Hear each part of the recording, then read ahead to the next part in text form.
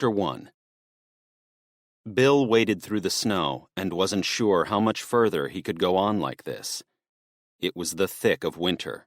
The sky was a deep gray, making it hard to tell what time of day it was. It had been this way ever since winter started a couple of months ago. In the early days, it was easier to keep track of what time it was. You just had that instinctive understanding deep inside, that inherent knowledge of where you were at in the day, of when to wake up and when to find shelter to sleep. But that gray sky suffocated the sun, and the snow didn't help either. Bill looked around at the town. There were mounds of snow either side of him, cars buried underneath. Sometimes he'd be climbing what he thought was a hill to realize he was actually on top of a bus or something like that. The snow was so thick, the wind was so intense, he could barely keep on going. He listened to the wind howling against his frozen body. His ears, even though they were tucked under a woolly hat, were so cold they hurt. His lips were like ice cubes. His legs ached like mad. Every step was an ordeal. He could feel it wearing on his calves and his shins. But he had to keep on going, because sitting down at this stage was giving up. It was accepting defeat. It was accepting death itself. He couldn't accept death. He needed to find a new home. He needed to keep on going, keep on surviving, because that's what he'd promised Jerry. He thought of Jerry and his heart sank. She loved the snow. She used to be disappointed when it didn't snow at Christmas, because she always looked forward to this special Christmas walk she took with her family right over the Arnside Knot, right to the summit to admire the beautiful white, snow-covered landscape. He'd been a snow skeptic originally. He'd always seen the snow as more of an inconvenience than anything, probably something to do with the fact he needed to catch a train on his commute to work in central Manchester every day. Anyone in Britain knows damn well that any little sprinkling of snow causes a mass panic, the kind which brings everyone to question just how people got by in other countries like Iceland and Russia, where snow is just a part of everyday life. And they didn't seem to complain about it there either, made a mockery of the whiny Brits. But now, as he waded through this thick snow, barely able to keep his footing, he knew damn well his instincts about this shitty weather condition were right all along. As much as he loved Jerry, as much as he missed her, and as much as he'd never forget their winter walks, ever, he felt something warm against his cheek, savored it for a moment. Then he realized what it was as it cooled instantly. A tear. He wiped that tear away. His cheek hurt just to brush against it. His skin was sensitive and dry, worn down by the constant barrage of wintry storms. As he clambered further through the snow, he questioned why he kept on doing this, why he kept on going. It was just him now, after all. Nobody but him. Why did he keep on going when there wasn't anyone there with him? Why did he still bother? As he clambered further through this mass of thick snow filling the streets, the wind howling past him, hunger gnawing at his stomach to the point he felt nauseous, he remembered his last conversation with Jerry.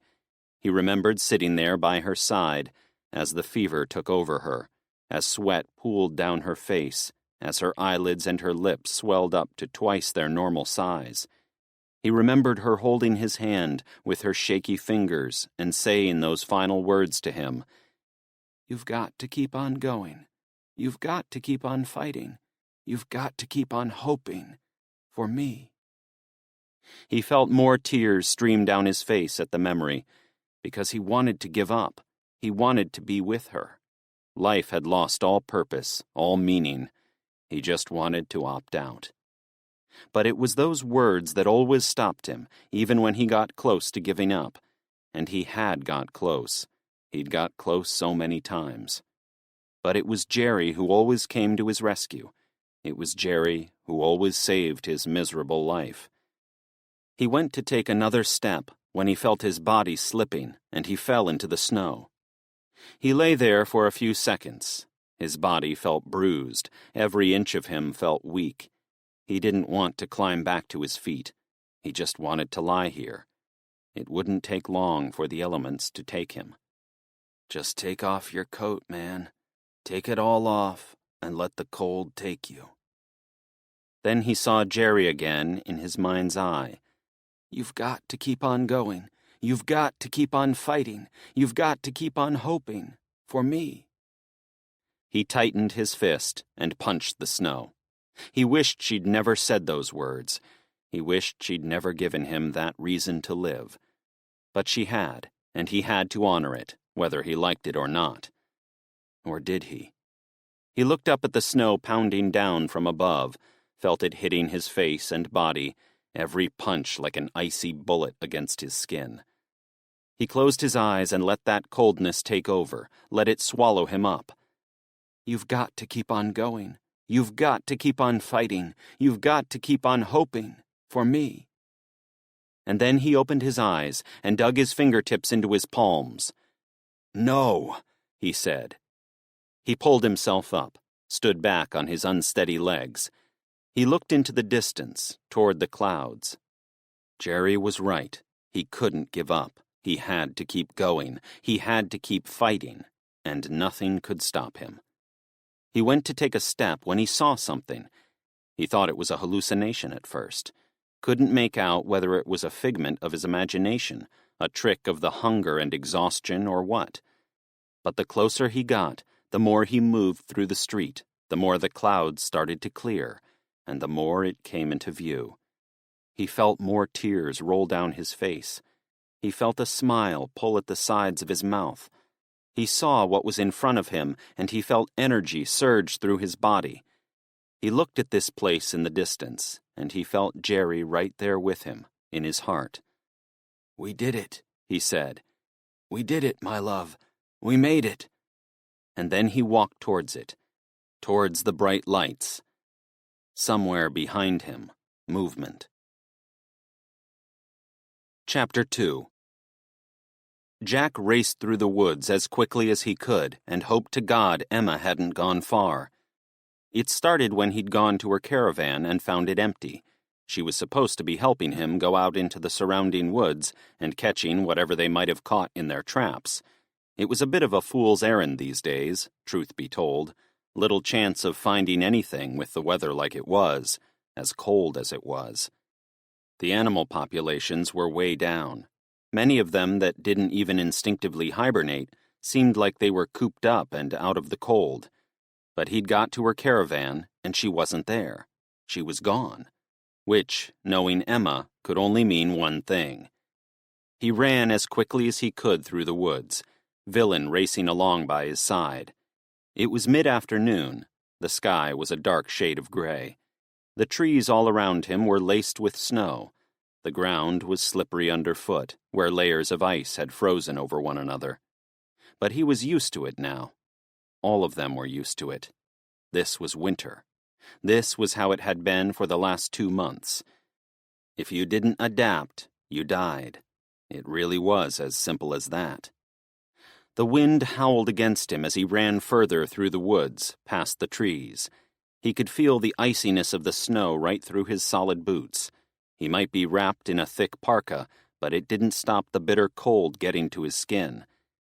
He looked around at the trees, looked at the heavy snow falling from above. He knew how easy it was to get lost out here. He'd seen people get lost. People disappeared, didn't turn up again. And then there were the old people, the ones who struggled in the cold as it was. They were struggling even more now. At least those who had survived, those who had made it this far. But not many had made it this far. Not in a winter like this. Jack didn't have a thermometer, but he wouldn't like to guess how cold it actually was. If he had to say, he'd probably guess around -30. It was the kind of temperature where water froze in an instant. Even the sea around Heathwaite's looked frozen solid. Reminded him of footage he'd seen from Chicago a couple of years back, where boiling water froze within seconds of pouring. Get lost out here in the woods and you were finished. Get caught by another group, it was nigh impossible to get you back.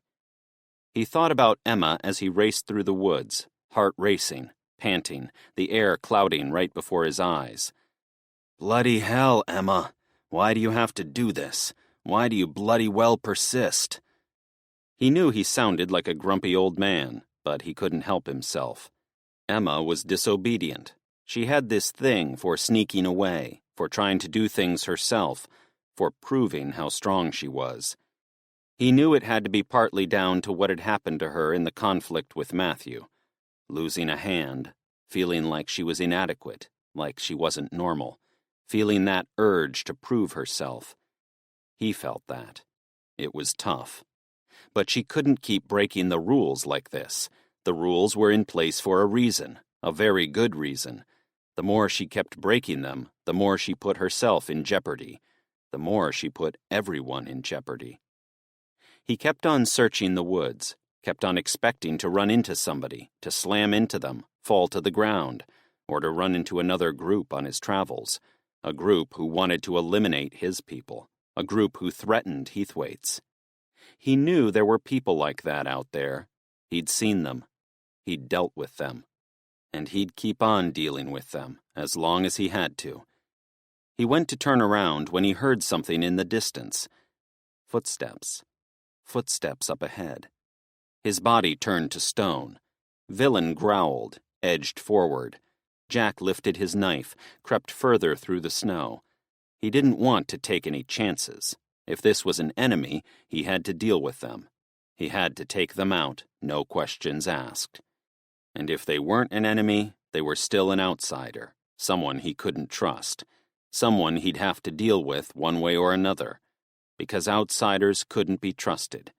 Any outsider could be a threat to his people. He was a leader of his people. Whether he liked it or not, that's who he was. And as leader, he dealt with threats accordingly. He got closer to that movement. He could see it now, shuffling, struggling. He pictured all kinds of things. His heart raced. He thought about finding Emma lying there in the thick snow. He thought of the deep red blood contrasting the bright white snow.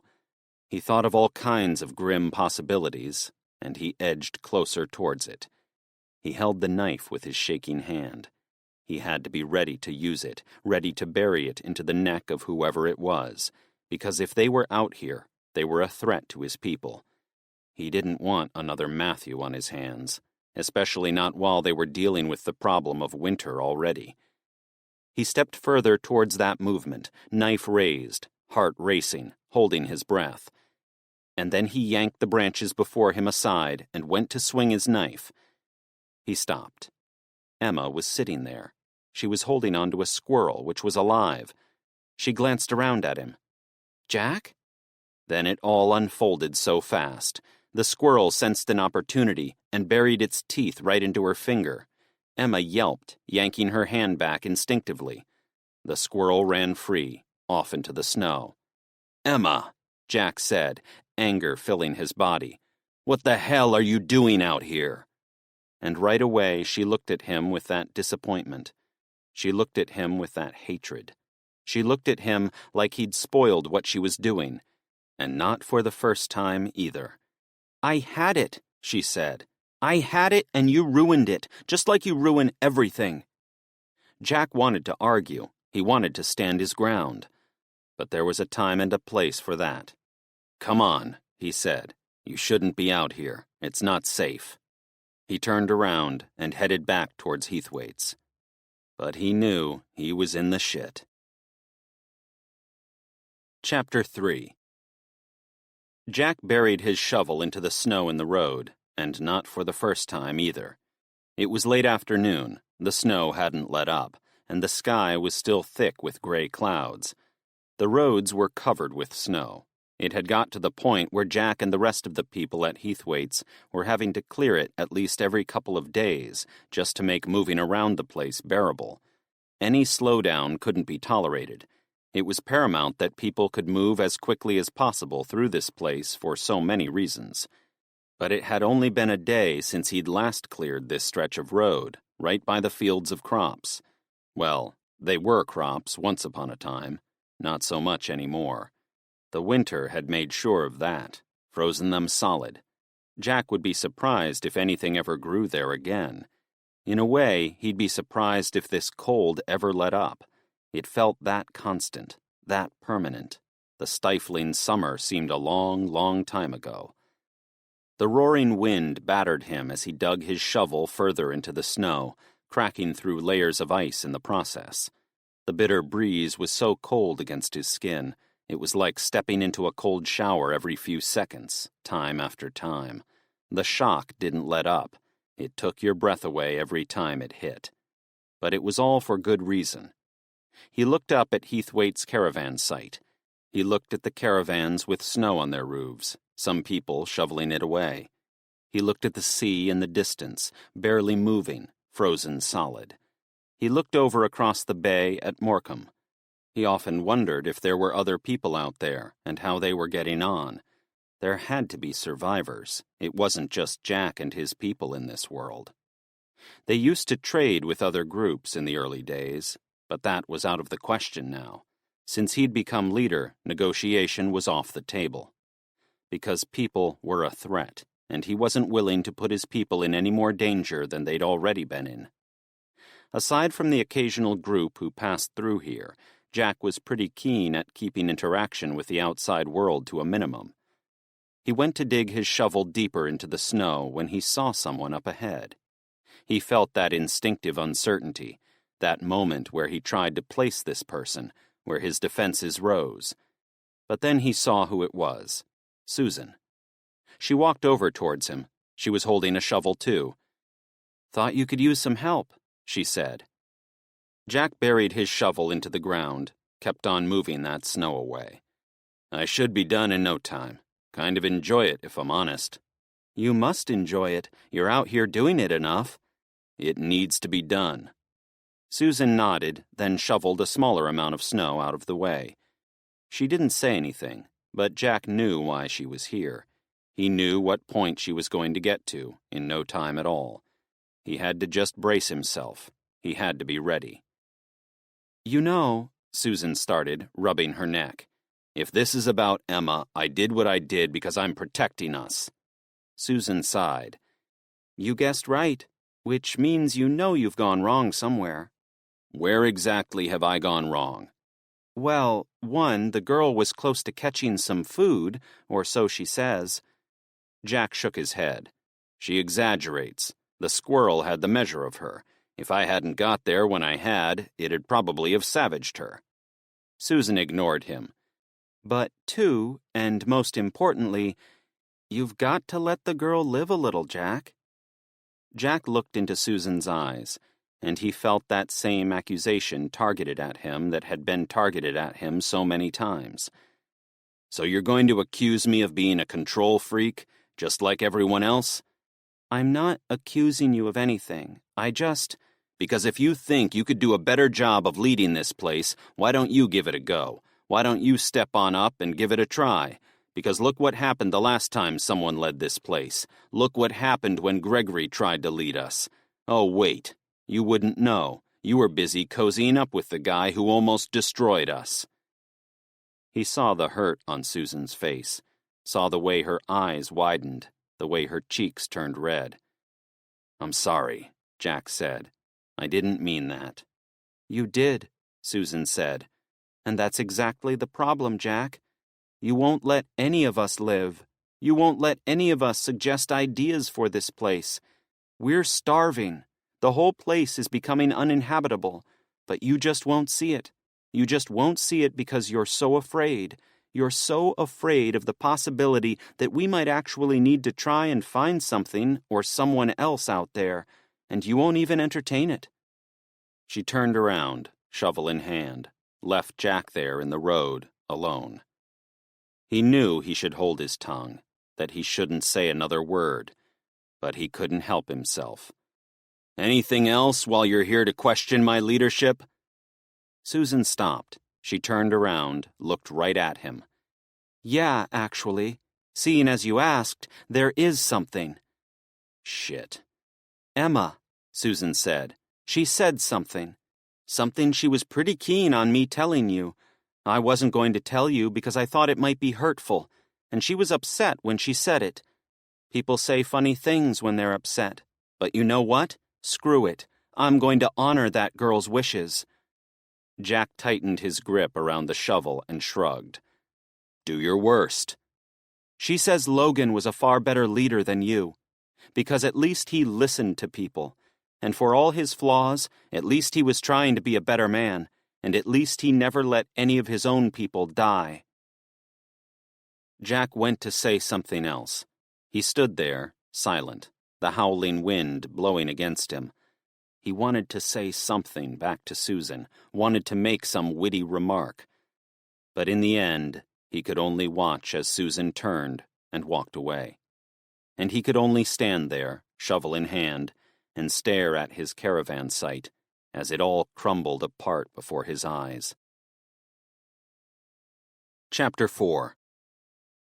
Jack sat alone in his caravan and stared out at the blizzard.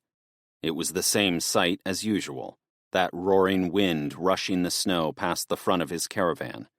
He squinted outside, looked at that gray-white mass passing by the front of his window. He tried to see the caravan opposite, across the road, but he couldn't. The blizzard was just too strong, the snow just too heavy. He listened to the scream of the wind. That sound haunted him. Every night before he went to sleep, every morning when he woke up, a reminder of the conditions they were in, a reminder of just how hard the life they were living was. He felt something warm trickle down his top lip. He wiped it away, saw blood on his fingers. Shit. Nosebleeds were getting more common. He could taste the metallic rusty tang at the back of his throat, too. He could barely smell a thing. His nose was always so blocked. But if he could smell anything, it was that familiar smell of burned wood that clung to their clothes. The wood from the many fires they'd lit. Fires that didn't stay lit for long, not with the snow, not with the wind. He sighed and climbed off the edge of his sofa. Villain sat in front of an unlit fire in the middle of the caravan. He had a blanket wrapped around him. He looked up at Jack with sad eyes, like he was suffering just as much as everyone else. Jack walked over to him, ruffled his fur, tucked him into this blanket a little more. "Don't worry, lad. Just a nosebleed. Just a silly nosebleed." He stood up, walked over to his kitchen area, and leaned against the sink, stared outside again into the blizzard. It was late. He didn't know how late, but it didn't matter. He couldn't be sleeping for a while anyway. Usually dozed off on the sofa, whiskey glass in hand, Villain curled up against him, grateful for the warmth of both. It was the only way he could sleep, really. He held a finger against his nostril as the blood pooled around the bottom of his nose, and he heard a knock on his door. He turned around. Villain shot to his feet, growled. Instinctively, Jack reached for a kitchen knife. He walked over to the door slowly. It could be anyone. Someone from outside the site. It could be... "It's only me." He recognized that voice right away and lowered the knife. He walked over to his locked door, unlocked it. Hazel stood there in the snow, thick parka wrapped around her, wind blasting against her, hair waving all over the place. "Mind if I come in?" Jack looked at the blizzard and scratched his head. "I don't know. I was thinking of shutting up shop for the night." She sighed and pushed past him, stepping inside. She made a fuss of Villain, and he seemed happy to see her too. Jack struggled with the wind to close the caravan door, still clutching his bleeding nostril. "You know, I thought you didn't like dogs." Hazel lowered her hood, but her parka wasn't going anywhere. "Yeah, well, I guess they've grown on me. What you drinking?" "What makes you ask that?" "The look in your eyes. Whiskey eye, I always called it." She glanced around the room, saw the half-empty bottle on the table, and smirked. "Told you I'm good at reading you." Jack walked over to the bottle, went to pour Hazel a glass. He handed her one, then they tapped glasses and drank. "To survival." Hazel lifted her eyebrows. "To not freezing to death in our sleep." Ever the optimist. As he stood there and drank, Jack thought about the months since Hazel came back into his life. He thought about how his feelings had grown for her all over again, how he'd fallen for her, just like he had in the past. And he knew those feelings were dangerous. Hazel was still technically a married woman, married to his arsehole best mate, Pete. And besides, their past, it was complicated. Growing too close was a bad idea. So whenever they got close, Jack's defenses just went up. He distanced himself. But he'd never stop loving her, and he'd do anything he could to keep her safe. "So, Emma," Hazel said. Jack rolled his eyes and slumped back on his sofa. "Not you too." "You need to let her live a little, mate." "Mate?" "Yeah, mate. They all say it these days." "Oh, they do they?" "Yeah. No, whatever. My choice of words is beside the point. You're suffocating the girl. You need to let her live. Hell, you need to let all of us live, because this isn't life. It's a prison sentence." Jack nodded. "I get that. Really, I do.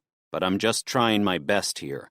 I'm trying my best to keep us all safe, to keep this place standing, because it's special what we've got here, the community we've built, the way we've set this place up. It's special." Hazel sighed. She rubbed her hands through her hair. "See, that's the problem. I think we should start looking for somewhere else." Jack shook his head and stood. "Absolutely out of the question." "But why not, Jack?" "Because we won't find anywhere better than here." "That's what you keep saying, though. You keep saying we won't find anywhere better, that there's nothing else for us out there. But is that the reason, Jack? Really? Or is there something else going on here?" Jack glanced into Hazel's eyes. He saw the way she looked right at him, like she knew what he was thinking already. But he had to resist that. "There's nothing going on here. It's because of your issues with other people, isn't it?" Jack shook his head. "What? Issues with other people? What in the hell are you talking about?" Hazel smirked. She shook her head. "It's written all over your face, Jack. That cocoon you slipped into after India, and after us. You're slipping back into it again. No, you've slipped back into it again, and if you're not careful, it's going to swallow you up, and this time there isn't going to be anyone left to help you." Jack stood there, whiskey glass in hand. He gritted his teeth. "I think you should leave." Hazel opened her mouth, like she was going to argue. Then she closed it, half smiled. "You know what? I will leave. It's not like it's minus 900 out there, and it's not like there'd ever be a chance you might ask me to, I dunno, stay here, perhaps?" Jack heard Hazel's words, and he wanted to tell her he wanted nothing more. He saw how she looked at him, and he wanted to tell her he loved her. He still loved her. He'd never stopped loving her. But all he could do there was stand and watch as Hazel shook her head. As she walked away from him, over to the door, and back out into the howling wind and snow. She stopped right on the top step, looked back at him, her face turning icy already. "Sort your shit out, Jack. Not everyone's out to get you." And then she slammed the door shut. Jack stood there, whiskey glass in hand, villain by his side. And as much as he wanted to protect this place, as much as he wanted to protect everyone he'd fought for, he knew Hazel was right. And that was the hardest pill to swallow of all. Chapter 5. Martin waded through the snow and wondered when his perseverance was going to be rewarded.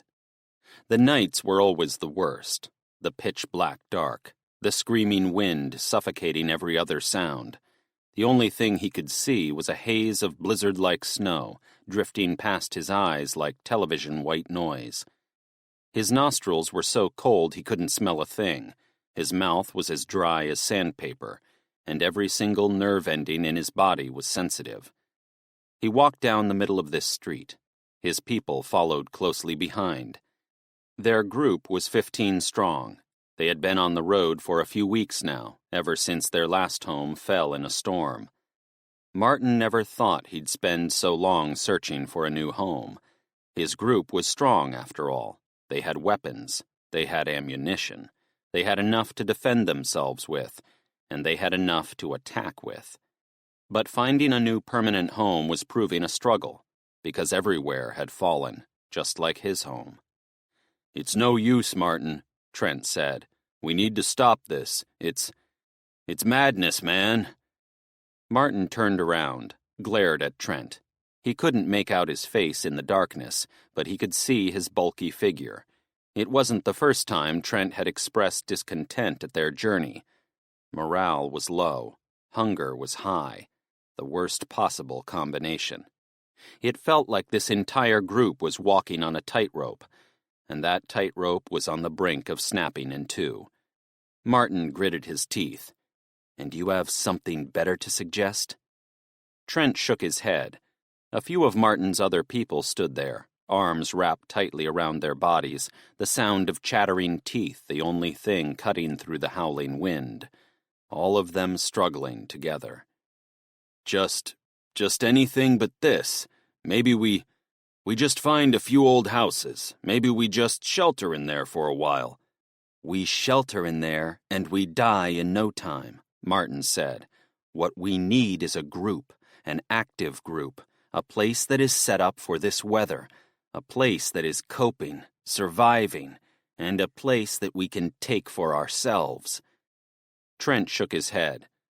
"I just don't know, man. It's been 2 weeks. Are you questioning my leadership?" There was silence. Another howl of the wind, almost toppling Martin from his feet. "No," Trent said finally. He stopped. He must have heard it, just like Martin heard it. Voices. Voices up the road. Martin turned around and held up a hand. "Quiet." Those voices. It sounded like there was a few of them. 3 at least. They always had to be wary of other people. They couldn't trust any other group. Martin had seen the issues trusting other groups could bring already. He'd lost too many people, too many friends. He'd lost... No, don't think about her. Not now. It was a harsh life. It wasn't comfortable. He wasn't totally at ease with it. Who would be? But this was a world where you had to fight for your survival. You had to take what was yours, because if you waited around, you died. Nobody else waited around for you. Nobody else showed mercy. So why should he? He crept through the snow, over towards those voices. He could still only see snow sweeping past his eyes, still feel its heavy clumps punching his face. He heard the footsteps of his group crunching behind him, and he lifted a hand up for them to stop. They didn't see him, not at first. It was too dark, too snowy. But eventually they reached him, and eventually they saw him. They stopped.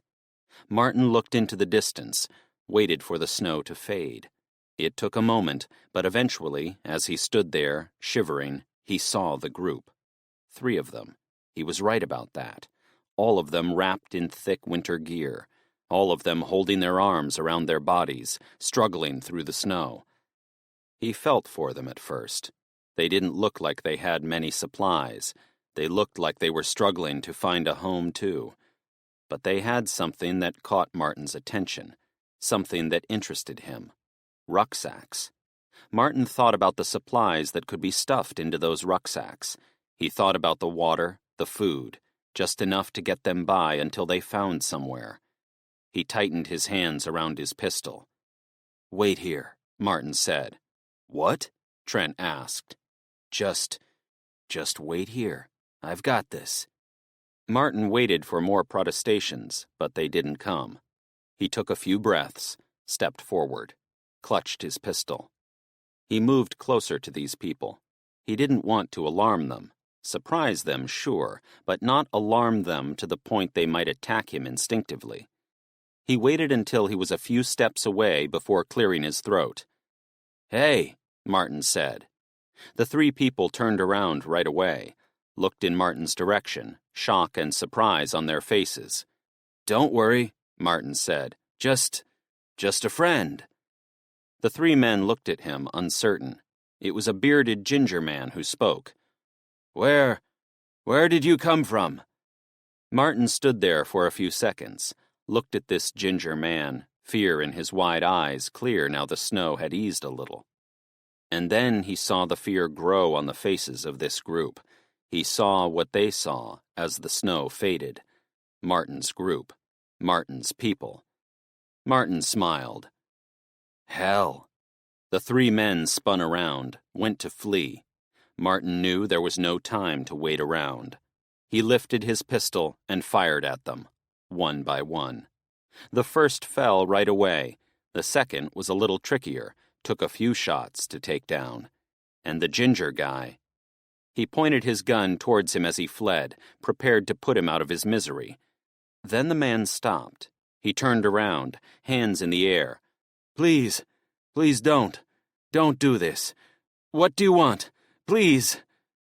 Martin loosened his grip on the trigger. He lowered his pistol, walked slowly towards this man as he stood there, shaking, eyes wide. You can do something for me, Martin said.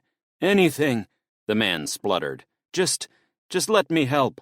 Please, don't do this to me. Don't kill me. I don't want to die. Please. Martin put a hand on the man's shoulder, squeezed it just slightly. Then tell us where we can go. The man frowned. I don't understand. A home, Martin said. Somewhere we can survive. You must know somewhere. Those rucksacks you're carrying, all nice and full. You don't just stumble upon bounties like that anymore. So tell us where we can go, and we'll appreciate that. We'll appreciate it very much. The man looked at Martin, then around at his people, who were all surrounding him now. Tell me, Martin said, tightening his shoulder a little more. Go on. You don't have to hide anything from us, and you don't have to fear us. Not if you just tell the truth. The man opened his mouth, then closed it. He looked at the snow-covered ground. I don't come from anywhere, lost my home, but there is a place not so far from here, not so welcoming. They don't like outsiders. They gave us stuff, water, some food, as long as we stayed far away, as long as we never went back. Martin's heart fluttered. How many? What? People. How many people are there?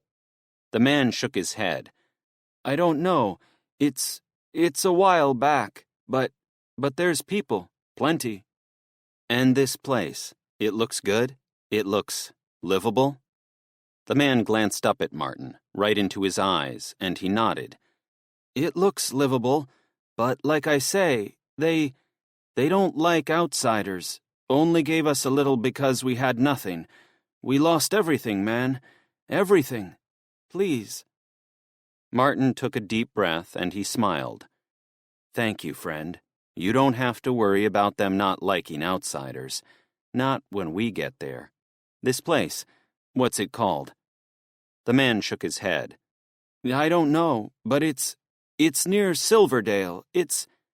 Come on, Martin said. I need a name. That's all I need, okay? Heathwaite's, or something like that, but I don't know. Heathwaite's? Martin said. Yeah, the man said, nodding, shaking. Heathwaite's. Please, just let me go now. Just let me live. Martin thought about this place, Heathwaite's. A place that didn't like outsiders, but a place that had the means to pay outsiders off. He tightened his grip on this man's shoulder. He smiled, warmly, sincerely.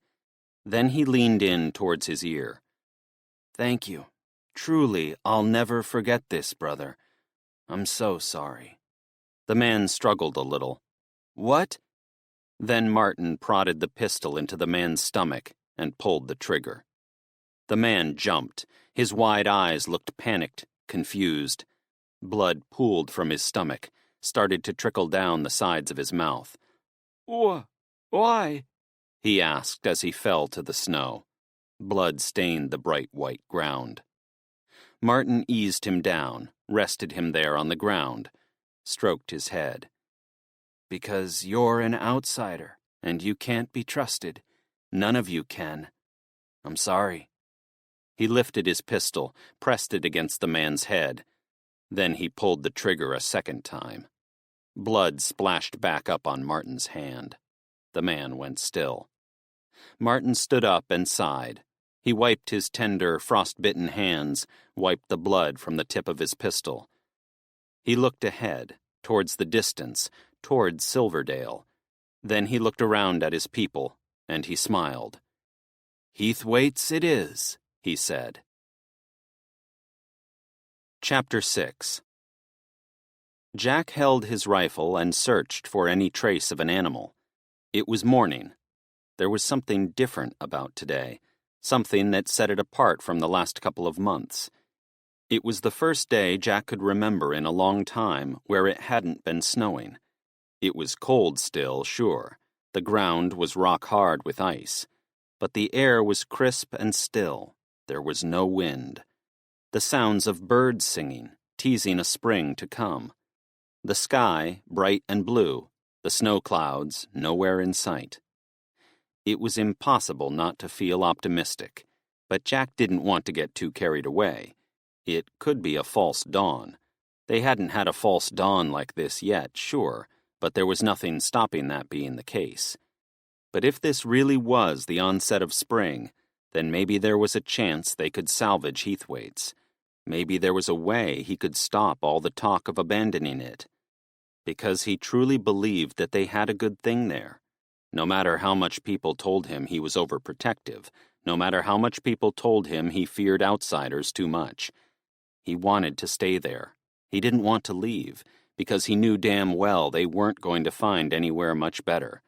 And trusting outsiders, that wasn't something he was comfortable with.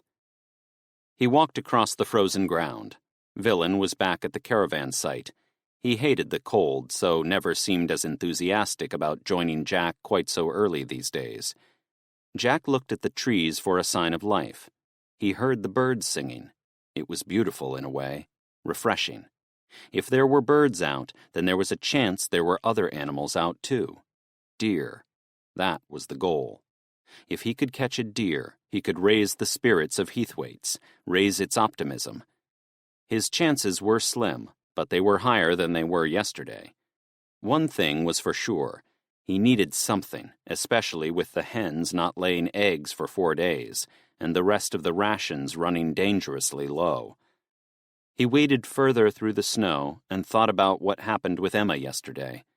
He kind of saw the point Susan and Hazel made, even if both conversations had left him with a bitter taste in his mouth. Of course she was a kid. Of course she deserved to live a life. But he was looking out for his people. That was of paramount importance.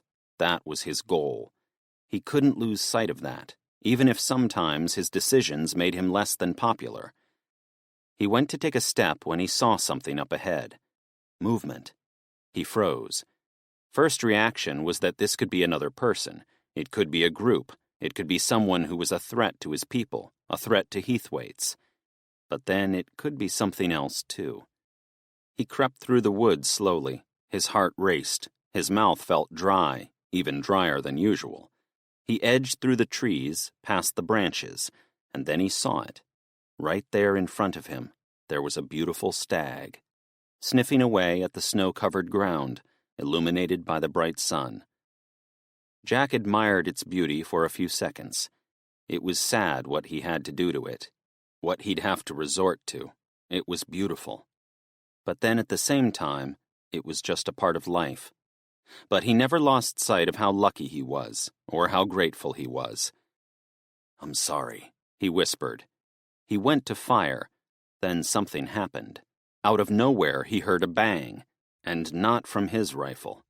The stag fell to the ground, blood spurting from its neck. Jack crouched. He backed away. Someone else was here. He had to get away. He had to hide.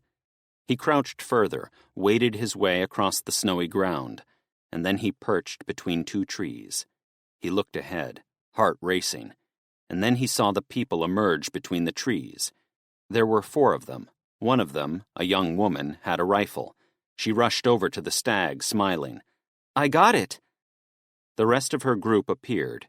and Jack saw right away that they didn't look threatening. 3 women and a bloke who looked barely out of his teens, all of them smiling, all of them looking delighted at their kill. But that was the problem. It wasn't their stag. Jack went to stand, to steady his rifle once again. He pointed it towards them, because as much as they didn't look a threat, that didn't mean they weren't one. And that stag, he'd had his eyes on it. It was his. He had to claim it for himself. He had to make it his own. He turned the gun on the guy crouched beside the stag. "I wish we didn't have to do this." One of the girls, short, blonde, shook her head. "It's not easy, but it's survival. And anyway, we won't have to do this at all again soon. Not when we get to this safe zone. Not when we get to Barrow." "Assuming Barrow's what we're told it is." Jack hesitated for a second. This talk of Barrow, this mention of a safe zone. What was there? Other people? A larger group? "Face it, Greg," the girl said. "You saw exactly what I saw. You saw those people heading towards Barrow. You saw the way they were dressed. And you heard what they said, too, about how that place has power." Greg lifted the stag. "I know what I saw. I just don't like getting too caught up in hope, you know?" The girl smiled back at him. "Soon, we won't have to get too caught up in anything. Not when we're safe. Not when we get there. Now come on, let's get ourselves away from here." Jack watched the group lift the stag out of the woods. He watched them turn away from him, edge out of view. He wanted to pull that trigger. He wanted to reclaim his food. But all he could do was think about what he'd heard. All he could think about was Barrow. And all he could think about was that talk of power, that talk of hope. And he wasn't sure how to feel about it. Chapter 7.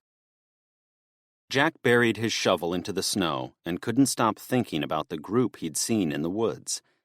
It was late morning now. The snow still wasn't falling today, but clouds were emerging up ahead. The bright white snow that had fallen in previous days covered Heathwaite's, making him squint. Everything was more silent than usual, mostly down to the lack of that howling wind. He could hear his people chatting. He could hear laughter somewhere. He could hear the sounds of optimism. And that filled him with hope. Hope that people were beginning to adapt to this winter. Hope that the worst of the weather was behind them. Hope that Heathwaite's was going to remain standing once and for all. He looked around at the site as he stood in the crop fields. He'd decided to come out here and clear it as well as he could.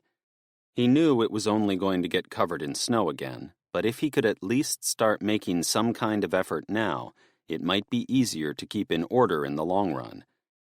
But every time the shovel hit the snow, he thought about what was out there. He thought about the people he'd run into. What they'd said about Barrow. What they'd said about power. "Jack, are you even listening to me?" Jack looked around. Candace was out here with him, helping him dig. The pair of them got on okay. They'd both lost Wayne, after all, and that was something that united them. And Candace seemed to give him the benefit of the doubt. She was one of the few people here who actually heard him out, understood his trepidation and his concerns. But she didn't know about the group Jack had run into out in the woods. Nobody did. Nobody could. At least not yet. "Sorry," Jack said, shaking his head. "I was miles away." Candace shook her head. "You've been like that since you got back this morning. Everything okay?" Jack wanted to tell her the truth. He wanted to tell everyone the truth. But at the same time, he knew the truth could be dangerous. Because they wouldn't react in the proper way. They'd grow emotional. They'd be desperate to pursue this place, even if the hope it offered were just an illusion. He had to keep it quiet for now. It was just a rumor, nothing more. "I'm fine," Jack said. "Just didn't sleep great last night." "Losing sleep over your little fallout with Emma, I imagine?" Jack sighed. "Don't you start." "They have a point, though. You are a little, well..." Jack gritted his teeth, dug his shovel deeper into the snow. "Go on, you might as well say it, seeing as everyone else is saying it." Well, you're a little controlling when it comes to this place. If I seem like I'm controlling, it's only because Because you care. Yeah. Same excuse as ever. But you act as if nobody else cares about this place. As if you're the only one who does. Like you're the only one who knows what's best for this place. What's best for the people here. But the truth is, you need to start listening. Jack stopped digging. Well, I'm listening right now. As much as you might have a little fantasy about this place getting back to how it was, it's still the middle of winter. The crops aren't going to come growing back magically. The snow's not just going to stop falling because we've got one sunny day all of a sudden. You're living in dreamland if you think that's the case. Jack started digging again, deeper now, frustration growing. So let me guess, you want to turn your back on this place too? It's not about turning our back on anything. It's about doing what's right for this group, for the people here. Because Heathwaite's is nothing but the people in it. And if you aren't careful... She stopped, trailed off. And he was glad in a way. He didn't want to hear what she might say next. He thought about Barrow, thought about what he knew. And he thought about telling Candace straight up, giving her the option to leave. Showing her that he wasn't this control freak she made him out to be. He was a leader, and he was the one giving the advice he thought was best for the people here. But he wasn't going to stand in anyone's way. You know, there's already talk of people leaving. Jack frowned. What? Look, Candace said. You didn't hear it from me. But I heard Elsie and John talking. They're thinking of taking a trip down the road, up the coast or something. Seeing whether they run into some place, well, better than here. They don't want to leave. They don't want to walk away. They just want what's best, and they don't think the way you're dealing with this place at the moment is in the best interests of the people inside it. Jack felt his protectiveness and his defensiveness picking up. He knew he was wrong for feeling that way. They might be living in a place where he was leader, but he wasn't a dictator or anything. But the thought of them walking away, putting themselves in danger... They aren't going anywhere, Jack said. Candace frowned. What did you just say? I said they aren't going anywhere, not if they want to live. We stay here. We keep on making the most of this place, utilizing its benefits while they're still available to us. Its benefits? Which benefits are those, Jack? We have individual caravans. We have homes. We have... Jack, shit, that's what we have. He heard the anger in her voice, saw the redness to her eyes. You can cling to this place as much as you like. You can keep on telling yourself you're some benevolent leader doing the right thing, but you need to see the truth before it's too late. Jack's jaw tensed. And what's the truth, Candace? Her eyes studied his. She looked deeply into them. You're losing your grip on this place. You're losing your grip on your people, and you're losing your grip on your frigging self. She slammed the shovel down into the snow, and then she walked away. Jack stood there and watched her disappear. He looked at more of his people in the distance, living their lives, doing their duties. You're losing your grip on this place. You're losing your grip on your people, and you're losing your grip on your frigging self. And then he looked around into the woods, over in the direction of Barrow. Soon, we won't have to get too caught up in anything. Not when we're safe. Not when we get there. Chapter 8. Martin waded through the snow, his hope beginning to wane. It was late afternoon. He'd been walking since morning. After learning about this caravan site, Heathwaite's, last night, his group had got some rest, then headed off first thing. But there were problems. Stan, one of the older blokes, hadn't woken from his sleep, another victim to the cold. Tensions were at their highest. Any good faith or optimism had eroded the second he'd been found. And now they'd reached Silverdale, with no trace of any thriving caravan sites here. Martin's nerves were waning. He was beginning to second-guess himself, walking on a tightrope, his control and influence all on the brink of falling apart. But he had to keep on going. He had to keep on hoping. He looked around at his people. They looked exhausted, frozen. Trent, in particular, looked uncertain, like he was at the end of his tether, like he was on the brink of giving up. Martin hoped it wouldn't come to that. Because if anyone tried to turn on him, to turn on his leadership, he wouldn't be afraid to put them right back in their place. Especially Trent. That bastard had visions of his own for this group. Martin couldn't give him any more ammunition. Martin turned around, kept walking. It was 10 minutes later that he saw it. The sign. The sign for Heathwaite's, half a mile away. He stopped, stared at it, hope rising. He couldn't stop the smile stretching across his face. He just hoped that man last night hadn't been lying about this place. He wasn't sure he could take that, not after everything they'd lost. "Come on," he said. "We're close." They struggled further down this road. The sun was bright, bouncing against the snow, but it wasn't snowing, and the wind wasn't howling like it usually did, so that was something. Small victories. They had to be treasured. He kept on walking, and he thought about Gloria, his wife. He remembered the way they'd lived together in that military compound in the early days. And then he remembered the way the place grew out of control, the way the military turned on the people as supplies waned, as the people fought back. And he remembered the way Gloria got caught up in that awful situation, and his heart ached.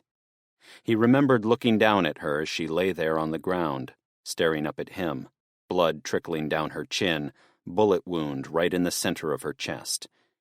And he'd vowed right then never to allow himself to trust in other leaders.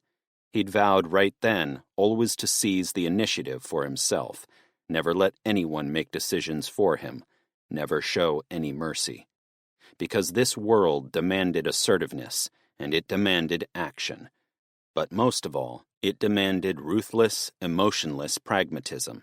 That was just the way it was now. He thought of Gloria, thought of her smile, that little space between her front teeth. He thought of that way the light faded from her blue eyes. And then he saw something in the distance, through his tear-glazed eyes. He stopped in his tracks. "Is that?" Trent asked. Martin looked down the road, towards the bright white snow illuminating off the caravan roofs. He looked at the fields surrounding it, the nearby farmhouse, the mass of chicken coops. This place. It looked just as frozen as everywhere else. But there was something about this place that caught his eyes, that stole his attention over anything. The people. People walking through the roads, people digging up the snow, people working, people doing whatever they could for this place. He took a deep breath, and he smelled something in the air, a slight hint of body odor, of life. This place, Heathwaite's. It didn't look perfect, but it looked just what he needed, just what his group needed. He looked up at the sky and thought of the ginger man he'd killed last night. "Thank you, brother. Thank you so much." He looked back at his group, took a deep breath, and then he smiled. "Let's go check out our new home." He tightened his grip on his pistol. His group tightened their grip on their rifles, their knives, their hammers. And then, together, they walked. Heathwaite's in sight. Their new home in sight. Chapter 9. Jack woke to the sound of screaming. He opened his eyes right away, surrounded by pitch-black darkness. Villain was by his bed, barking at something. His heart raced, sweat dripped from his forehead, even though it was freezing. He wondered if this was a nightmare. He'd had dreams that felt so real, dreams of loss, dreams of everything falling apart, dreams of Heathwaite's burning, of the people inside all falling, one by one. But as he sat there on his bed, fear surging through his body, he heard another shout from the road outside, and something told him this wasn't a dream. He got up, walked across the cold, dark carpet, out onto the hallway. Villain nudged at his ankles, following him closely. The closer he got to the front of his caravan, the more his nerves began to grow. He knew something was happening out there in the streets, and whatever it was didn't sound good. Crime wasn't something he'd had to worry about since taking over this place. There weren't many people here, after all. 16 total, and most people just kept themselves to themselves. But that's what it sounded like right now. Something was happening out there. Something bad. And he had to see what it was. Even if the thought of losing his people made him want to run the other way and hide from the reality. He climbed over to the edge of his sofa and looked outside. Snow. Heavy, thick snow blazed past his window, blocking his view of whatever was happening out there. For a moment, he felt sadness. He'd really grown hopeful that the worst of winter was behind them. But there was no denying what he was looking at, no doubting this blizzard before him. He took a deep breath, dug his fingers into his palms, and then he walked across the caravan and grabbed his rifle. He'd go out there, see what was happening, and he'd deal with whatever threat might be on his doorstep. He walked over to the caravan door and put his walking boots on. Images spiraled around his mind. Hazel lying dead on the road, Villain taking a bullet, collapsing to the ground with a whine. He shook his head, tried to force those thoughts away, but they would always haunt him. He lowered the handle, stepped outside. The first thing that hit him was the roaring of the wind. It almost knocked him off his feet, unsteadying his balance. But he dug his feet into the thick snow, climbed through it, freezing cold. He hadn't even had a chance to throw his parka on. He was only dressed in a jumper he slept in and some jogging bottoms. Madness.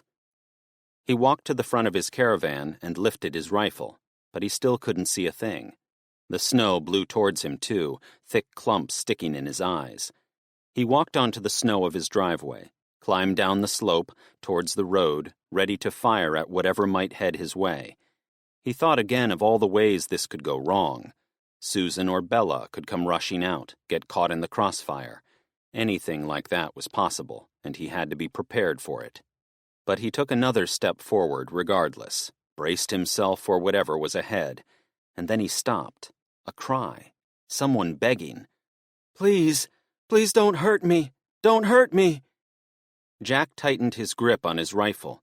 He didn't recognize that voice, not through the roar of the wind, but it could be anyone. It could be Hazel. He stepped further onto the road when he saw the scene ahead of him, and he stopped again. There was a group standing there. Some of them were holding rifles and pistols. Others were holding hammers and knives. There was a lot of them. 15, 20. Hard to count in the moment. But there was something else in front of them. Myra sat on her knees, tears streaming down her face. She was one of Jack's people, one of the Heathwaite's crew. There was someone lying before her. Paul's body. Her boyfriend's body. A man holding a pistol stepped forward. He was tall, quite bulky, had a large mustache and very little other facial hair. The corners of his mouth turned up in a sinister smile. "They tell me you're the leader of this place. Am I right about that?" Jack looked around, and he realized something. He wasn't alone. Hazel was outside her caravan, Mrs. Fuzzles in her arms. Emma was here. Susan was here. Bella was here. He swallowed a lump in his throat as they all stared at him, the dead body before them. Myra crying, and he nodded. Rifle pointed at this man. "I am." The man nodded. "Good. We'll cut to the chase then. I'm Martin. I believe you're Jack. Pleasure to meet you and all that." "What the hell do you want?" Martin tutted. "If you'd allow me to speak without interrupting, I'm sorry for what happened to your friend here, truly. He came flying at us, and I guess we had no choice but to act." "You'd better answer my question right this second," Jack said, "or I'll pull this trigger, and you won't know a damn thing about it." Martin's smile widened even more. "See, I don't think that'd be such a good idea." He lifted his pistol, pointed it to Myra's head. Behind, as the snow eased momentarily, he saw more of Martin's group point their weapons at more of Jack's people kneeling before them. more of the caravan site residents, Elsie and John, Kirsty and Simon, all of them on their knees. Jack tickled that trigger, thought about taking his chances, putting Martin down before he had a chance to wreak any more havoc. But then he loosened his grip on it, lowered it just slightly. Martin chuckled a little. See, that's what happens when we cooperate. Productive things happen. Tell me what you want. Martin kept his pistol pointed at Myra's head. What I want is simple. I want a home for my people, and this place is perfect. Jack shook his head. Not a damn chance of you living with us, not after what you've done. Martin laughed. Oh, I'm not talking about living with you. I'm talking about us living here, and you walking away. Jack frowned. Are you serious? I know, it's hard to digest the truth sometimes, but it's just the way of the world, Jack. The strong prevail, and the weak make their way for them. Truth is, you're strong, I've no doubt about that. You've just run into somebody stronger. And unfortunately for you, it's just how it is. Nothing personal. Just like you've run into a bear in the woods. Jack felt the blood rushing through his skull. He gritted his teeth, looked at his captive people, then at his friends beside him. And what's in it for us? Martin raised his bushy eyebrows. What's in it for you? You get to live. Every last one of you. How's that for a deal? Jack looked around at his people. He looked around at this caravan site. He thought about what they'd all said to him about moving on, about the people being the key to this place, not the other way around. And he knew so many people here would happily hand over this place because it wasn't in as good a condition as Martin thought it was. But it was their home, and nobody took it from them, not without a fight. Jack lifted his rifle. Whoa, Martin said, eyes widening. That's really how you want to play this? Really? You can say whatever you want, Jack said. You can make all the threats you like. I'll make a bet of my own. I can take you and the rest of your bastards out before they can take us out. Martin's eyes narrowed. For the first time, the smile disappeared from his face. Are you sure about that? Jack's heart raced. His shaky hands gripped the rifle. I'll take my chances. He stood there, and he thought of the risk he was taking. He caught a glance of Hazel, saw the horror in her eyes, because they had a chance to walk away. They had a chance to avoid any more violence. But this place, this was their home. They couldn't just give it up. Martin sighed, shook his head. Okay then, if that's really how you want to play it. He lifted the pistol from Myra's head. He pointed it at Villain. Jack didn't even think. He tightened his grip on the trigger, saw the horrified faces, saw Martin's people preparing to act. He saw everything in standstill as the snow powered down, and he waited for the fireworks to erupt. And then they heard it. All of them heard it. And at that moment, everything changed. Chapter 10. Jack heard it before he saw it. The sound. At first he thought it was the wind, or the snow, anything but what it actually was, because what it sounded like, that couldn't be possible. Not in this world, not anymore. But then what else could it be? He looked up into the darkness of the night sky towards where the noise was coming from. Everything else about the scene he was in the middle of drifted away into the background. Martin, the hostages, the standoff in the middle of the caravan site. Everything. And it was the same for everyone, because they'd all heard it, and because of that, all their lives had been put on hold. All because of that noise.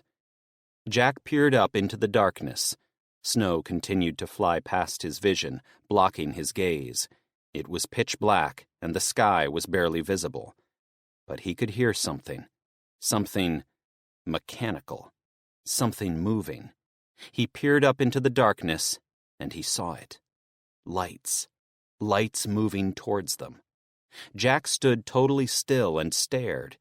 Everything else drifted into the background. Nothing else seemed to matter. The ramifications of what this meant. The implications. Because there was no denying it now. There was no denying what was heading towards them. "Is that?" Hazel started. It distracted Jack, made him turn back around, look at the people in Heathwaite's. Everyone stared up into the sky. Even Martin and his people gazed up, everything frozen in time, everything else slipping into the background of significance, of importance. He looked towards those lights, and then he saw it clearly. The snow had eased just a little, but enough to help him see just for a moment, for long enough to figure out what he was looking at, for everyone to figure out what they were looking at. There was no doubting it. There was no denying it. Not anymore. A helicopter moved across the sky. Its lights were lit, and even at this distance, Jack could tell it was military. And the more he watched, the more he realized something else. This helicopter wasn't alone. A whole fleet of helicopters followed it. 1, 2, 3, 4, 5, all of them moving over Heathwaite's, all of them heading off inland. But they were low, nowhere near as high as they could fly, which made Jack wonder, were they landing? Were they approaching a landing place? And could that mean... He remembered the conversation, the one he'd overheard in the woods, the one about the place with power. Barrow. He'd been doubtful of it, skeptical. It seemed too ambitious. It seemed too hopeful. But this couldn't be a coincidence. He couldn't hide from it, not anymore. The ramifications of these helicopters. They would change things, forever. And he knew no matter what, there was no staying put in Heathwaite's anymore. Not now the genie was out of the bottle. Not now his people had seen the truth for themselves. He kept on staring at these helicopters as they passed by, watched them drift into the distance, heard their engine noises fade, their rotors drift away. And then there was silence again. Silence but for the howling wind. Silence and darkness. Jack looked back at his group. He saw his people speaking to one another, saw the baffled looks on people's faces, the hopeful looks on people's faces. And then he looked over at Martin, and he saw something similar. Martin's people were speaking with one another, smiling, laughing, clapping. Even the hostages looked on in awe. Both sets of people were united by what they'd seen. Their conflict was meaningless now, because of what they'd seen. And what they'd seen changed everything. Jack looked over at Martin, into his eyes, and he saw something. He was staring directly at Jack, confusion on his face as Myra kneeled before him. Don't you see now?" Hazel shouted. She stepped forward, Mrs. Fuzzle struggling in her arms. This is irrelevant. In the grand scheme of things, it's irrelevant. Lay down your weapons, all of you, and all of us, because what we just saw then, that changes everything. Right, Jack?" Jack wanted to agree with her. He wanted to say he agreed with her verdict, with her judgment. And he did, in essence. But he could see the way Martin looked at him, the way Myra stayed crouched before him, and the way Martin hadn't spoken a word either. "The woman's right," a bloke from Martin's group said. He was a big guy, black, muscular, sounded quite posh. Martin looked around at him, frowned. What was that, Trent? This conflict, whatever's happening here, it doesn't need to happen, because there's something else out there, something better out there, and we can all go there. We can all figure this out one way or another. Jack saw the tension in the silence between Martin and Trent. He held his rifle, stayed ready, stayed prepared at all times. He knew the look in Martin's eyes, the distrust, because he felt it himself. Martin sighed, lowered his pistol, turned it away from Villain, and put his hands by his side. "You're right." Jack kept his rifle raised. Everyone else stared on, still dazed by what they'd seen, still in disbelief, like it was some kind of dream, or like the last few months had all been a nightmare. Martin walked from side to side. His footsteps crunched through the thick, icy snow. "You're right that this place is irrelevant to us now.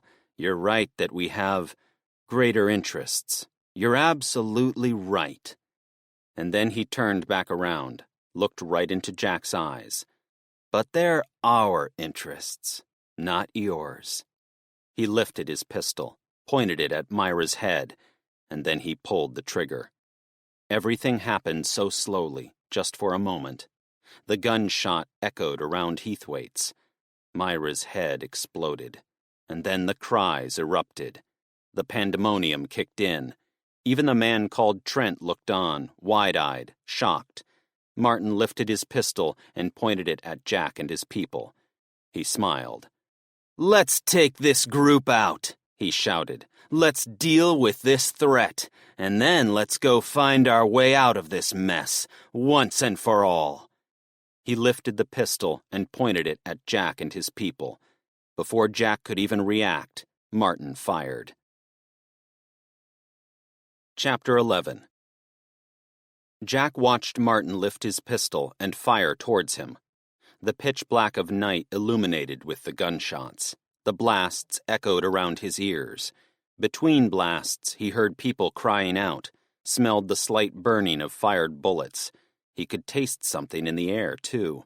Something he never used to be able to identify, but something he'd tasted far too many times since the collapse. Blood. He saw more of his people fall beside Myra, Elsie and John, Kirsty and Simon, people he'd grown to know, people he'd grown to trust. And as he stood there with his rifle in hand, he could only do one thing as Martin aimed his pistol at him and the rest of his people. "Run!" Jack shouted. He backed away as Villain, Hazel, Mrs. Fuzzles, Bella, and Susan ran. He fired shots with his rifle at Martin's group, peppering them indiscriminately amidst the crowd. He saw people fall, saw their blood paint the snowy, frozen ground red. He saw his bullets connecting, heard the shouts, the cries. But Martin stayed still. He held that pistol, and he kept on firing it towards Jack. He wanted to go back, to fight for the rest of the Heathwaite's residents, but he knew damn well that was suicide. He could only fight for those he was with. As hard as that was to accept, Jack went to pull the trigger at Martin again when he stopped.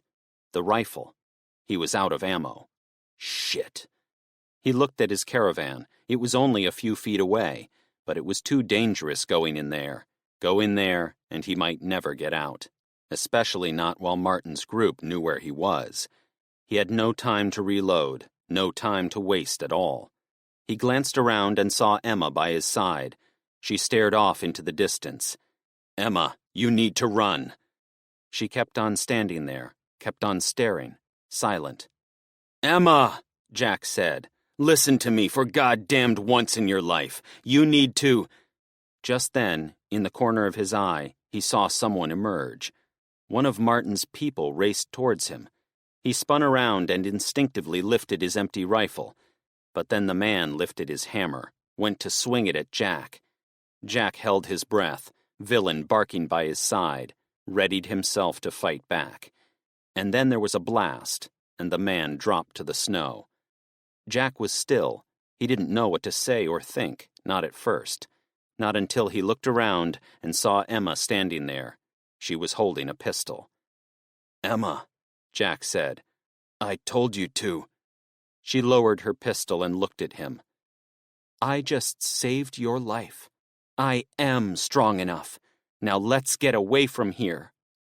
And just like that, she turned and ran. And as Jack stood there, shielded by the thick snow pouring down, he thought about what Emma said. She'd saved him. She'd helped him. They were in this together. They had to be. And then he heard gunshots and footsteps approaching, and he knew he had no time to waste. He spun around and ran. He kept on going, kept on wading through the snow. The gunshots continued to ring out, and all he could think of was what had happened to the rest of his people, what had happened to Myra. Another massacre. A massacre Heathwaite's wouldn't handle. Not again. He could still hear their screams. He kept on running. The snow fell so heavily that he was disoriented now. He'd lost track of the road, no idea which direction he was going in, whether he was on the right path. He couldn't see ahead for the snow distorting his vision. He couldn't hear any of his people. He just kept on running, and he slammed into something, fell to the ground. When he looked up, he saw Hazel standing there. She reached out a hand, helped him to his feet. He wiped away the snow, freezing with a lack of coat and thick trousers. And then they stood there together, lost amid this snowstorm. "So I'm guessing you're warming to the idea of leaving this place now?" Hazel asked. Jack gritted his teeth. He knew he was going to face a backlash for his loyalty to this place, especially now people had died. God forbid they found out he'd known about the possibility of a safe haven out there for longer than they thought. But that was another debate for another time. "We've no choice but to get away," he said. Is everyone here?" "You mean everyone from your little inner circle?" Hazel asked. "Everyone else is just collateral to you, right?" "That's not what I mean, Hazel. We have no time to argue right now. Is everyone—" "Candace." It was Emma who spoke. Jack turned to her, saw her hidden in the snow. "Shit," Bella said. She's not here." Jack heard more footsteps behind, shouting, gunfire. "It's too late," Bella said. I don't want to leave her behind. I don't want to leave anyone behind. But if we don't get away, we're going to fall too. All of us." Jack heard Bella's words, and he heard the reality to them, the truth to them. But at the same time, Candace was one of his people. Inner circle or not, however Hazel referred to it, they didn't leave people behind. "We need to find her," Jack said. "What?" Bella said. "I said we need to find her. Feel free to make your own way out of here. I'll go it alone, but I'm not leaving Candace here to die. It's absolutely out of the question." He looked around at his people, at Villain, at all of them. "Leave if you want to. All of you. Leave this to me. I can find her, and I'll get her out of here." Hazel walked towards Jack, and she sighed. "Jack, you still don't get it, do you? We're in this together, whether we agree or not. Right, Bella?" She looked over at him, shook her head, then shrugged. Yeah, we are."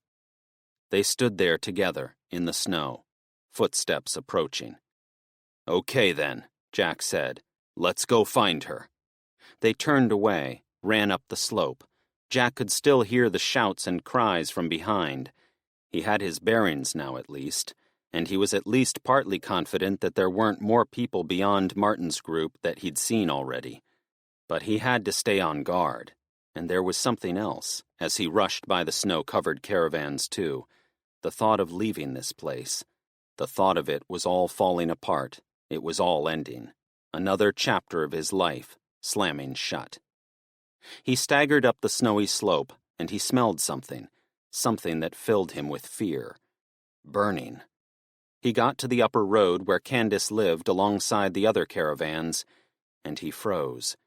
His stomach sank. Candace's caravan. It was on fire. Chapter 12. Jack stared at Candace's burning caravan and didn't know what to do next. The flames lit up the darkness of night. The snow had eased, making visibility clearer.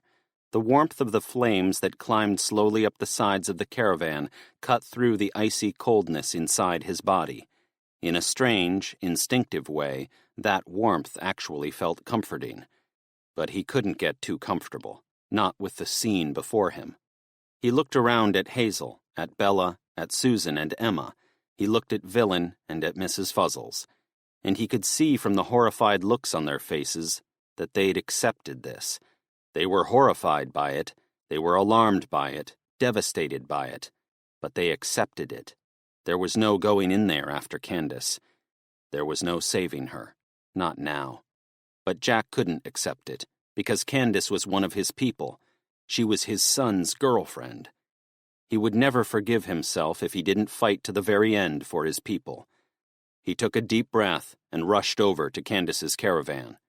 "Jack," Hazel said. He turned around, looked at her. He wanted to tell her he loved her, that he was doing this for her, for all of them. "I have to try." Hazel's eyes widened. She shook her head. It's on fire, Jack. It's too late. I'm sorry, but it's too late." He stood there and saw the tears rolling down Hazel's cheeks. He wanted to stay with her. He wanted to stay with all his people. But he looked around at Candace's caravan, and he knew what he had to do. "I'm sorry," he said, and then he rushed towards the caravan and in through the door. He heard the protestations right away, heard the shouts, and he swore he heard things in the distance too, movement, voices, Martin's people getting closer. But what hit him above anything was the intense heat inside this caravan. He felt his ice-cold body warming up like he was defrosting in a microwave. Beads of warm sweat fell down his face. The smell of smoke filled his lungs. He coughed, spluttered, worked his shaky legs through the caravan, towards the back of it. He had to find Candace. He had to know she was okay. He at least needed some kind of answer. He moved further through the caravan. "Candace!" But nobody shouted back. This place was silent. He stumbled to the floor. His eyes were filled with smoke. The heat was intense. Outside, he could hear Villain barking. He just wanted his people to get away. He wanted them to run before it was too late. He dragged himself back to his feet from the hot floor, worked his way past the kitchen, towards the bathroom. "Candace!" There was nobody in the bathroom. He tried the door to the smaller bedroom, but there was nobody in there either. He went to move towards the back of the caravan when he heard something. Something cracked above. The roof started caving in. Jack dived back, out of the way. Flames crawled down the walls, filled the caravan. And as he looked at the back of the caravan, as much as he wanted to keep going, as much as he wanted to keep fighting, he knew he couldn't go back there.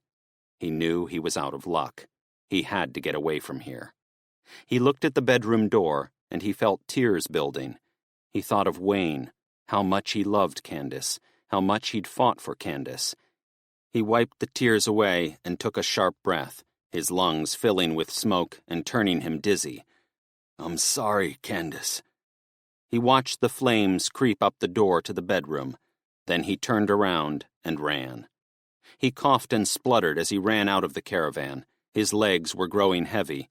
His head spun even more. He felt like he was running through tar, the flames getting hotter, more intense, threatening to burn him on the spot. He stumbled his way through the kitchen area, the hard floor sticking to his shoes as it melted away.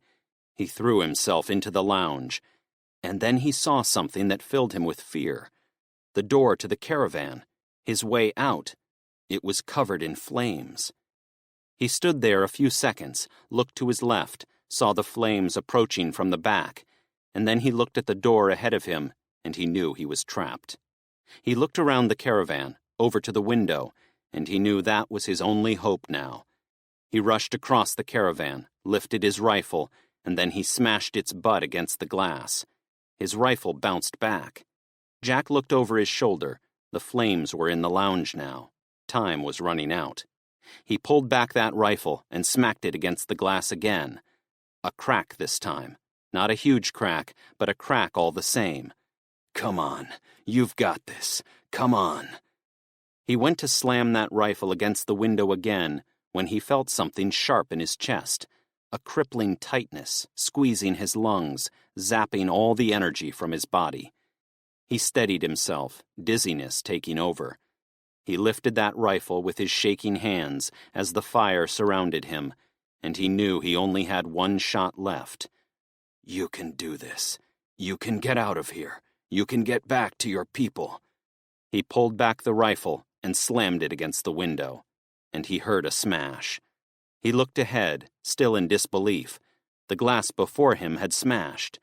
He clambered over the sofa, the flames so close they nicked at his heels.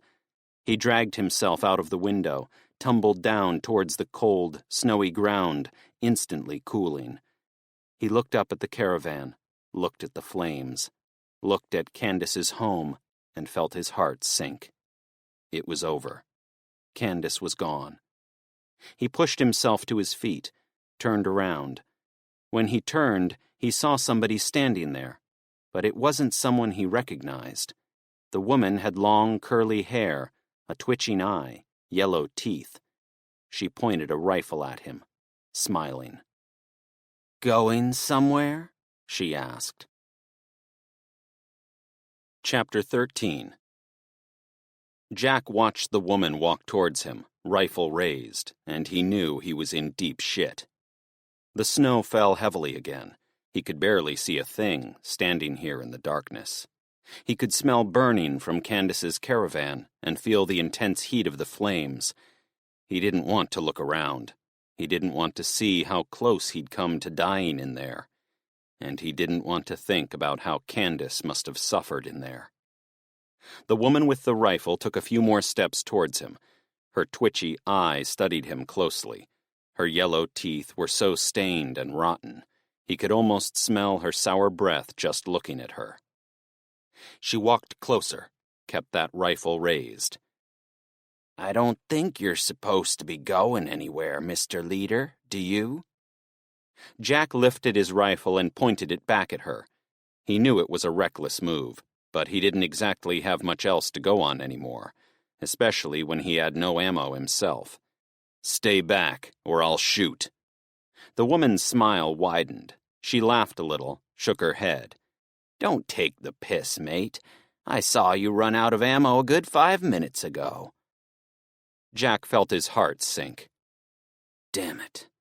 He kept his rifle raised anyway, mostly because it at least provided him some protection, even if it was only psychological protection. She walked closer towards him, kept her gaze on him at all times. "You know," she said, "I was kind of hoping we wouldn't have to argue like this. You're a good-looking lad. Sure you'd have been a real asset to our side." Jack swallowed a lump, his throat all phlegmy from the smoke he'd inhaled. "We gave you a chance to walk away. You were the ones who started this." She smiled again, took another few steps toward Jack. "And we're the ones who'll finish it, too." She was so close now. The rifle was almost pressed against Jack's chest. He could hear movement in the distance, voices, more of Martin's people heading this way. He looked over to his left, over to the side of the road where he'd last seen his people before he raced inside Candace's caravan. There was nobody there. "No point pining for your people, Jackie boy. They're long gone. You're on your own here, all on your own, and you're about to see just how reliant on those people you are after all, just how much you can't do everything on your own, even if you tell yourself otherwise, Mr. Lone Ranger." He looked down at that rifle moving towards him, and he knew he had only one chance to try and knock it away, one chance to make a break for it. But then it hit his chest, dug right into his sternum. The woman was right up in his face now. He could see the sores on her cheeks, the pus seeping out of the corner of her bloodshot left eye. And that breath, that awful breath. It was like something dead had died again. That's the only way he could explain it. She shook her head, shifting her curly hair out of her eyes. "So, how about you and me have some fun at least, You're a dead man soon. Might as well go out with a bang." Her smile widened. He wanted to recoil. He wanted to step back. But the more he edged back, the hotter he felt the flames of Candace's caravan growing. The woman lifted a finger from her rifle then, put it on his lips. He could taste the dirt on it, and it made him want to vomit. "Shh," she said. "Don't say a word. We'll be over with in no time." And then she moved her hand down his body, towards his joggers. He sensed a chance. He let her go to the top of his joggers. He held his breath. Now or never. and then he smacked her rifle to the left with his rifle, and he made a break for it. He rushed across the snow. He didn't know which direction he was heading in, just that he had to get away. He'd failed Candace. She was gone. But he couldn't fail the rest of his people. He couldn't... He felt a crack against the back of his neck, fell to the snow. He turned around. Whatever hit him, it hit him hard. For a moment, he thought it might be a gunshot. But no, it wasn't strong enough, thank God. He spun over and saw the woman standing over him. She pointed the rifle at his face. She didn't look happy, not anymore. "That was a bad idea," she said. "A really, really bad idea." And then she moved the rifle towards his crotch and tightened her grip on the trigger. Jack squeezed his eyes shut and went to lunge away. Then he heard it, a squelching sound, like an orange being squeezed. And then he felt something warm trickling against his face, something metallic tasting. He opened his eyes. The woman was standing over him, but there was something in her neck. Something. He saw it then, saw it as her rifle dropped to the snow. There was a knife pierced right through the back of her neck, the pointy end sticking out of her throat. Blood pouring down her body, onto him, onto the snow. She tumbled to her knees, and Jack lunged out of the way, just in time. He looked at her, stunned, unable to believe how close he'd come to being shot. And then he saw who had saved him. It was Candace. She held out her hand towards him. "Come on," she said. "The others are just up the road. It's about time we got out of this place." Jack grabbed her hand. Relief poured through his body. "Candace, I thought you were—" "I'm here, okay?" she said. "I'm here. Made my way out of my caravan the second I heard them coming, hid in the bushes. But some of the others, they weren't so lucky." Jack nodded. The knowledge that the people of Heathwaite's had fallen was a bitter pill to swallow. But Candace was here. The rest of his group were up ahead. Right now, that was all he could focus on. Out of nowhere, Jack heard the voices getting closer, Martin's people closing in. Soon, they'd be upon them. There was no more time to waste. "Come on," Candace said. "We don't have a choice. Not anymore." Jack looked at the woman bleeding out in the snow. He looked at the burned-out remains of Candace's caravan, then at the rest of the caravans, blinded by the snowy glare. He took a deep breath. Then he reached down and grabbed the woman's rifle. "Come on, then," he said. Let's get away from this place." He turned around, Candace by his side, and then he ran away from Heathwaite's and didn't look back. Chapter 14. Jack walked through the woods and tried not to think about what happened last night. It was morning. The sun had barely risen. Snow still decorated the trees, still covered the ground. There was no wind at all. Probably the least breezy day he could remember. And in a way, that gave him hope, too. Perhaps yesterday's spell of decent weather wasn't just a false dawn after all. Maybe it was just a part of a gradual improving of the weather. But what did it matter anyway? Heathwaite's was gone. He looked around at his group. Hazel holding Mrs. Fuzzles, who seemed to be lapping up this whole being carried everywhere thing. She was afraid of the snow, Hazel insisted. Didn't leave the caravan for a week when it first fell. As far as Jack saw it, Mrs. Fuzzles was just soft as shit and lapped up whatever attention she could. Scheming little bugger. Cats were all the same.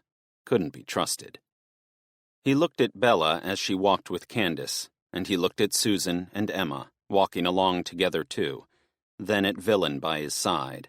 He was so grateful they were all here, so thankful none of his core group had fallen in last night's attack by Martin. But that didn't necessarily make things better. It didn't make things right. He felt guilty for feeling somewhat grateful at all. He yawned. It stood to reason he hadn't slept last night.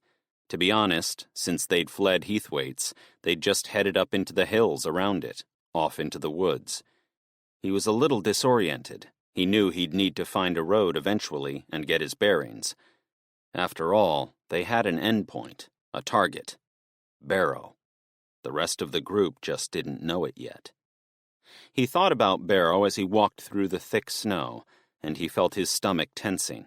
He'd heard about that place before the attack last night, before the helicopters. He knew what his group would say if they found out about that. They'd blame him for what had happened. They'd say they should have left Heathwaite's earlier. That's why he had to keep it under wraps. But at the same time, "Where exactly is it we're heading again?" Candace asked. Jack swallowed a lump in his throat. The helicopters were heading north. Got to assume they were heading somewhere along the coast. "Seems kind of vague," Candace said. "Don't you think we should try and nail down something more specific? Or at least ask someone if they know any more than us? If there's helicopters flying over this place, then word's going to travel, right?" Jack dug his fingers into the rifle he'd stolen from the woman last night. "We need to keep moving. We can't afford to stop, not while Martin's group are out there. Come on." He kept on walking, Villain by his side. But something caught his eye before he turned around. Emma. The way she looked at him with those narrowed eyes, like she could see right through his bullshit. He couldn't make it clear he knew Barrow was exactly where they were heading. After all, that would give away the truth about the people he ran into in the woods. He just had to head in that general direction, and he just had to hope they all made it there. As cautious as he felt about all of this, because wherever this place was, whatever secrets it held, it wasn't home, and as long as there were other people there, it was dangerous. "Maybe the helicopters were just sweeping over," Bella added. Jack gritted his teeth. They weren't just sweeping over, whatever the hell that means. "Who's to say they haven't done, like, a loop or something, headed back out to sea?" "Bella's right," Candace said. "We can't discount the fact these helicopters might not be heading north. They could have turned. We need to stop. We need to ask someone. Not everyone's a psychopath. There have to be other groups around here, good groups, someone we can reach out to." "They haven't turned around," Jack snapped. "They are heading north. He stopped, saw the way everyone looked at him, Candace in particular. "How are you so certain?" she asked. He looked at her, and he felt his mask slipping. He wanted to keep it a secret. He wanted to protect his people. But he couldn't lie. Not anymore. He lowered his head and sighed. When I was in the woods the other day, I heard something." Candace's eyes narrowed. "You heard something?"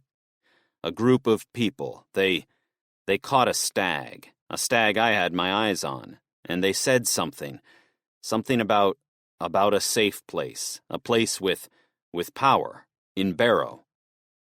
Silence followed. Jack could barely bring himself to look at his people, but when he did, he saw the disappointment in their eyes, each and every one of them. "You kept this from us?" Candace asked. "It was just a rumor." "You heard a frigging rumor about somewhere with power a matter of hours before we see helicopters flying over, and you decide to keep that from us?" "I know how it looks, but I was only trying to—" "Bullshit, Jack," Candace said. "Bullshit. You kept it from us because you knew if everyone found out, we'd leave Heathwaite's. The only reason you're telling us now, or even heading to this place at all, is because you don't have a choice. But you still weren't going to tell us. You still weren't going to let us know the full truth, were you?" Jack wanted to argue, but all he could do was shake his head. "I did what I thought was right." Candace stepped forward, squared right up to him. He could see her nostrils quivering, her eyes wide with rage. "People died last night. They died, and that could have been prevented. This whole conflict with Martin's people, that could have been prevented if you'd only told the truth." She looked for a second like she was going to slap Jack across the face. But in the end, she kept her hand by her side and pushed past him. And then he watched the rest of his group pass by, all of them looking at him judgmentally, all of them looking at him with disgust. Hazel was last. She stopped, looked at Jack, shook her head. "This didn't have to happen," she said. and then she walked around him too, and off into the distance. And the hardest part of all, as Jack stood there alone in the icy cold, he knew Hazel was right. He knew they were all right.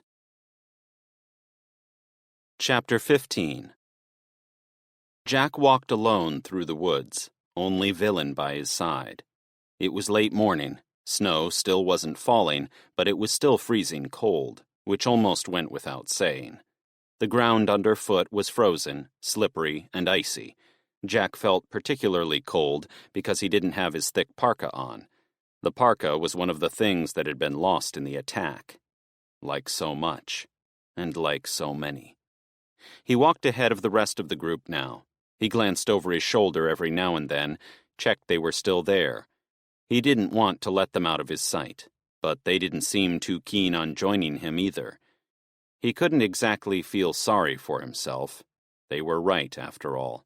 He'd kept the rumors of Barrow to himself.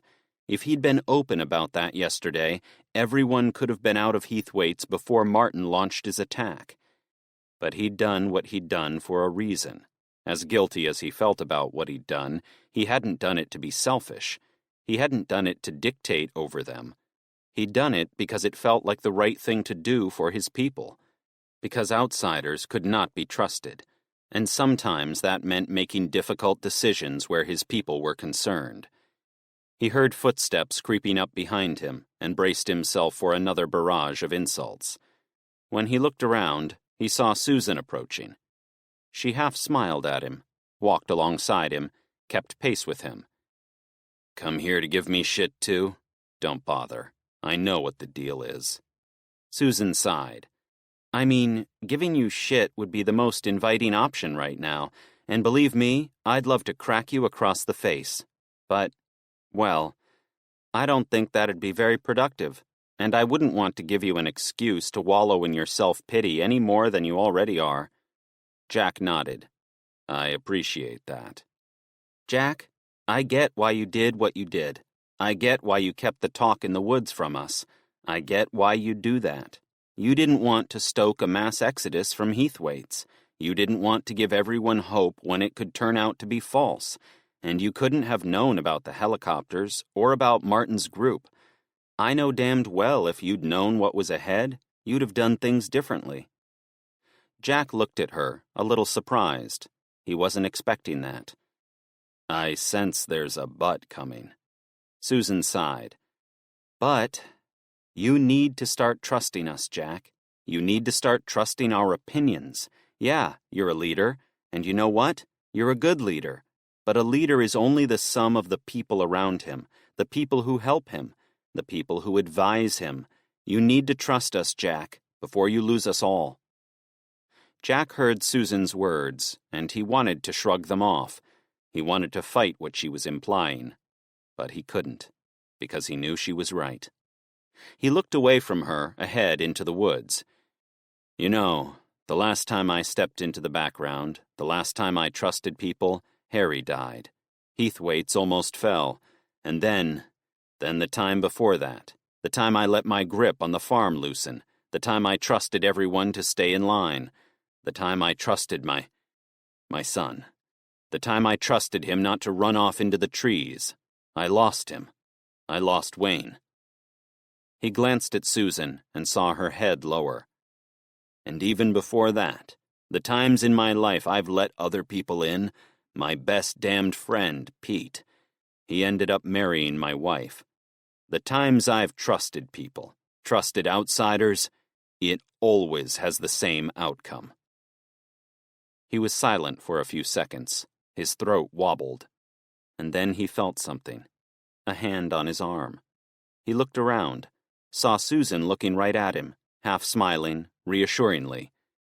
"But you trusted me, didn't you?" He opened his mouth, went to protest, but she had a point. Susan was an outsider at one time. Susan was someone he hadn't trusted, and now here she was. He felt her hand tighten around his arm again. "You have to trust us, Jack. You have to let us live a little. You might be a leader, but a part of leading is listening." He looked into her eyes, and then he looked away. He heard her, heard what she was saying, but it was still so painful, still so raw. "I'll do what I can," Jack said. Susan took her hand away. "Good, because if you don't, you might—" Her voice trailed off, because Jack had seen something right ahead of him in the woods. Movement. There was a bearded man, standing right there in front of him, knife in his hand. Chapter 16. Jack stared at the man standing before him and lifted his rifle. The man was older than him. He looked about mid-50s. He wore a thick-wooled jacket buttoned right the way up to his chin. He was gray, bearded, and quite full-faced for someone who was just surviving in this world. He was holding a knife. "Whoa there," he said, lifting his hands. "We don't want any trouble now, do we?" There wasn't just this man. There were others behind him. 3 that Jack could see: a woman, a young man, a girl. And then in the distance, through the snow-covered trees, Jack saw a few log cabins. A camp. "Seriously," the man said, "put your gun down. You walked onto our property, and I told you straight up we don't want any trouble. Put that gun down right this second. Don't get yourself in trouble." Jack heard the footsteps approach. He saw the rest of his group appear by his side, saw them all standing there, all looking on, all just as surprised as he was. That gray, bearded man kept his hands raised, kept that knife visible. "Unless you want there to be trouble, but I'd say that's a very bad move if you ask me." "I'm the one pointing a rifle at you," Jack said. "I'd say you're the one in trouble." The man's smile widened.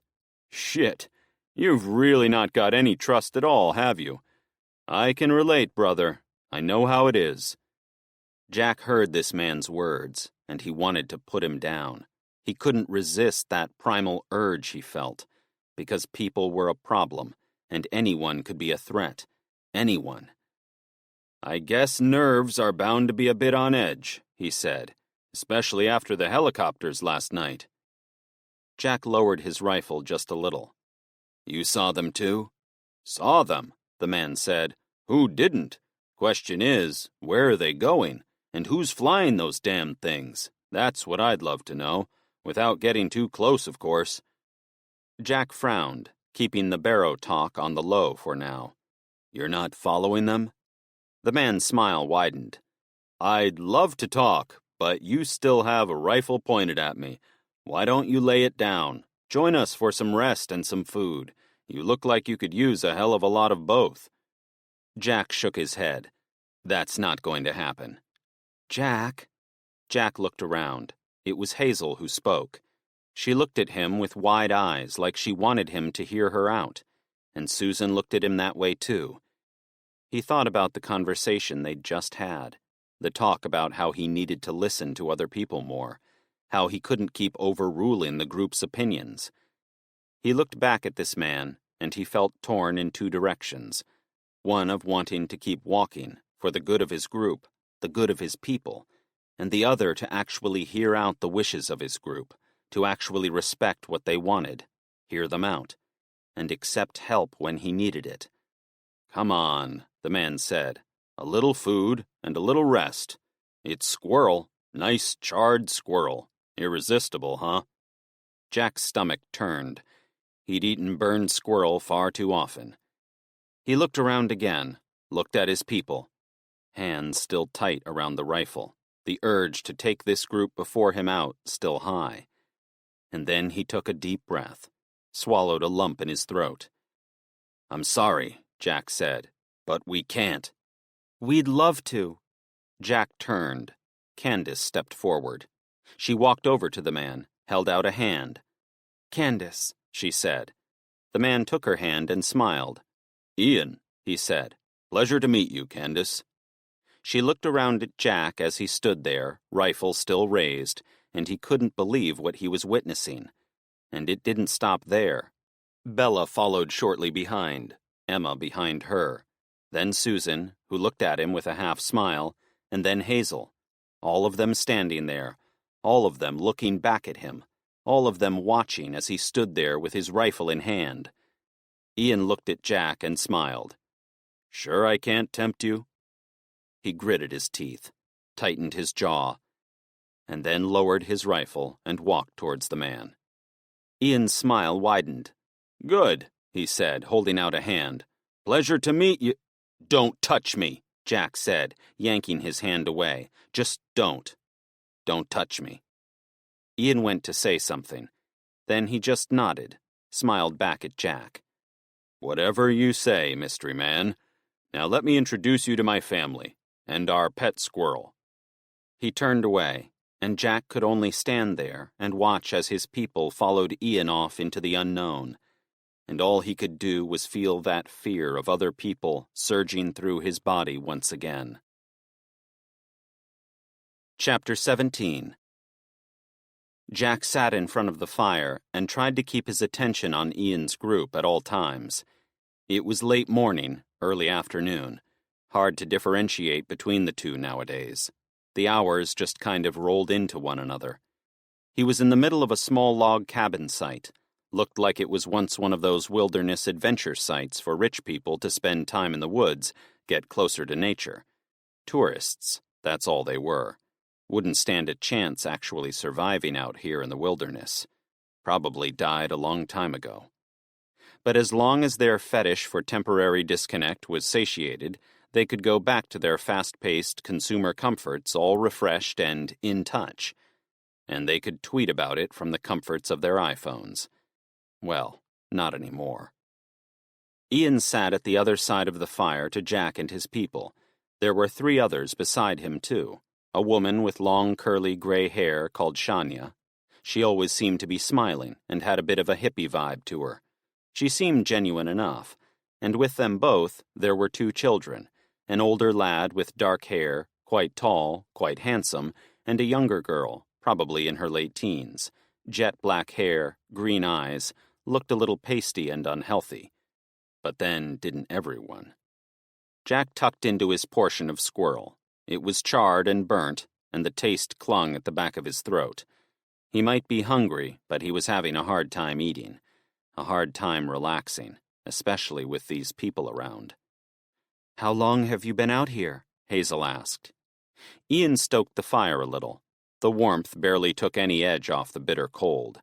Nothing would right now.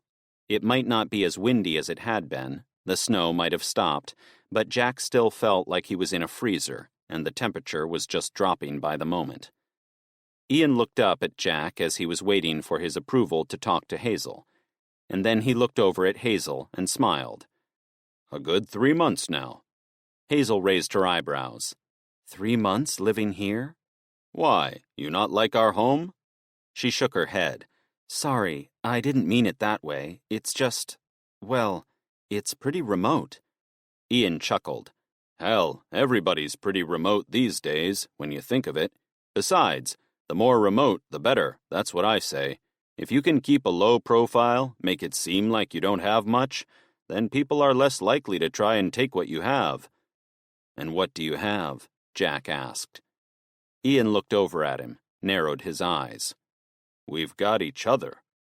He took Shania's hand, then put an arm around his daughter, who rolled her eyes. "Ian," she groaned. "Don't you go complaining," Ian said, kissing her greasy hair. "Never take anything for granted in this world, 'cause you just never know when it might be the last time, right?"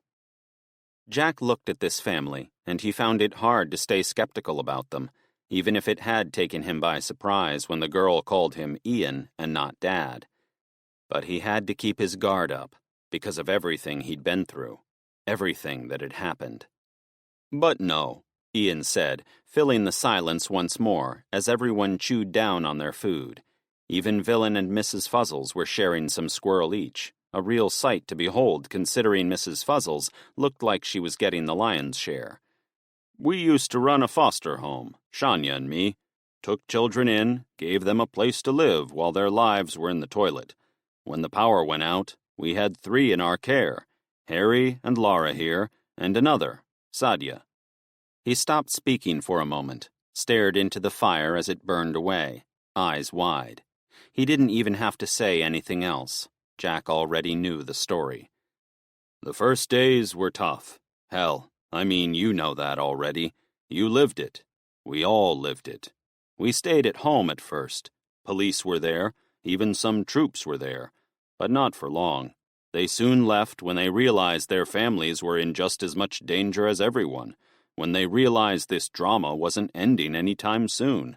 And then, well, that's when the gangs took the place. Sadia, she was a good kid, only 14, had a rough upbringing, abusive father, all that. She got sick. Thought it was just flu at first, but it was something worse. Much worse.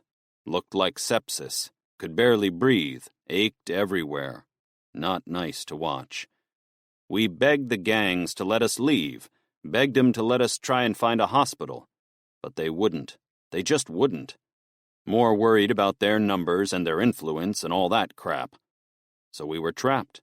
Trapped with a dying girl and nothing we could do about it. He went quiet for a second. Shanya's eyes watered. Everyone listened, silent, stunned. She slipped into a coma 3 days after she fell ill, Ian said. And then she died later that night. Just passed away in her sleep. It was peaceful, but it could have been prevented. It could have been stopped. She could have had a chance. Jack felt sick and dizzy. He wanted to get away from this conversation.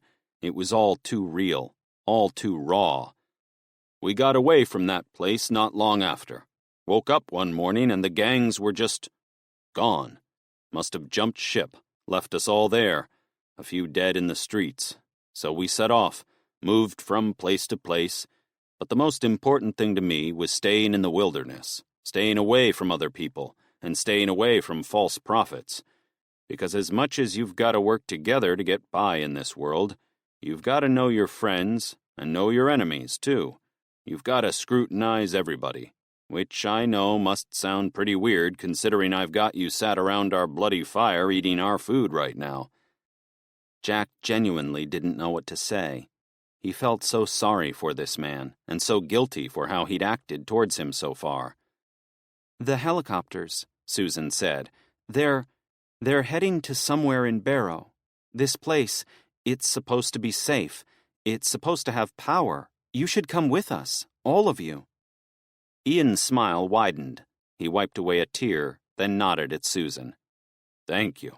Truly. Means a lot. But we've got everything we want right here. We ain't chasing anymore. We're just living. And we're happy that way. But hell, I ain't gonna stand in your way. Jack looked across the fire at this man. He wanted to ask him along too, wanted to tell him not to give up hope. But he knew there would be no convincing Ian. And there was something troubling him about that. Because on the one hand, he liked what Ian had here. He liked the ideals he lived by, the thought that the people around him were all that mattered, and as long as he was with them, he had everything he wanted.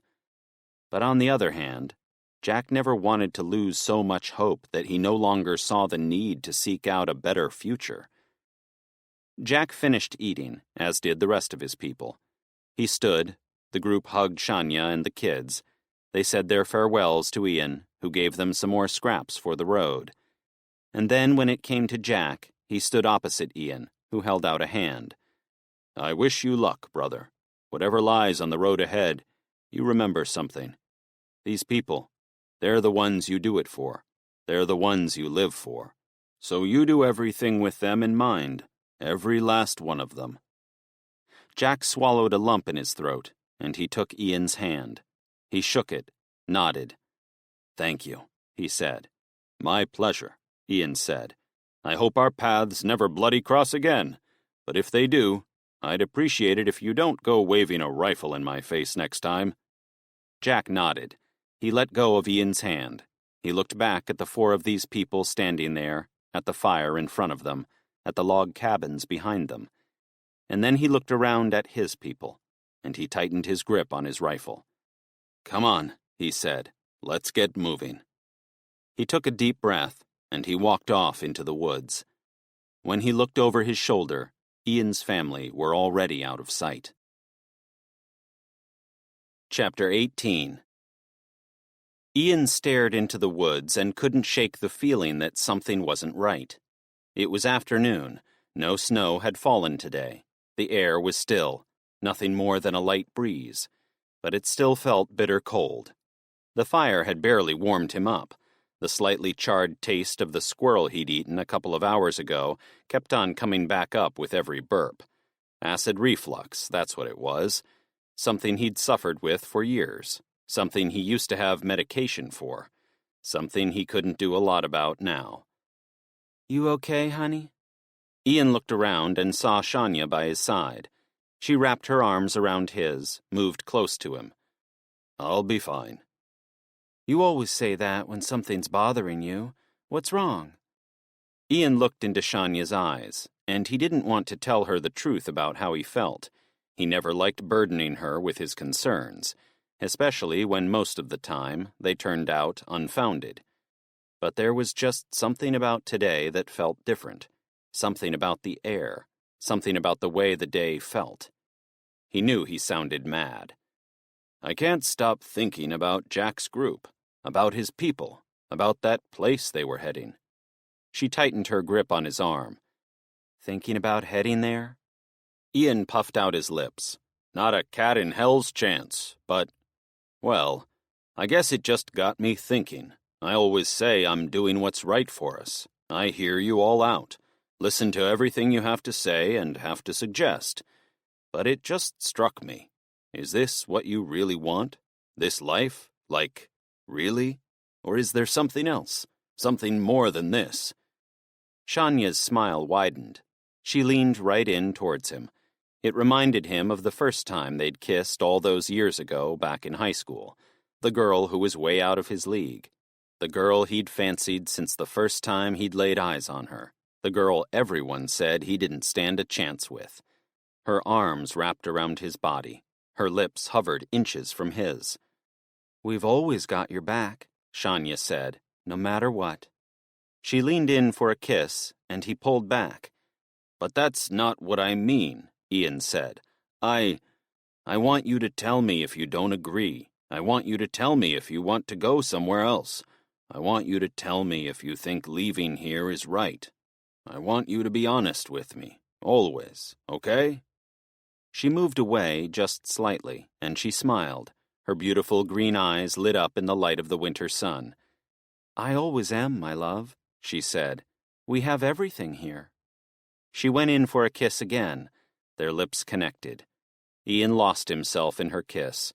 He tasted that slight garlic tang to her tongue, and it hit him how it was the little things that he loved in life, those human imperfections. He went to lean in further to the kiss when he felt a thud. He didn't know what it was, not at first. Not until he tasted blood. Not until he felt Shania's mouth loosen its grip. He opened his eyes. Shania fell to the ground, bleeding from her head.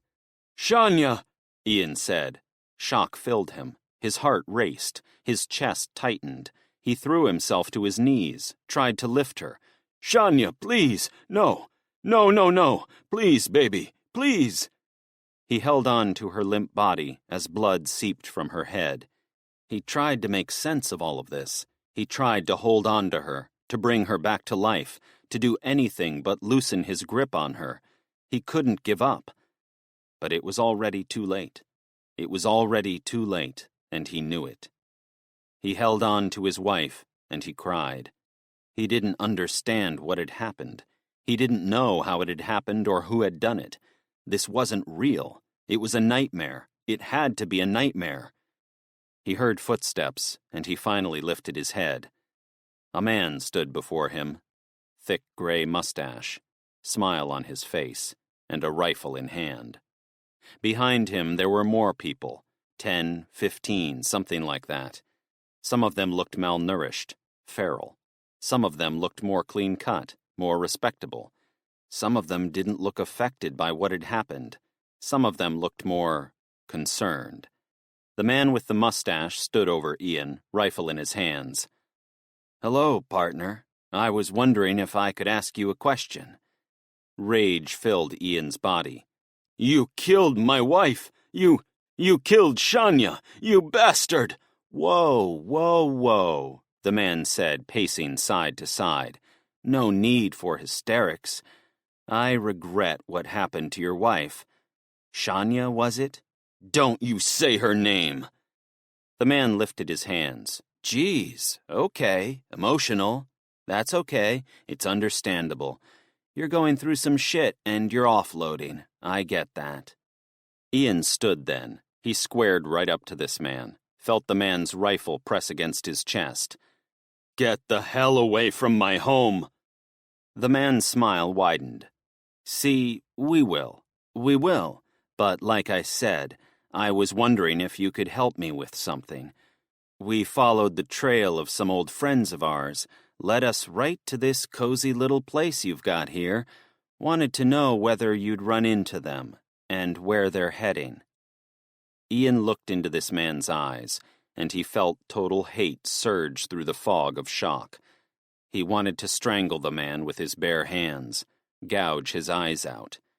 But then he thought of Harry and Laura, and he knew he had to stay calm. He knew he had to keep his cool for now, for them, as impossible as that felt. I haven't seen anybody, Ian said. You need to keep walking. The man shook his head and sighed. See, that's the thing. The only person who'd react that way, someone who had something still to protect. Ian frowned. I don't He saw them then. Two people walked around the corner, knives to the throats of Harry and Laura. Ian tightened his fists. No, Harry, Laura, please.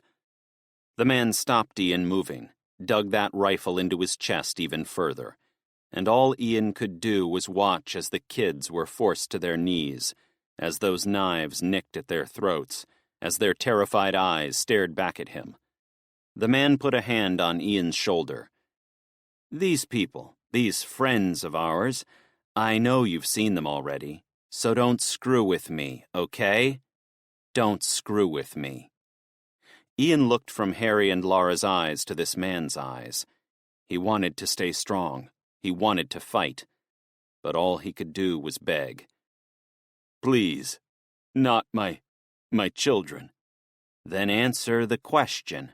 Where were they heading? Ian thought of Jack and his people. They seemed like good people. They were going through their own shit, sure, and Jack was a bit of a loose cannon, but he cared about those he loved. He would do anything to keep them from danger. Ian knew that feeling all too well. And then he thought about Harry and Laura and how he couldn't let a thing happen to them. The safe zone, Ian said. The man's eyes narrowed. The safe zone. Shit, we know that. Is that all you've got? Really? He glanced around at the man and the woman with the knives to Harry and Laura's necks. Nodded. The man started to slice Harry's throat. No, Ian shouted. No, just wait, please. No time to wait. Where were they going? We need concrete answers, mate. Concrete answers. Or they die, and then you die, and then... Martin, it was one of this guy's people who spoke. Black guy, didn't look so happy about any of this. The man, Martin, sighed. Not now, Trent. We don't have to do this. It's... Trent, I said not now. Trent went to say something else, and then he stopped, shook his head, turned away. This is messed up. It's messed up, and I'm sick of it. Ian looked back at Martin. He looked at the kids, looked at Harry crouched there, blood trickling down his neck, crying. It's okay, Harry. Laura, it's going to be okay. One more chance, Martin said. Did they tell you where they were heading? And if they did, where? Ian looked at Harry and Laura. He looked at Shania's body. He looked back into Martin's eyes, and he wished he could stand up for himself, because he didn't want to do this. But Harry and Laura's lives were at stake, and that changed things. It changed everything. He looked down at Shania's still body, and he took a deep breath. Barrow, he said, Martin frowned. Barrow? Ian nodded. Barrow. That's where the helicopters were going. That's where this supposed safe place is.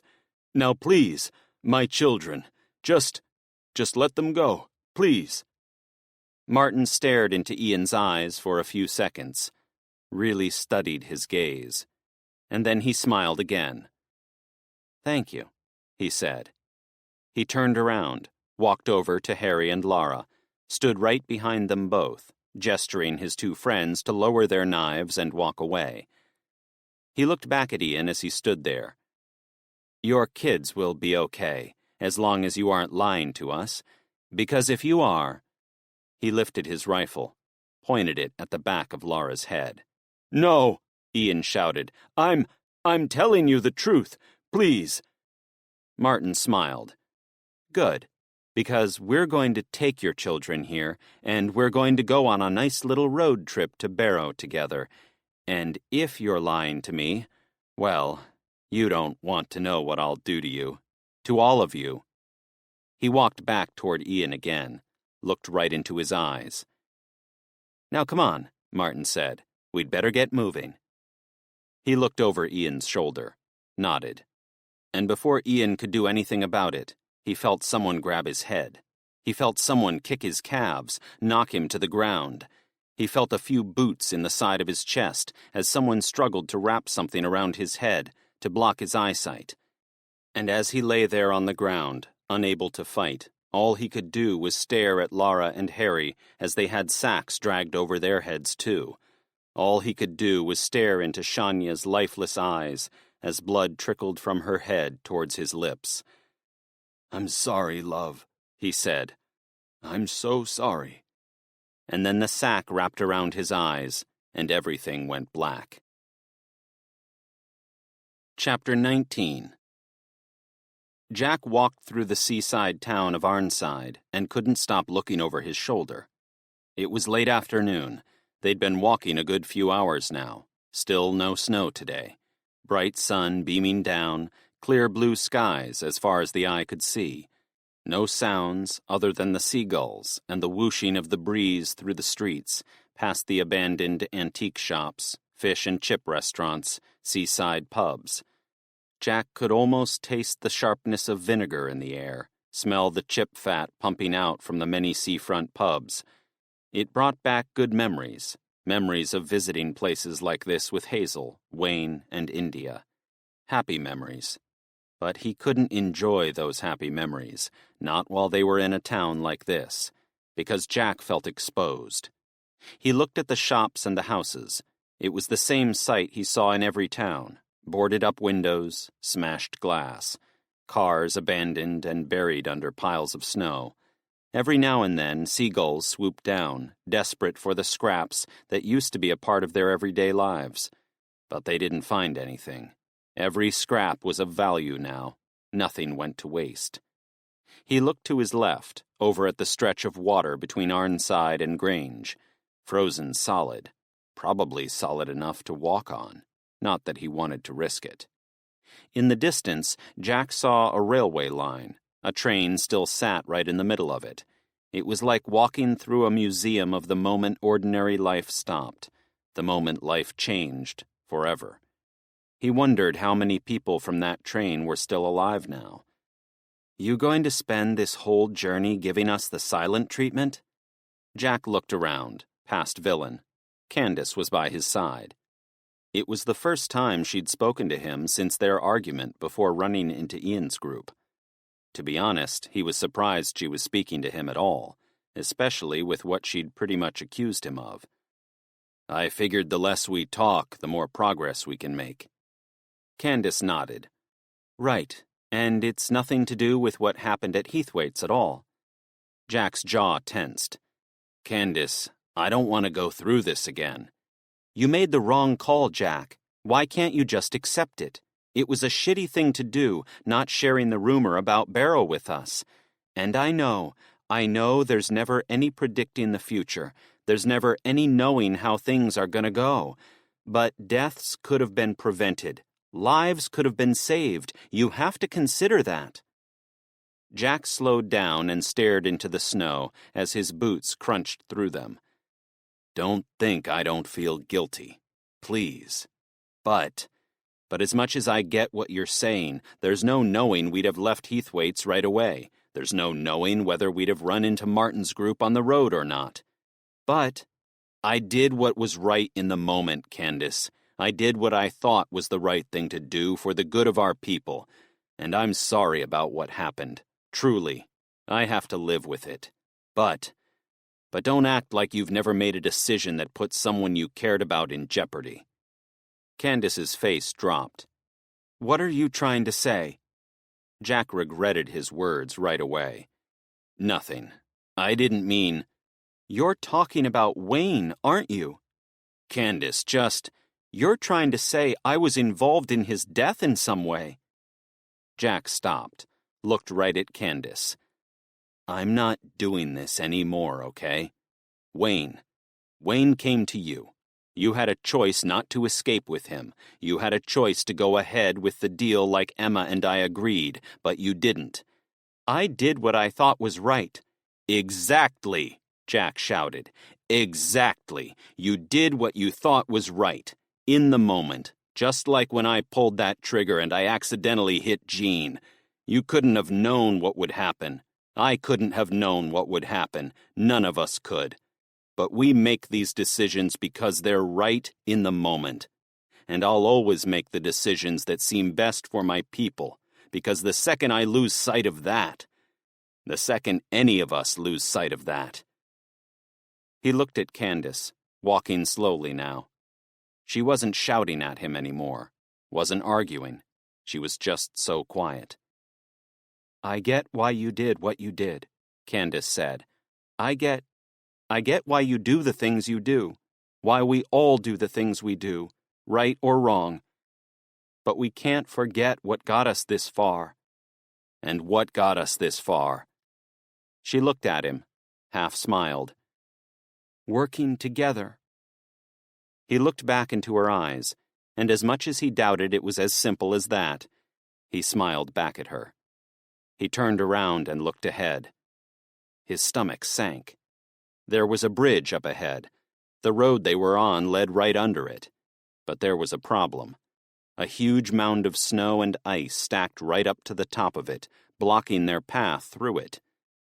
Jack walked to the bottom of this icy hill, looked up it. He tried to climb it, but it was too slippery. "We can't go this way," he said. The rest of his people looked back at him, concern on their faces. Hazel wrapped her arms around her body. Mrs. Fuzzles walked by her side now. "So which way do we go?" Jack looked to his right, down at the water. Ice covered the top of it. Thick ice. "Wait," Bella said. "You're not seriously going to suggest what I think you're going to suggest, are you?" "I don't think we have a choice," Jack said. "Not if we want to get around here. It won't be far, anyway. Just around the outside of this bridge, then back onto land. Should be easy. Ish." Nobody looked convinced. He walked down to the side of the water, Candace and Emma by his side. He put a foot on the ice. It felt pretty solid. But he still felt uneasy about this. He still felt like this was a risk he could do with avoiding. "We can take our time," Hazel said. "No need to rush anything." Bella nodded. "As long as we just take it a step at a time, we'll be okay." Jack went to nod and agree. Then he saw something. Movement from afar. People. The rest of the group turned around. All of them looked at these figures as they appeared in the street. And as they got closer, Jack saw something that confirmed his worst fears. The guns, the knives, and the man leading them. Mustache across his smiling upper lip, rifle in hand. "Martin," Susan said. "Yeah, about taking our time," Jack said, the slippery ice beneath his feet. "I think we're going to have a rethink." Chapter 20. Jack looked back as Martin's people approached, and he knew he only had one choice. He stood at the edge of the frozen water, Around the corner, he saw the hill of ice blocking their straightforward route under the bridge. He thought about running back into Arnside, hiding in one of the houses, laying low. But then he saw Martin's group racing towards him and his people, rifle in hand, and he knew he had no time to waste. "That bastard," Bella said. "How the hell did he find us?" Jack gulped. He didn't want to think about just how close Martin's people had been to him all this time. He didn't want to think about the time they'd spent resting at Ian's camp and how much ground Martin might have gained while they were there. He could only think about right now. And right now, he had a move to make. A dangerous move, but a move that couldn't be avoided. He looked at the icy water, and he took a deep breath. "I'm sorry, but we've no time to waste. We've got to get across it. We've got to get away. Now." He eased Candace, Bella, and Susan past him and onto the ice. He kept on looking back, checking how far Martin and his people were away. Still some distance away. They still had time, but not a lot of time. He helped Emma onto the ice then. "Head around the bridge to the other side. Minimize the amount of time you spend on the ice. Be light-footed. It might seem solid, but you don't want to go taking any chances, okay?" Candace nodded back at him. She didn't look happy about this. Nobody did. But what other choice did they have? Martin's group got closer. He could hear their footsteps now, hear their shouting. Hazel reached his side. "Are you sure about this, Jack?" Jack looked back at Martin, looked at his people. "I've got to be." Hazel walked past him then, followed the rest of the group as they waded across the ice. He saw Candace slipping around up ahead. He saw Bella taking her time, carefully placing every footstep. And as he stood there at the back of the group, with Villain at his side, he knew they needed to keep moving. They couldn't afford to wait around. "Quick!" Jack shouted. "There's no time. Get around the side of the bridge. Then run. Run as fast as you can." He turned around, pointed his rifle towards Martin, but he was still too far away to get a clear shot. He heard a cry up ahead. A crack. When he looked around, he froze. Emma lay on her side. Her foot was wedged in the ice. The ice had cracked beneath her. "Shit," Jack said. He rushed over towards her, lifted her, pulled her foot from the icy water. "You okay?" She looked at him, pushed his hand away. I'm fine." But he could tell she was in pain. She walked with a limp. Probably not just from the fall, but from the bitter cold of the water, too. He dreaded to imagine how cold it was down there. "Right," Jack said, as he stood there in the middle of his people. The ice below him suddenly felt fragile, unstable.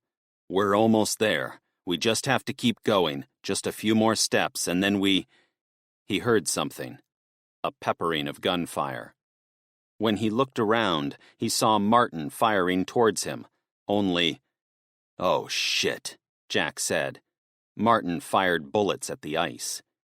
"He's trying to crack the ice," Hazel said. "That bastard's trying to crack the ice."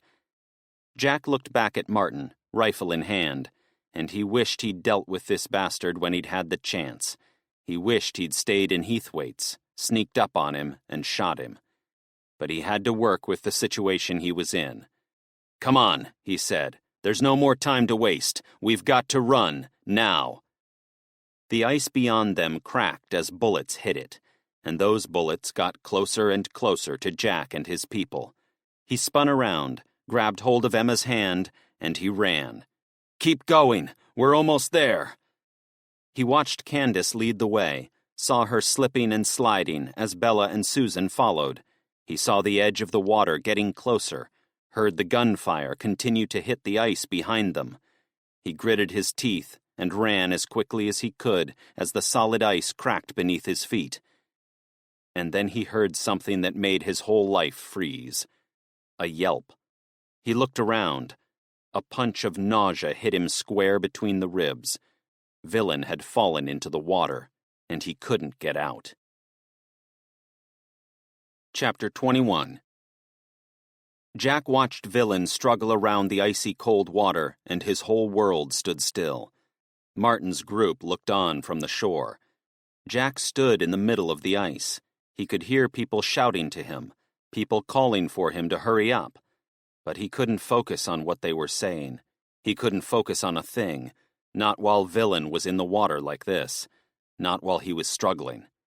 Villain splashed around the icy water, kept on yelping, whining. Every time he tried to clamber out of the water and back onto the ice just cracked away and he tumbled back in again. "Villain," Jack said, as he stood there frozen, jaw shaking, teeth chattering. He knew what the outcome was here. He knew that if he waited any longer, there was only one way this went. "Jack, hurry up! We need to go!" He looked around, saw Hazel standing by the side of the water, saw all of his group standing by the side of the water, and that comforted him a little. That made him feel more at ease. They'd made it, and he knew they were strong. As much as they told him he was overprotective and too mistrusting of others, he knew they could make it without him if they had to. There was somewhere else he had to be right now. Someone else he had to see to. He turned back around. Martin's group had stopped firing.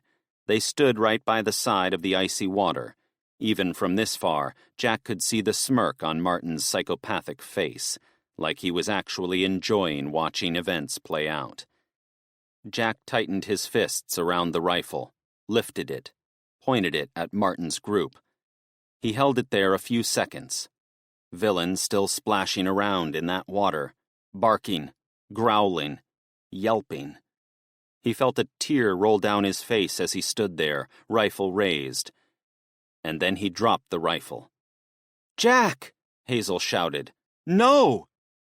He looked back at her, saw the horror in her eyes, saw her trying to get back onto the crumbling ice, Candace holding onto her, pulling her back. He half smiled at her, nodded. "You've got this." And then he turned around and ran across the ice, back towards Villain. Every step was unsteady. He felt like he was going to slip all the time. And the ice, it wasn't as solid as it was earlier, not after the bullets it had taken. There were more fragile sections, some that just gave way the second his feet hit them. But he had to do this. He had to do this for his dog, for his friend, his best friend. "It's okay, Villain. It's okay. I'm coming. I've got you." He got closer to Villain and saw him bob under the water just for a second. He lifted his head back up, looked right at Jack, ears pressed right back to the sides of his head, glanced into his eyes with such sadness to his face. "Villain!" Jack shouted. And then Villain stopped struggling. He stopped kicking out. He sank under the water, bubbles rising above him. "Villain! No!" He didn't even think then. He didn't even consider how much danger he was putting himself in, because this was his best friend, and he'd do anything for him. He'd die for him if he had to. This dog had dragged him out of the depths of despair, so dragging him out of the depths of some freezing water was the least he could do in return. He stopped by the edge of the ice, looked up at Martin, saw him smiling, waiting for events to unfold once more. Then Jack held his breath, and he threw himself into the water. The cold stung his body in an instant. All of his muscles cramped and froze. He was disoriented. He could barely hold his breath. Instinctively, he swam upwards, tried to get out of it. Then he gritted his teeth and remembered why he was here, and who he was here for. He opened his eyes, looked around the murky water, but he couldn't see Villain anywhere. He heard something then. Bullets. Bullets hitting the ice. Martin. He was having fun here. He was trying to finish him off in the most dramatic way possible. Jack couldn't let that happen. He couldn't lose Villain. He spun around, desperate to find him, when he saw something. Villain. Eyes open, paddling through the water towards him, but drifting away. Jack's stomach tightened. He lunged for Villain, went to grab a paw, but Villain's paw slipped just out of reach. He swam further towards him then, further away from the surface than was comfortable. His eyes filled with colors. His ears rang. He felt dizzy. He knew he didn't have many more moments of consciousness left. He was going to drift away unless he got out of this water, fast. He swam towards Villain, reached out for his paws once more. If he could just get hold of him, if he could just... Villain reached out a shaking paw. Jack grabbed it. He looked into Villain's eyes, moved close to him, rubbed the fur on his head. "It's okay, lad. I've got you. We're getting out of this. I promise." He turned around again and made for the surface. But the opening wasn't easy to find. Not now he was down here. Not now his head was spinning so much. Not now he was so dizzy. He clambered his way back up, wading through the water, climbing as far as he could. "Come on, Villain. It's okay. Just hold on a little longer." He reached the surface of the water, and he braced himself for a bullet to hit. But it didn't. He didn't even look, though. His only focus was Villain. He dragged his shaking body out of the water, listened to him yelping, whining, held him in his arms. And then he looked up as he stood there holding him. Martin and his people still stood by the side of the water. They weren't firing at him anymore. They were just watching. And then Martin did something. He started clapping. "Good God," he said. "Well, if that isn't the most heroic damned thing I've ever seen. You know what? It was so damned heroic that I'll give you a chance to get across the ice, a chance to get back to your people. But even if you do, we're coming for you. We're right behind you, and we've got some friends with us now, too." Jack didn't know what Martin was on about, not at first. Not until a few of his people dragged 3 people from nowhere, yanked the sacks off the top of their heads. Jack's stomach turned to stone. Ian. He was badly beaten and bruised, looked like he'd been crying. And Harry and Lara were here too. They looked just as shocked, just as upset. The lack of Shania worried Jack deeply. Martin stood there with these people beside him, and he nodded. "So go on, Jack. Make your break for it. As for the rest of your people, we'll see you in Barrow." Barrow. Shit.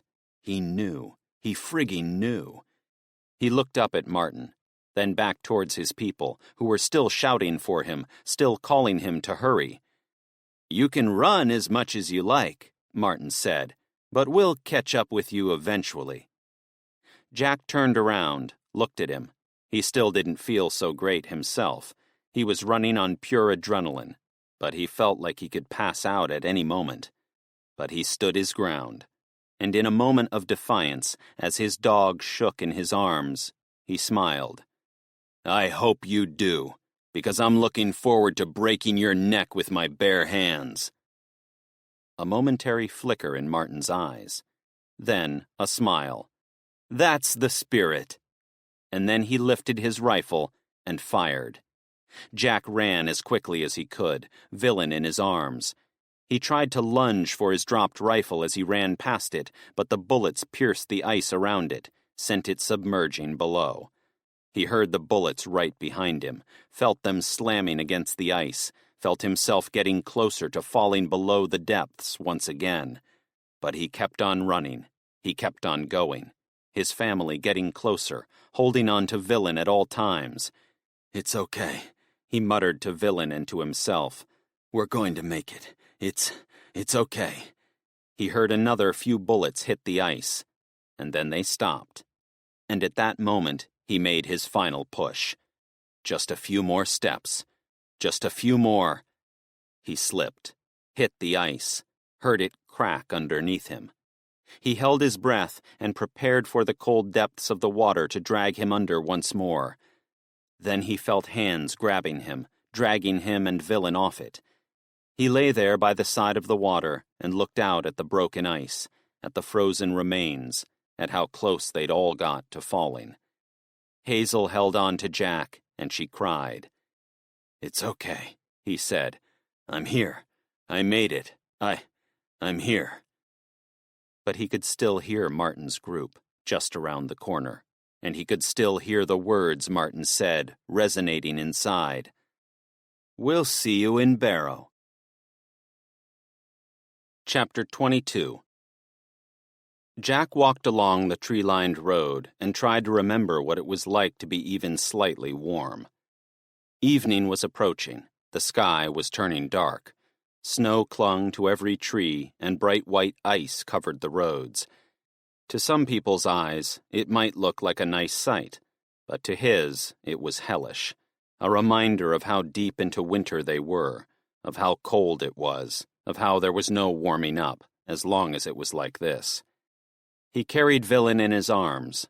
Villain might be heavy, but Jack didn't want to force him to walk, not while he was freezing cold like this, not while he was still shaking. Villain had been through a trauma. There was no guarantee hypothermia wasn't going to take over him completely. But Jack was going to do whatever he could for him to make sure that didn't happen. If you want to take a break, you should. Jack looked around, saw Hazel approaching.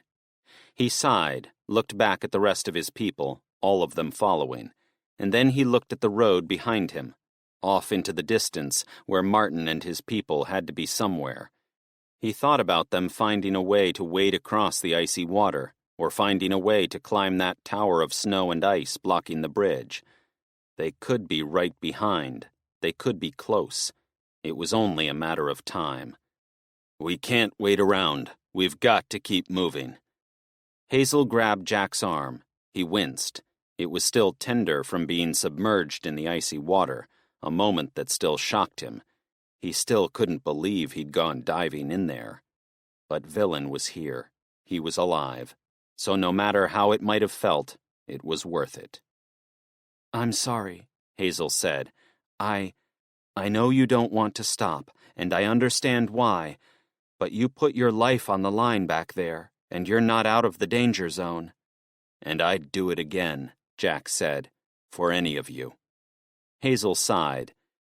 That's what worries me, just how far you'll go. She looked at Villain then. How's he doing? Jack looked down at him as he rested in his arms. His eyes were closed. He was sleeping it off, trying his best to get his energy back. Not out of the danger zone either. But he has a chance, so it was worth it. And what about Martin and his people? Hazel asked. Jack stopped. A bitter taste filled his mouth as Martin's face came to mind. What about him? You said it yourself, Hazel said. He knows about Barrow.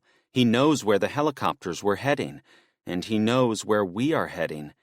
And he has Ian and the kids. The hairs on Jack's arms stood on end.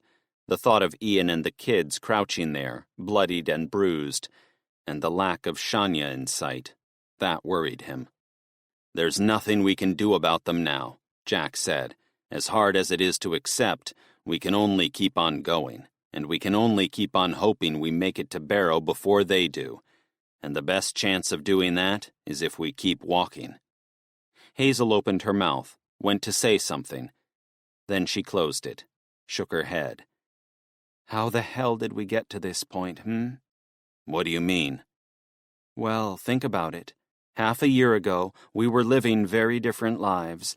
You had your life, and I had mine, and that's just how it was. That was the way it was going to go, forever, too. There was no way our paths were going to cross again, and we were content about that, right? Jack nodded but broke eye contact with Hazel.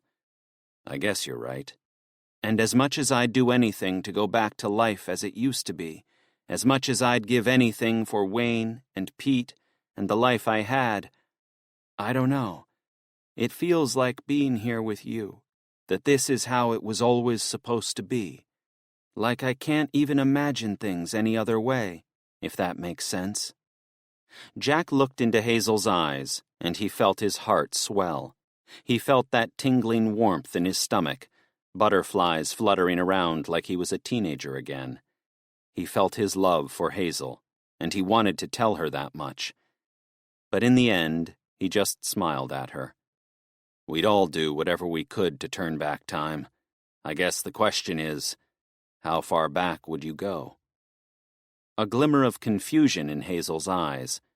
Then, that widening, that look. A look that reflected his. She smiled back at him, sighed.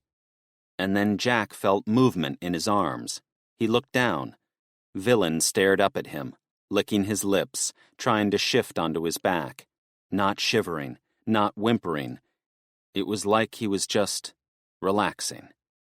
"Hello, boy," Jack said, smile stretching across his face. Tears welled up in his eyes. A lump swelled in his throat. "It's good to see you. It's really good to see you." He hugged Villain, felt his warmth. And then he lowered him down to the road, just to see how he got on. Villain got to his feet right away. And then he turned around and ran towards Emma, jumping up at her, playful, like he'd not seen her in years. He looked at his people smiling and laughing, and for the first time in a long time, he felt the joy. He looked at Hazel smiling back at him, and he felt that love. "Come on," he said, holding out a hand. "Let's keep moving." She looked at his hand, then she looked back into his eyes. "Okay," she said, smiling, "but if you think I'm holding that ice block of a hand, you've got another thing coming." The man watched the group approaching from afar. He held the trigger and prepared to fire. Chapter 23. When darkness fell, Jack couldn't shake the feeling he was being watched. He knew he was probably just being paranoid.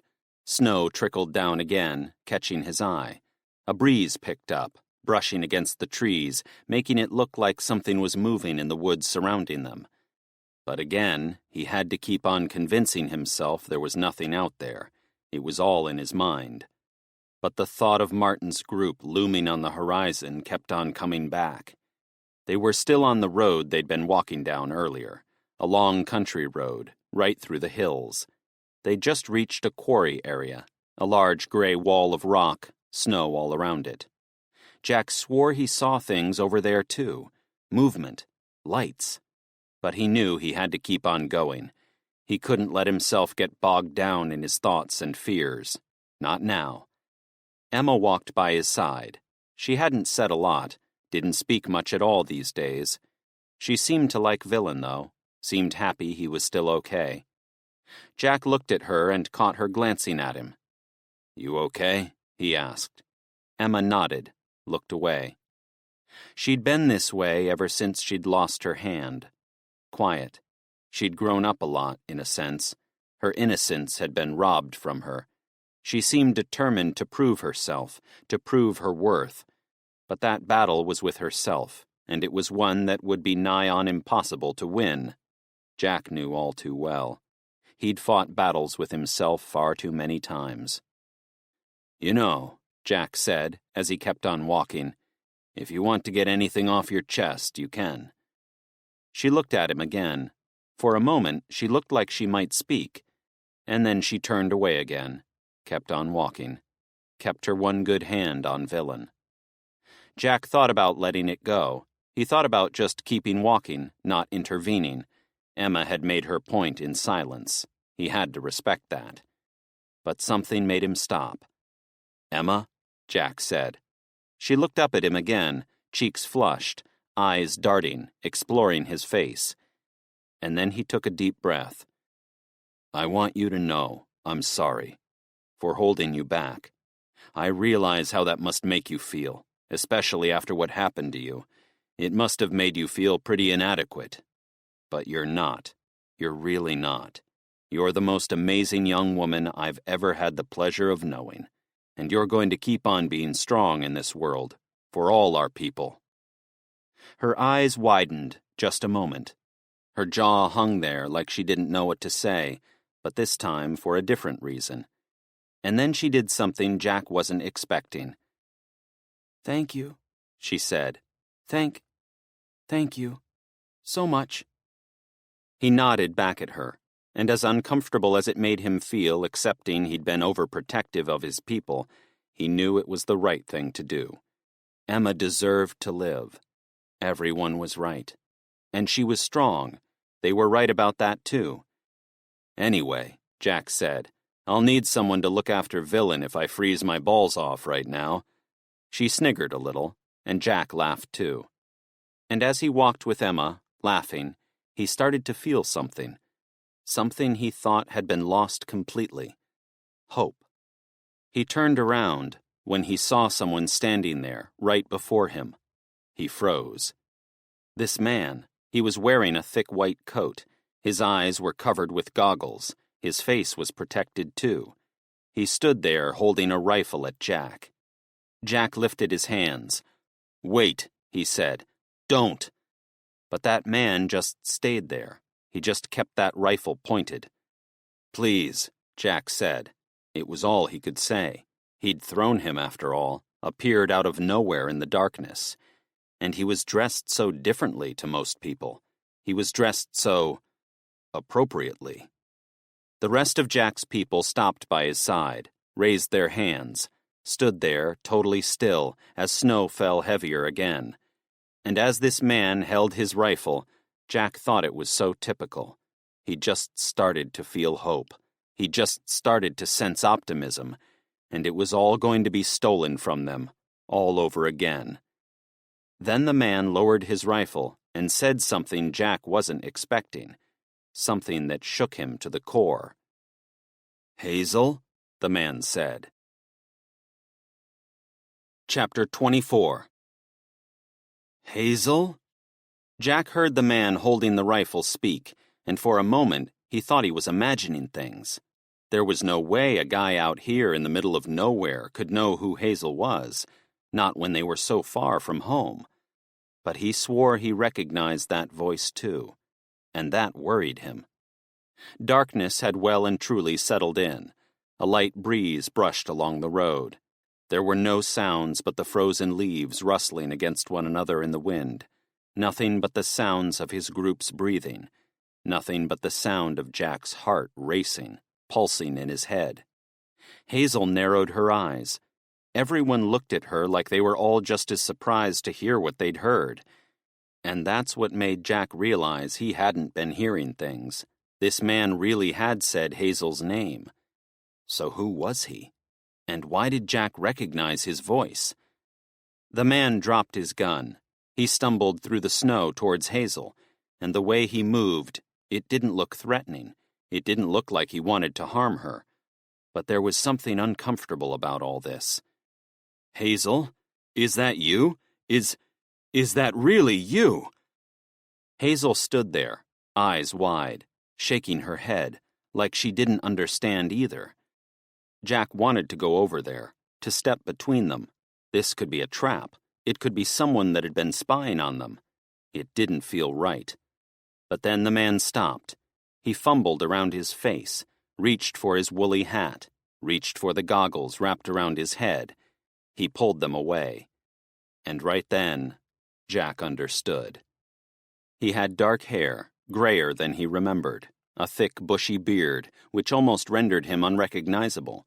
There was a scar down his right cheek, a scar Jack was pretty certain he didn't have before. He'd remember it if he had. He'd seen him enough times. There was no denying who this guy was. Hazel staggered towards him, hands over her mouth, unable to say a word. The man stumbled towards her, tears rolling down his face. "Hazel," he said, It's you. It's really you." Jack watched Hazel rush towards him, watched him rush towards her, and he watched them land in one another's arms and hold each other, comfort each other, love each other. "Who is that?" Candace asked. Jack took a deep breath. His fists were clenched and his jaw was tense. He could only stare at Hazel, and he couldn't help feeling like his world was falling apart. It's Pete," Jack said. Candace frowned. Wait, Pete? As in Hazel's husband. That Pete. Yeah. He watched this reunion unfold, and he felt a mixture of emotions: disbelief, happiness that Hazel looked so happy, amazement that this was even happening at all. But there was something else there too, an emotion he couldn't deny: sadness. He watched Hazel move away from Pete. He heard something. Wayne's name.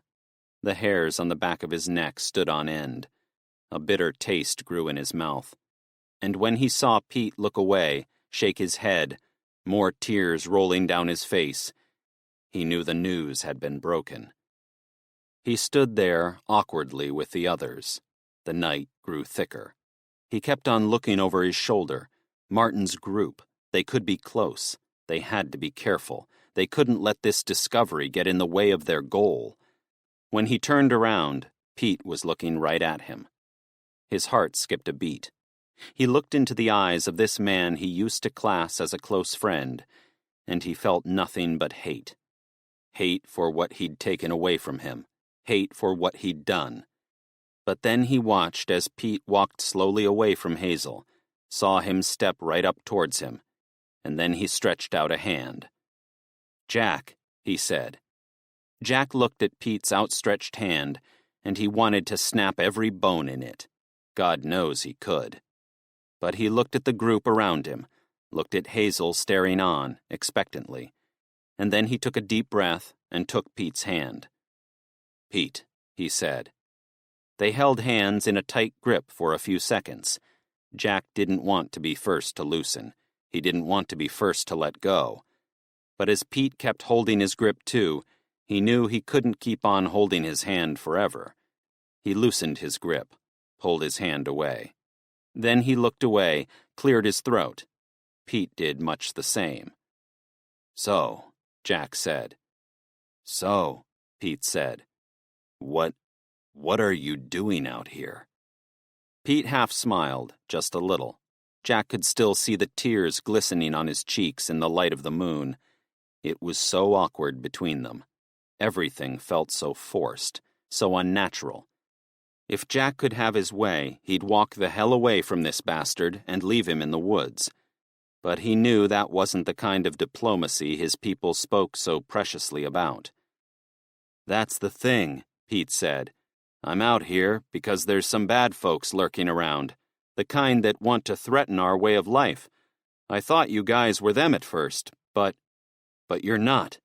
Thank God you're not. I can't believe this, Jack. I just can't." "Your way of life?" Pete steadied himself, nodded. "It's a long story, but there's something you need to know. Doesn't matter what happened in the past. Our history? That doesn't matter. What matters is where I come from."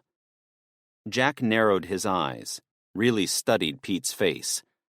"What are you talking about?" Pete looked at Jack, then at the rest of his people. He took a deep breath, and he forced a smile. "I come from somewhere safe," he said. "I come from somewhere with power, and I'm going to take you there." Chapter 25. Jack paced around the woods and kept his eyes on his surroundings at all times. It was late. The air was still, little specks of snow falling occasionally. There was no movement around at all, and no sounds either. But Jack had to stay on guard. He didn't want to risk running into Martin's group. He knew they were behind somewhere. The group had stopped in the middle of the woods to grab a few hours' rest before making their next step at sunrise. But Jack couldn't sleep. Rest wasn't an option either. He just walked around the woods and thought about where he was going to go from here. He looked back towards where he knew his group was camping, and he thought about Pete. Ever since he'd reappeared out of nowhere, he hadn't been able to tear Hazel from his side. And he got it. He understood it. But it wasn't just Hazel. Villain seemed to like Pete too, seemed to want to spend more time with him than he did Jack. And he knew he was being stupid. He knew he was just being jealous. But he couldn't help it. It felt like he'd been so close to a fresh start, so close to a new beginning, and now everything was falling apart again. He walked further through the trees, and he thought about just walking away, leaving his people with Pete for him to take them to this safe place. Jack could find his own way. He knew how to survive out here in the wild. But then he couldn't walk away from his people, not while there was danger out there, not while Martin still followed them. Besides, Pete said something about a threat he was out here eliminating. He hadn't elaborated on that, but it didn't exactly put Jack at ease. He heard footsteps to his right and froze. He turned around, tightened his grip on his knife. He had to be ready for anything. He had to be ready to defend his people. He walked slowly towards the source of that movement. His heart pounded. He gripped his knife with his cold hands as a cool breeze brushed against him once more. He went to lunge towards this movement in the foliage. Pete staggered back, hands raised. "Whoa! Just me, just me." Jack held on to his knife as he stared at Pete, and for a horrible moment, he thought about burying it into his neck, finishing him off, pretending he'd fallen in some horrible accident. That'd be one way of dealing with the Pete problem. But then he shook that thought away, lowered his knife, turned around. "You shouldn't creep up on people like that." Pete sighed. "It's good. We were best friends for 20 years, remember? I always was quicker than you, and better than you at pretty much everything." Jack felt sickness right in his gut. Memories of his past friendship with Pete filled his mind. The times they'd race one another when they were staying at Jack's grandparents' caravan site in the lakes. The play fights they'd have. And no matter how old they were, no matter how much Jack fought, Pete was always quicker than him. He was always better than him at things. He even won the race for Hazel in the end. Jack walked away. He wasn't really heading anywhere in particular, just away from Pete, away from here. "Jack, we need to talk." Jack stopped. His skin tingled, his cheeks flushed. "We've nothing to talk about." "You're wrong," Pete said. "We never spoke, not after Hazel. I said there's nothing to talk about." He looked around at Pete, saw the way he stood there. He wasn't even holding his rifle. He had his woolly hat on his head, but his goggles were nowhere to be seen. It was like looking at a ghost from his past resurfacing once again, haunting him wherever he went. "I never had a chance to say sorry," Pete said. Jack puffed out his lips. "Sorry? All these years later, and that's all you have to say? Sorry? You made your choice, but I'm not talking about Hazel." Jack went to ask what Pete was talking about. Then he realized. Wayne. Jack looked away, a lump building in his throat, the urge to kick the shit out of Pete growing by the second. "Don't talk about Wayne." Pete took a few steps towards Jack, and Jack felt the hairs on his neck rising. "He was a good lad, and you'd be proud to know the man he grew into. You'd be proud at the way he treated other people, how he treated his mum." "Leave it, okay?" Jack's shout echoed around the woods. He was just inches from Pete's face now. He couldn't stop himself shaking, couldn't loosen his fists. He looked down again, away from Pete. He knew losing his shit wasn't going to lead to anywhere positive, no matter how much he wanted to. But he didn't want any digging up of the past. He didn't want any settling of personal scores. He wanted this to be impersonal, strictly impersonal. And then they could all focus on the next step, whatever that was. "I'm sorry," Pete said, "for a lot of things. None of us are saints, but no matter what happened in the past, it's important we work together right now." Jack wanted to make a snide comment. In the end, he bit his lip, resisted. "This place you came from, the place in Barrow, what's it like?" For the first time in their conversation, Pete's smile widened, and his eyes lit up. "It's the future, and I'm going to take you there, if you'll let me." Jack didn't nod, didn't shake his head, kept his cards close to his chest. It was the only way. "And you mention a threat. You were out here guarding your home from some enemy. If it's really so perfect, why were you out here?" Pete sighed. That smile slipped from his face just for a second. Some people don't want us to enjoy what we have. Some people want to take it away from us. We have to crush them before they even get the chance. And do you think they might get the chance? Pete glanced at Jack again, a conflicted look to his expression, just for a moment. And then he smiled once more. No, I truly don't. Jack stood there and he felt torn. On the one hand, he wanted to believe in the place Pete came from. He'd seen the helicopters, after all, and heard the rumors. But on the other, something about it felt too good to be true. He had a choice. I know this isn't easy for you, Pete said. I know life would have probably been better if I hadn't cropped up in your life again. You can say that again. But you and Hazel resolved things, didn't you? You and Hazel found ways to work through your problems. You found ways to move forward for the sake of surviving in this world, right? Jack wanted to be honest with Pete.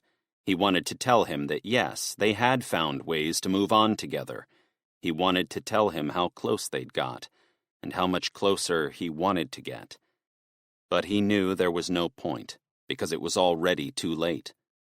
He looked back into the woods, over towards where Martin and his group would no doubt be closing in. Then he looked around at the woods, around towards his people, around towards Barrow.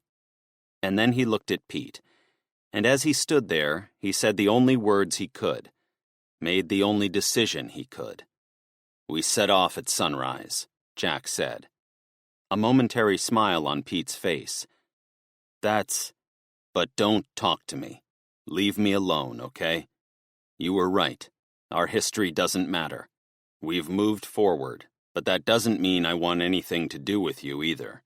Now get some rest. You're in my group now, and you'll do as I say. He glanced back at Pete, saw him standing there, eyes wide, jaw slack. And then he turned around, knife in hand, and continued his scanning of the perimeter. Tomorrow, their final journey began. Tomorrow, they found their new home. Chapter 26. When Jack saw the town up ahead, the hairs on the back of his neck stood on end. It was morning. They'd set off walking a few hours ago. There was no time for breakfast, so they'd just drank some of the water Pete carried with him. Jack felt a little woozy, a little lightheaded, partly through hunger, partly lack of sleep. But it was hard not to feel some optimism today. The wind had dropped to a standstill. The sun shone down brightly from the blue, cloudless sky above. And as Jack walked through the bright snow, past the trees, towards the buildings, he saw something else that filled him with hope. Water trickled from the trees. The snow was melting. He didn't want to get too optimistic. He'd seen the weather shift dramatically already just days ago. But this really did feel like something was changing. It felt like a shift was occurring, like winter really was giving way to spring. But something else played on Jack's mind. He kept looking over his shoulder, back in the direction they'd come from. No sign of movement, no sign of life. But footsteps. Footprints in the snow. Footprints that, unless the sun melted the snow fast, would lead Martin's group right towards them. And he couldn't stop thinking about what he could do with that. Instead of running away, they could use it to their advantage. Lead Martin right where they wanted to, then launch an attack. He looked over his shoulder. Pete and Hazel walked together, deep in conversation, like they hadn't been apart at all. Like all the healing, all the repairing between them, all of it had been for nothing. And Bloody Villain walked alongside them too. He glared at him. Traitor. He turned around and saw Emma walking right by his side, looking right at him. He looked away from her, looked at the road ahead, always had to keep his eyes on the road ahead, always had to stay aware of his surroundings. You gawking at anything in particular or not? Emma didn't say anything. She didn't have to. She looked from Jack to Hazel and Pete, then back at Jack again. Again, Jack said, cheeks reddening. You just here to gawk, or... You've not lost her, Emma said. Jack looked around at her. He wasn't expecting to hear that. What? Hazel, Emma said. You've not lost her. She just needs time, you know? Time to realize what she really wants. Jack felt a lump in his throat. Honestly, he wasn't expecting such poignant words from Emma. But he reached for her back, put a hand on it, smiled at her. Thanks, Emma, he said. But, well, sometimes life's not a fairy tale. The main thing is we know where we're going. We know something good's waiting for us in Barrow, and we know— I know you want to run away, Emma said. Again, Jack looked at her, frowned. What? She rubbed her arm, scratched right above the stump where her hand was missing. I know you want to run away, because I feel like that too sometimes. When I was at Heathwaite's, I liked it there. But sometimes I felt like everyone was trying to do everything for me, like they thought I was a baby. And I know they were only doing it because they cared about me. I know you only did it because you cared about me. But it didn't change how I felt. I wanted to get away, wanted to survive in the wild for a while, just to prove I could, just to show I was strong enough. But I see it now. I see the truth. I wasn't strong enough. I couldn't be, because I need other people. We all do. Jack looked back at Hazel and Pete. He looked at Villain. He looked at Mrs. Fuzzles wandering alongside him through the melting snow.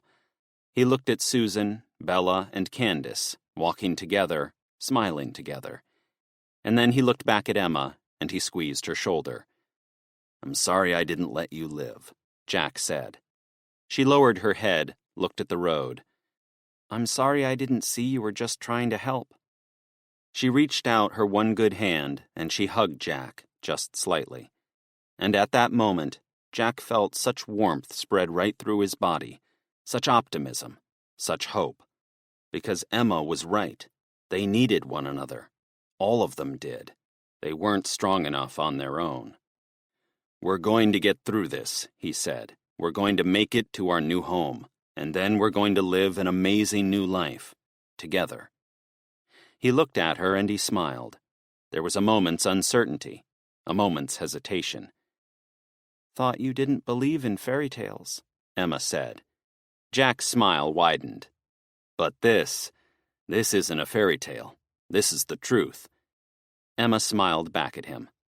He looked up at the town ahead as the sun beamed down into the streets, and for the first time in a long time, he felt optimistic. Martin crouched down and moved his finger along the outline of the footprint. Then he looked up, out of the trees, over at the town in the distance. We're close, he said. Chapter 27. It was already getting dark, and Jack was growing eager to leave this town. They hadn't planned on staying here, but naturally, the weather had thrown a spanner in the works of their plans. Just hours after the snow seemed to be melting away in the brightness of the sun, a staggering storm hit this town. 3 feet of snow had fallen in the space of an hour. The winds were strong, and the air was bitter. They'd had no choice but to head into an old newsagent's and take shelter while the storm eased. Hours later, they were still inside. Jack peered out of the shop window. The snow looked like it was back to manageable levels. The late evening sun broke through the clouds. He felt that itch to move, that desire to get away from here and on towards Barrow intensified by the moment. It didn't help that he was trapped in here with Pete and Hazel, especially with Hazel so caught up in Pete, as if the last few months hadn't even happened at all. He watched the snow trickle down, and he went to turn around to tell his people they'd better get moving when he saw Hazel standing opposite him. Christ, he said, you made me jump. She looked at him with wide eyes, with a pale face. Can we talk? Jack rubbed his arms, looked everywhere but Hazel's eyes. We need to get moving. The snow's eased. We shouldn't stick around here much longer. We've been here too long. Martin's group, they— Jack, Hazel said, We need to talk." Jack looked into Hazel's eyes, and he knew there was no escaping this conversation now. The inevitable was going to be laid out to him. Hazel and Pete. The revelation that they were picking up where they'd left off. And was Jack wrong for feeling envious? Was he wrong for feeling bitter? Jack sighed. "Look, I get it. Pete's your husband. You've run into each other. You're picking up where you left off. I get that. Just appreciate it's not as easy for me, okay? Not after what Pete did to me. Not after what he did to us." Hazel stood there and stared into Jack's eyes. She hadn't looked away, not once. "Well," Jack said, "you gonna say something, or you just gonna stand there and glare?" Hazel didn't say a word, but she lifted her hand and placed it on Jack's arm. "Jack, what we had, it was beautiful, but it ended, it finished, many years ago." Jack's stomach sank. Here we go. "But," Hazel said, I've enjoyed getting to know you again. I've enjoyed what we've worked through between us, the relationship we've rebuilt. And I don't think I could have got through the things I've got through if you weren't here." Jack thought of Wayne, and he felt a void inside. He nodded. "Yeah, well, I'm glad I could be of service." Hazel shook her head. "Don't be like that. I need some time to figure things out. About you, about Pete. But right now, that can't be a frigging priority. We've got a chance, our people, a real opportunity for a fresh start. For the first time in a long time, there's actually hope out there. That's what we need to focus on, not our own psychodramas. We need to work together, and we need to do what's right for each other as a group. Survival comes first. Then our own selfish shit comes next, right?" Jack looked into Hazel's eyes. Then he looked down the aisle of the old newsagents, past the papers still dated the day the world collapsed. Some bollocks about the economic impact of Brexit plastered on the front of them. So irrelevant now, in the grand scheme of things. At the other side of the store, he heard Pete talking with Candace, laughing about something. And as much as it put him on edge, he knew Hazel was right. Pete was a miracle, whether he liked it or not. He'd appeared from nowhere offering hope. He, of all people, was their savior. And Jack had to seize that with both hands, whether he wanted to or not. He took a deep breath, looked back into Hazel's eyes, and he nodded. "I hate to say this, but you're right." Hazel frowned. "Wait, what? What did you just say?" "You're right." "Again?" Hazel said. "I didn't quite hear that. Could you say it a little louder?" Jack smiled. "Not a chance. But we really need to think about moving now. If we set off tonight, we can make some real progress this next day. We have to make the most of the fact the weather's eased off. We don't know how long that might be the case." A bang. Jack jumped, looked over to the newsagent's door. Bella was standing there. She had her hands on her knees, leaning forward, panting. "Bella?" Jack said. She looked up at him with fear in her eyes.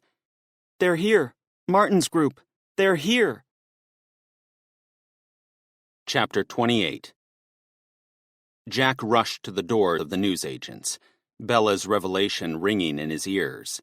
Darkness was setting in. Snow fell lightly. The wind roared, but not as strongly as it had earlier. They'd had a golden opportunity to get out of this place, a perfect chance to leave and continue their journey to Barrow. But then Bella flew in here and delivered the news. She stood there, hands on her knees, panting. The rest of the group had gathered around now, too. Villain and Mrs. Fuzzles seemed uncertain, like they too could sense Jack and his people's unease. All he could do was stand by the window and try to peer into the distance. But he couldn't see anything, not from here. "Did they see you?" Jack asked. Bella shook her head. I don't think—" "Bella," Jack said, "did they see you?" She looked up at Jack with regret on her face, and she shook her head. I don't know, honestly, but I don't think so. Jack nodded. He looked around at his group, looked at Pete standing there with that rifle, and as pinned in here as he felt, as oppressed as he felt, he sensed an opportunity, a chance. Maybe we can use this, Jack said. Candace frowned. Use it? You heard what Bella said. Martin's people are here. How the hell are we supposed to use this? By taking him out, Susan said. Everyone turned to Susan, looked at her standing there, eyes locked on Jack's. We have a chance, she said. He doesn't know we're here. We can't be sure about that, Hazel said. But we have a chance, Susan said, and it might be the best chance we get. It might be the only chance we get, so the element of surprise. We've got to use it, right, Jack? Jack looked at his group, and he thought about the opportunity they had to just lay low, let Martin's group pass, avoid any potential conflict. After all, Martin's group outnumbered and outgunned his. But then the thought of taking Martin out grew in his mind. The head of the snake. Leave the rest of the group in disorder and disarray. A perfect opportunity. A perfect chance. But there was still something holding him back. It's not going to be easy, Jack said. Not while he has Ian and the kids. Susan sighed.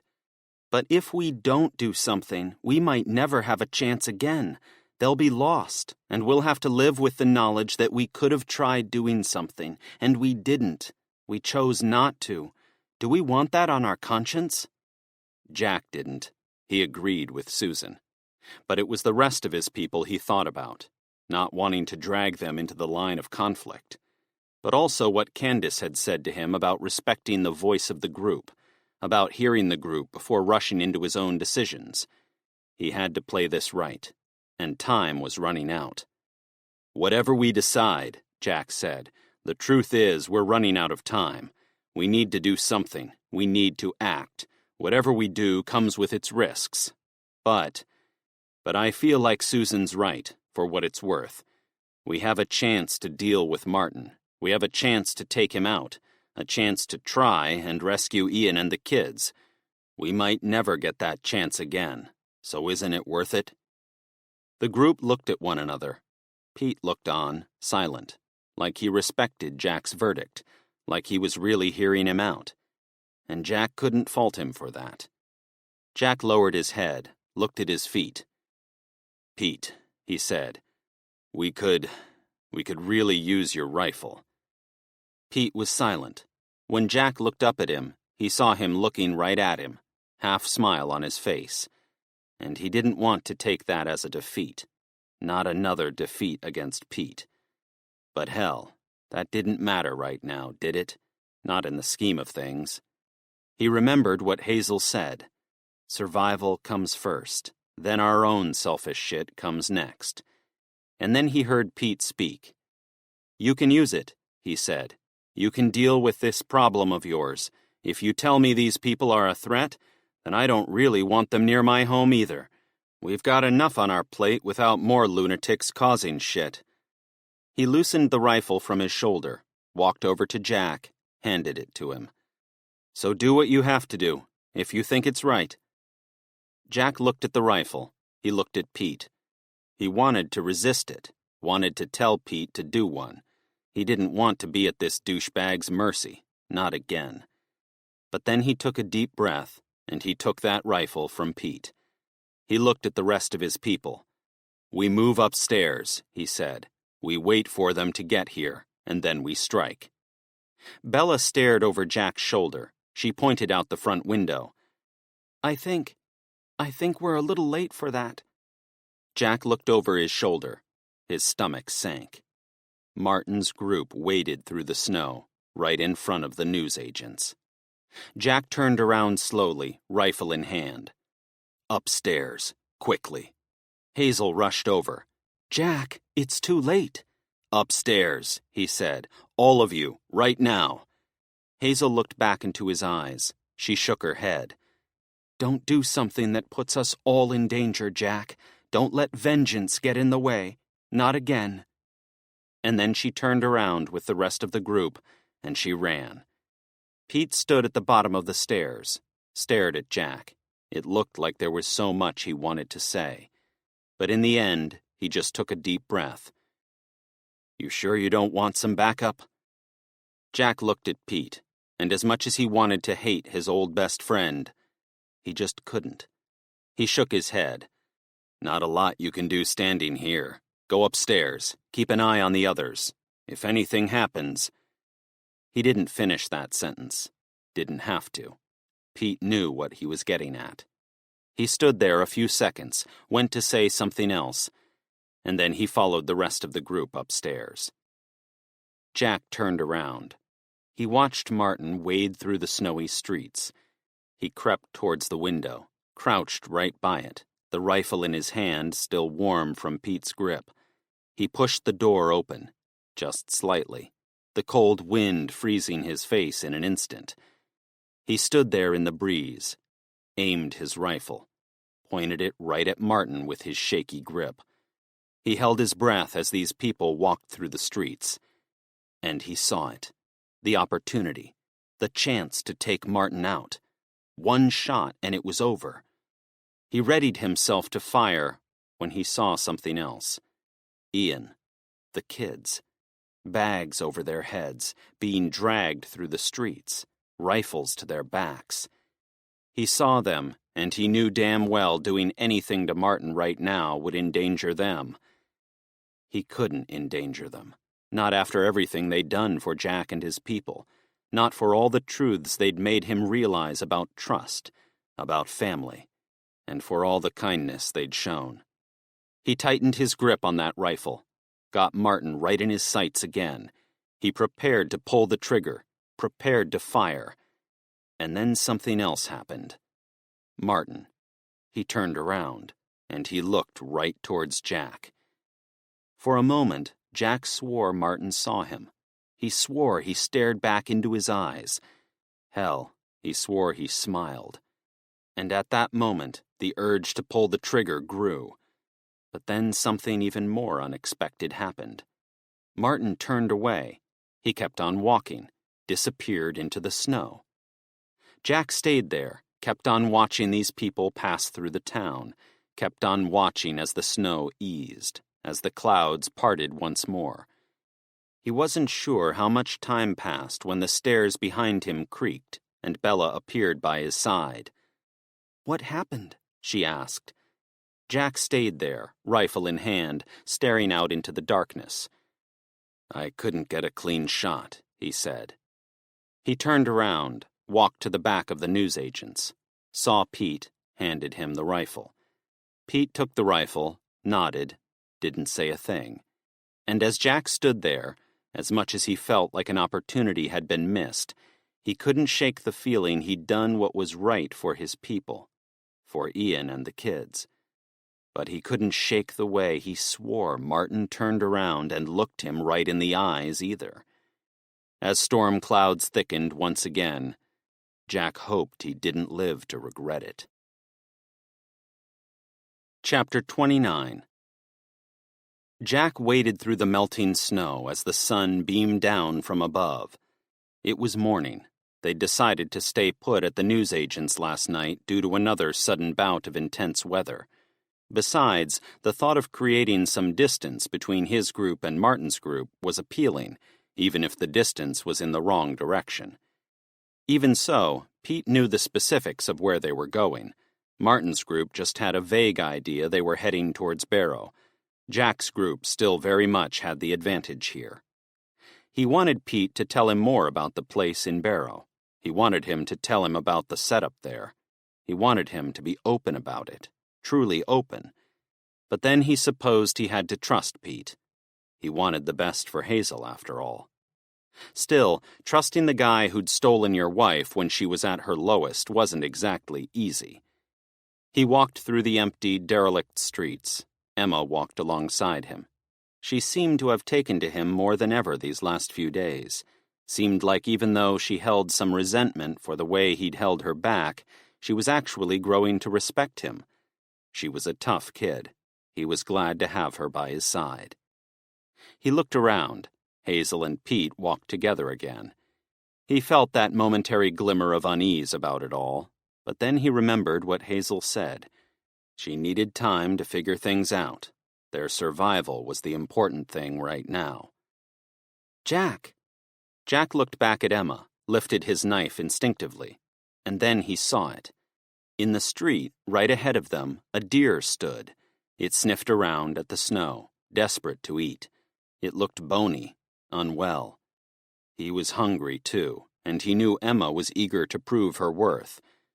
But this deer, he felt for it, because it was surviving just like he was. It had made it this far, just like them. I could take it out, Emma said, crouching, creeping in its direction. Jack put a hand on her shoulder. No. She looked around at him, frowned. But, let it live, Jack said. Emma's cheeks flushed.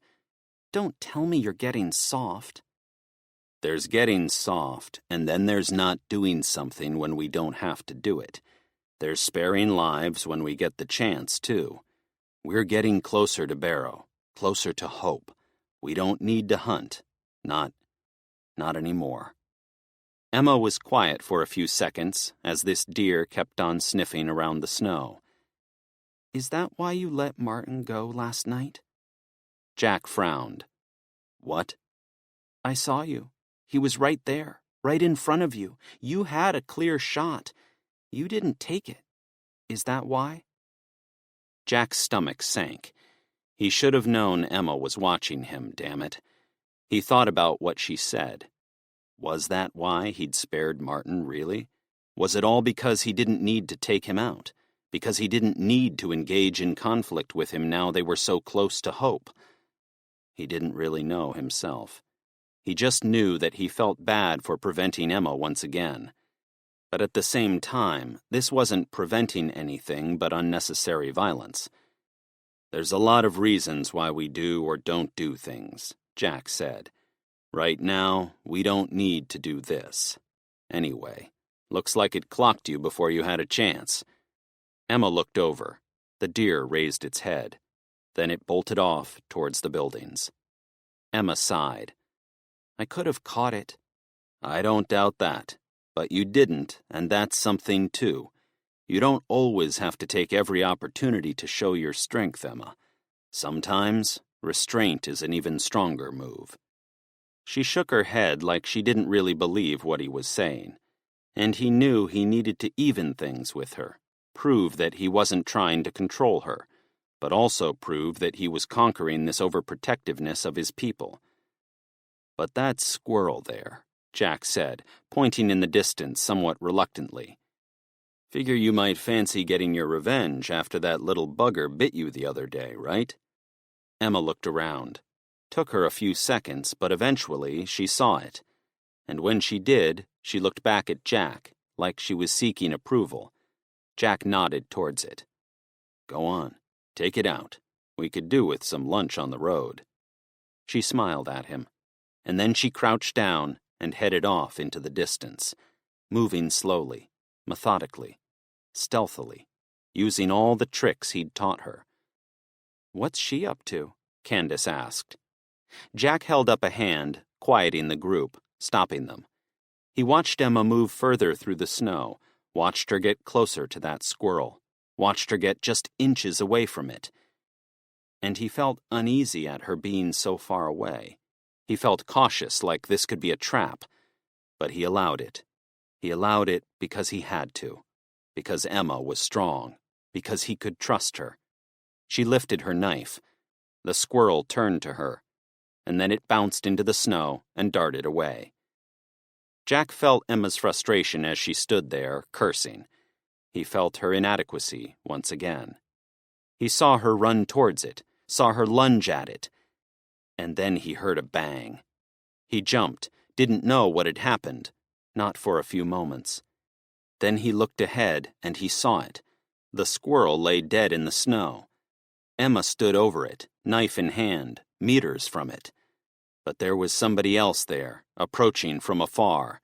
Someone with a rifle raised. Jack saw the man emerge through the snow, and his stomach did a somersault. It was Trent, one of Martin's people. He was here. Martin's people were here. Chapter 30. Jack saw Trent approaching Emma in the distance, and the hairs on his neck stood on end. His sense of space, time, and everything else drifted into the background. All he cared about was protecting Emma, keeping her safe. He rushed over towards Trent, towards Emma. He heard people behind him shouting at him, calling for him, but all he could focus on was Trent. Because Jack had allowed Emma to go up ahead and try and catch the squirrel. He'd allowed her to do that to show he believed in her, and now she was in danger with one of Martin's people, all because of him. "Stay away from her," Jack shouted, but Trent kept on walking. Jack ran faster than he thought he could. Shitting bastard. He'd beat the shit out of this prick just for showing his face here, and if he dared lay a finger on Emma, he'd do far worse. "Hey, you stay away from her. Stay the hell—" Trent did something then. Something Jack wasn't expecting. He lowered his rifle, and he stopped moving. Jack didn't stop. Neither did the footsteps of his own people. All he could do was watch as Trent stood there, one hand raised, looking right at Jack. That squirrel lying dead before him, the one Emma had been trying to catch. Jack ran closer to him. "Get away from her. Lower your rifle right this damned second and get on your knees." He waited for pushback. He waited for Trent to lift his rifle or make another move. But he didn't. He lowered his rifle, and he got on his knees, just as Jack asked. "I don't want any trouble," Trent said. I just want to talk." Jack didn't trust Trent. He reached Emma, went to push her away, out of the scene of the showdown. But then he stopped himself, as much as instinct screamed at him to protect his people. Instead, he stepped in front of her, knife in hand. Trent crouched on his knees right before him. "Give me one good reason not to kill you right now." Trent looked up at Jack. He shivered violently, looked like he'd had a rough night. But this, it still didn't feel right. It felt like a trap. I broke away from Martin's group last night," Trent said. "I couldn't take it anymore. Couldn't take his ruthlessness towards other people. Couldn't take the way he treated outsiders. I got away from him, escaped while I had the chance, didn't look back." "And you decided to just head this way, conveniently, did you? Right back to where we were heading?" "I came this way because I wanted to find you. I wanted to warn you." Jack frowned. He was so close to punching Trent right across his smug face. "Warn us?" Trent gulped. "Martin, he's set on destroying you. He doesn't like anyone defying him. He'll stop at nothing. That's his goal. Before Barrow, before anything else." Jack walked right up to Trent, crouched opposite him. His rifle lay on the ground between them. "And how exactly do you think you can help us?" Trent shook his head. "You need numbers. You need all the help you can get." Jack's jaw tightened. The whole group surrounded him now. He looked at Trent's rifle. Then he grabbed it, lifted it, pointed it right at him. "And what's in it for you?" Trent took a deep breath, and then he smiled. "A chance to start again." Jack looked at Trent as he held his rifle, and he wanted to put him down. He wanted to take him out, because he was just an extension of Martin's group after all. But he saw this man on his knees before him, and he wasn't sure what to think. "I could have shot you," Trent said. I could have taken you out one by one, but I didn't. I can help you. I know which route Martin's group are taking, a way you can go to avoid him. And I know something else, too. His people, they're not all bad. They're not all like him. So many people want out, but they see his way as the only way. You take him out, you change everything. You show him another way." Jack studied Trent's face, trying to get a read on him. He didn't want to trust Trent. and he didn't want to get his people involved either. But then he remembered it. The importance of respecting his group's opinion. He looked around at them, all of them, one by one, and he said the words he never thought he could. "What do you think?" They all looked back at him. Nobody spoke, not at first. But it was Susan who broke the silence. "I think we should kill him," she said. "This could be a trap." The hairs on Jack's arms stood on end, hearing Susan speak so coldly when she'd been all about trust just recently. It chilled him. "Anyone else?" Bella shook her head. "He's right. He could have shot us. I think he deserves a chance." Susan shook her head. "Like hell he does." Candace spoke then. "We're right to be suspicious, but I can see both sides. Maybe there's a middle ground." She looked at Jack and nodded as if she was prompting him to speak, to deliver the final verdict. Jack looked at his people, tightened his grip around Trent's rifle. Then he looked back at Trent and raised that rifle, his people's voices ringing in his ears. Trent sighed. He sat tall, kept his focus on Jack. "Whatever you decide, I came here because I had hope. I came here because I wanted to help, because I couldn't put up with that guy anymore. Take it or leave it, but don't do something you regret. Don't be blinded by absolutes, 'cause there ain't no absolutes in this world. Ain't no pure good and pure evil. There's shades of gray. You know it just as well as anyone." Jack moved closer to him, pressed the rifle to his head. "Shut up and close your eyes." But Trent didn't close his eyes. He didn't struggle. He just stayed kneeling there, kept staring into Jack's eyes, the wind blowing the snow all around him. Jack gritted his teeth, kept that rifle pointed. He wanted to pull that trigger. He wanted so badly to fire. "Do whatever's right for you," Trent said. "But don't become him, man. Don't become him." Jack tightened his grip on that trigger, stared into Trent's eyes.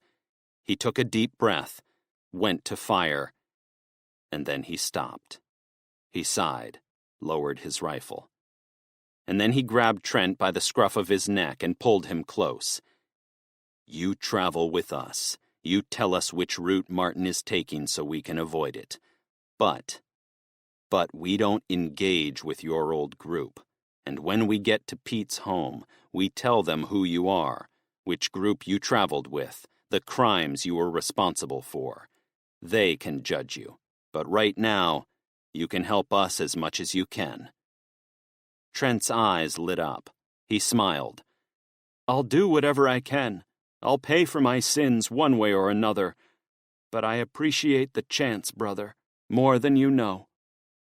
He looked at his rifle in Jack's hands, and Jack smiled back at him, held on to that rifle. "But if you're thinking you're getting this back anytime soon, you're pretty damned wrong. Now come on, let's get walking. We've got no time to waste." Chapter 31. Martin couldn't stop thinking about Trent as he clambered through the snow. He wasn't sure how it had happened. He'd just woken up and found Trent gone. Everybody claimed he'd just disappeared. Nobody owned up to seeing him leave, which he found hard to believe. There were 14 of them after all, and they weren't exactly sound sleepers, not when they were sleeping right by the side of a road in an old warehouse. But they'd woken, found him gone, and as much as there was a worry around the group that something had happened to him, Martin knew damn well exactly what had happened. He'd seen the look in Trent's eyes before, seen his hesitation. He'd heard his protestations, his uncertainties. He should have cut the bastard loose a long time ago, damn it. He waded further through the snow. They were closing in on Barrow, should be there in a day or so. The storms they'd faced had been intense. They'd lost another group member, Sally, some miles back. There was no time for sentimentality, as painful as her loss was to the group. She was too weak. She hadn't survived the cold. It really was as simple as that. But he knew another death was only going to increase the strain on him. It was only going to intensify the scrutiny. And he knew Trent's disappearance was going to bring questions of its own, too. He looked back at his group, heads lowered, eyes stared at the ground. And as he stood there, he found himself asking a question. When did his people get so weak? They were supposed to be strong. They were supposed to be the survivors of this world. When had things gone so wrong? And then he thought about Jack.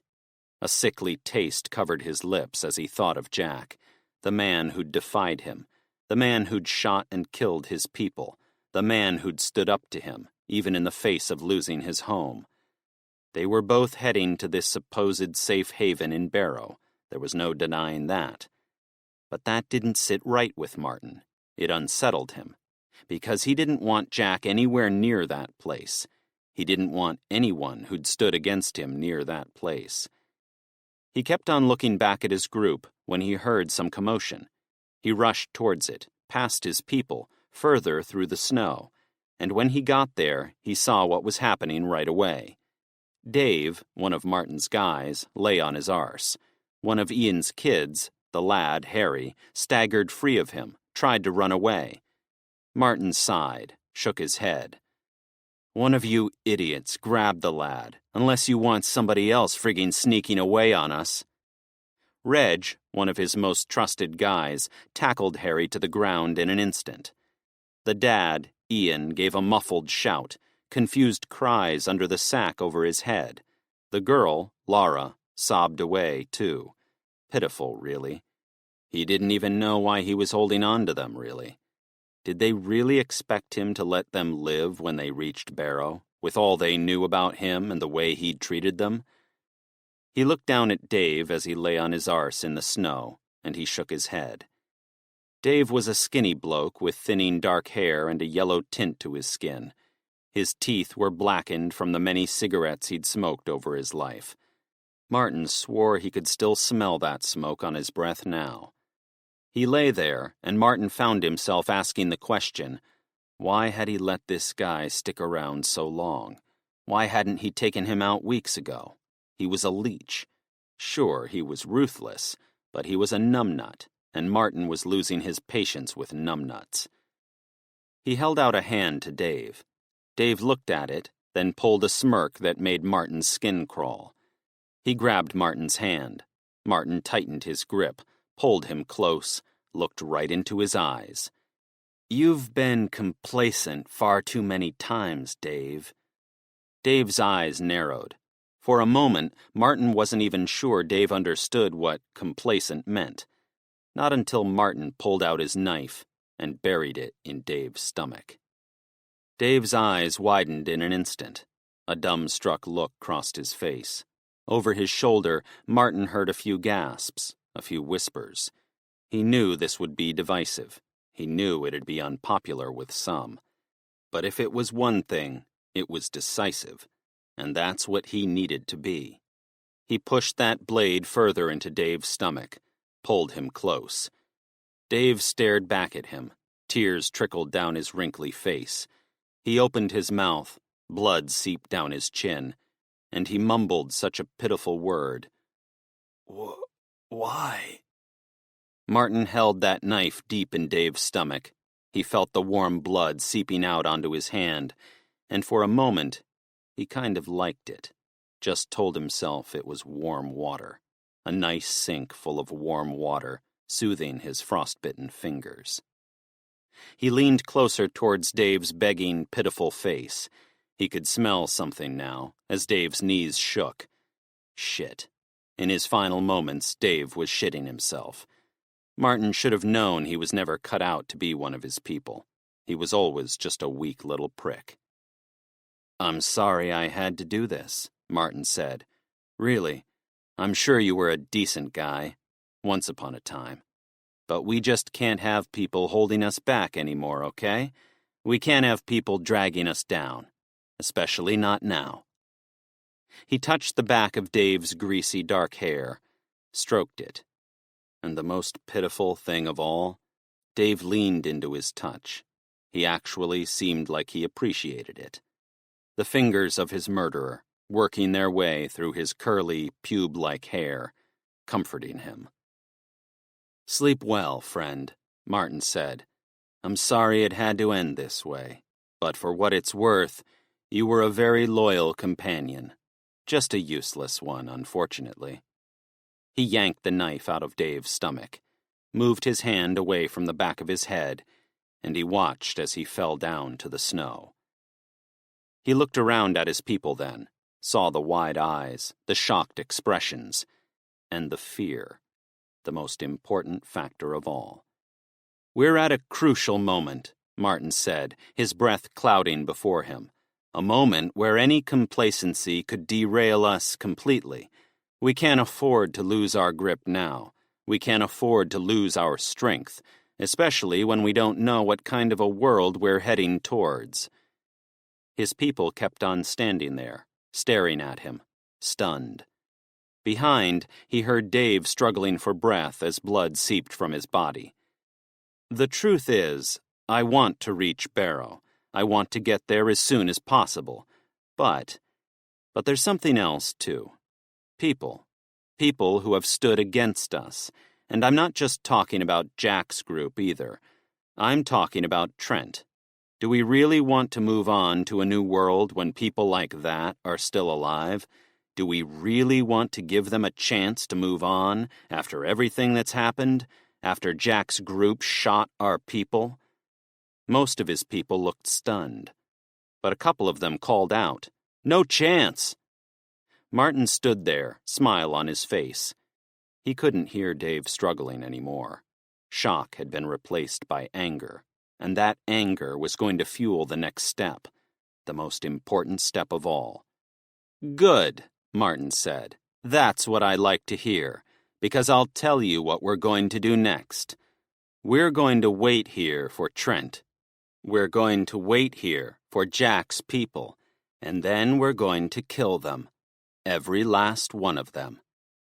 He looked around at Ian and his kids, sack wrapped around their heads, and he smiled. "And our new friends here are going to help us with that." Chapter 32. Barrow, 10 miles. Jack felt a bolt of optimism surge through his body the moment he saw the sign. It helped that the sun was bright, the air was still. It didn't even feel as cold as it had recently. The sky was blue. Everything about this just screamed optimism. It just felt like an ordinary winter's day, back before the power went out. And this supposed safe haven was getting closer and closer. He stood in front of the sign. The rest of his people were by his side. Even Trent smiled when he saw it, even with Pete and Jack's rifle pointed at him. "So we're close?" Bella asked. A smile stretched across Pete's face. "We're close, all right." There was something uncertain about Pete, though. Jack didn't know what it was at first. Not until he saw he was looking beneath the signpost to Barrow. There was something smeared there in red. It looked like blood. A symbol of some kind of looked like a pretzel. "Something we should be worried about?" Pete glanced around at him, clearly dazed. He took in a deep breath, shook his head. "Not if we keep moving." "But it does mean something?" Pete looked around at their surroundings. They were on a motorway now, taking the most direct route available. Abandoned cars surrounded them, windows frozen over with ice. The ones that were intact, anyway. Most of them had been smashed open by looters in the early days. Every now and then, though, as they crept down this slippery road, Jack saw a reminder of the past in one of those cars. He'd see a Peppa Pig blanket tucked into a booster seat, or pieces of Lego scattered across the back seat. Reminders of the children who had been caught up in this world. He thought about them, wondered where they were now, hoped they were still okay, still alive. But deep down, he knew the dark truth about what had happened to the majority, the unprepared. "Hopefully not," Pete added, breaking Jack from his daze. "Now come on, we'd better keep moving. If we're lucky, we might even make it to Barrow tonight. Pete walked past that sign. The rest of the group followed him. But Jack couldn't stop staring at that symbol, that pretzel shape in deep red. I've seen those before. The voice made Jack jump a little. Didn't know where it came from, not at first. He looked around and saw Trent staring at the sign. Jack lifted his rifle, pointed it at Trent. Shut your mouth and get moving. Trent glanced down at that rifle, then back up at Jack. Saw them all the way back towards Windermere. Those same symbols, that same pattern, over signs, on trees, everywhere. Unease crept through Jack's body, but he didn't want to show it. If you're trying to scare us to get some leverage or whatever, you're not doing a very good job. I can see right through it. Trent sighed. He lifted his hands, not for the first time. I've told you before, and I'll tell you again, I haven't got no plans against you, Jack. All I want to do is get to Barrow. If I have to fight my case there then, hell, I have to fight my case. Let's just get there, all right?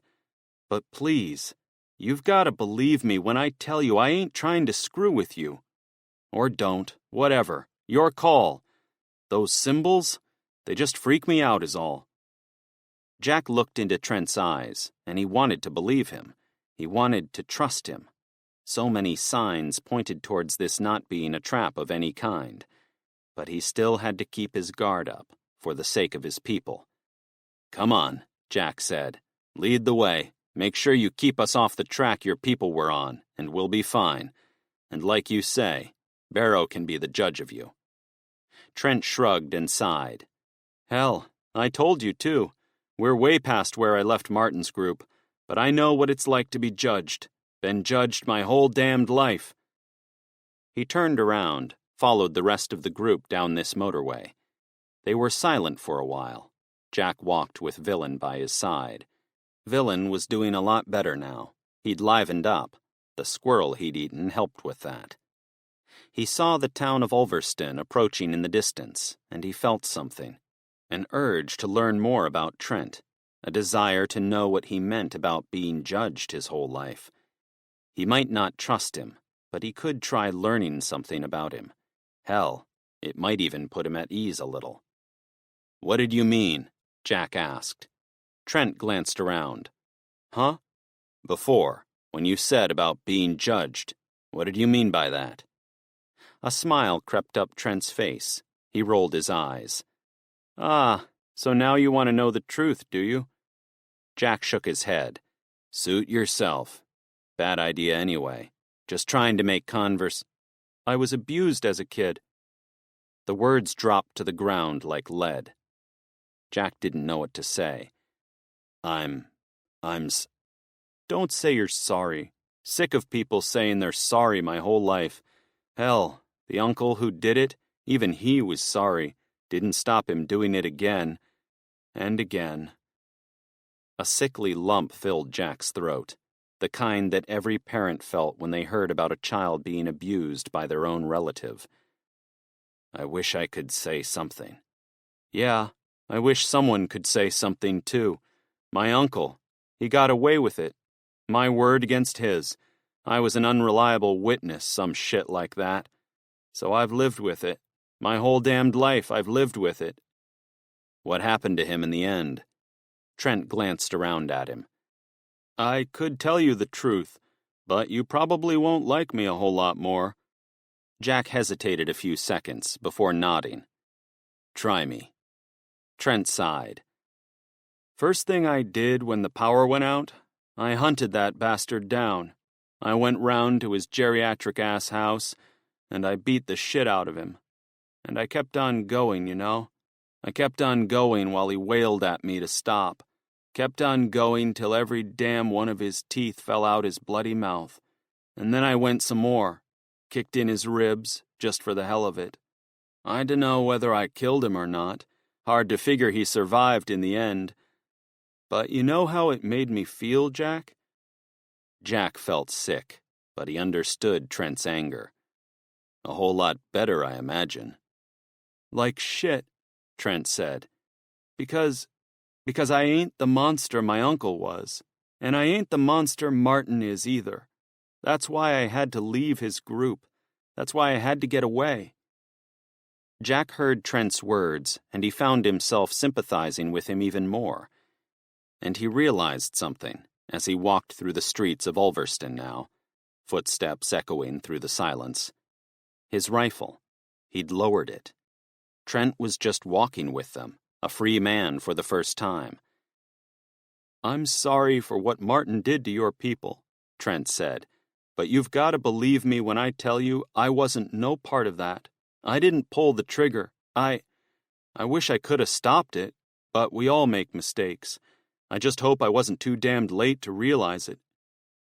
Jack heard Trent's words, and he knew what he felt.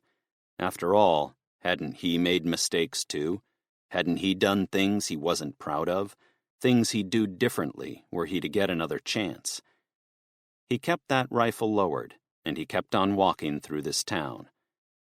"We'll all be judged, one way or another," Jack said. "We just do what we do to get by." Trent looked around at him, smiled. He opened his mouth like he was going to say something else. Then he stopped. His face dropped.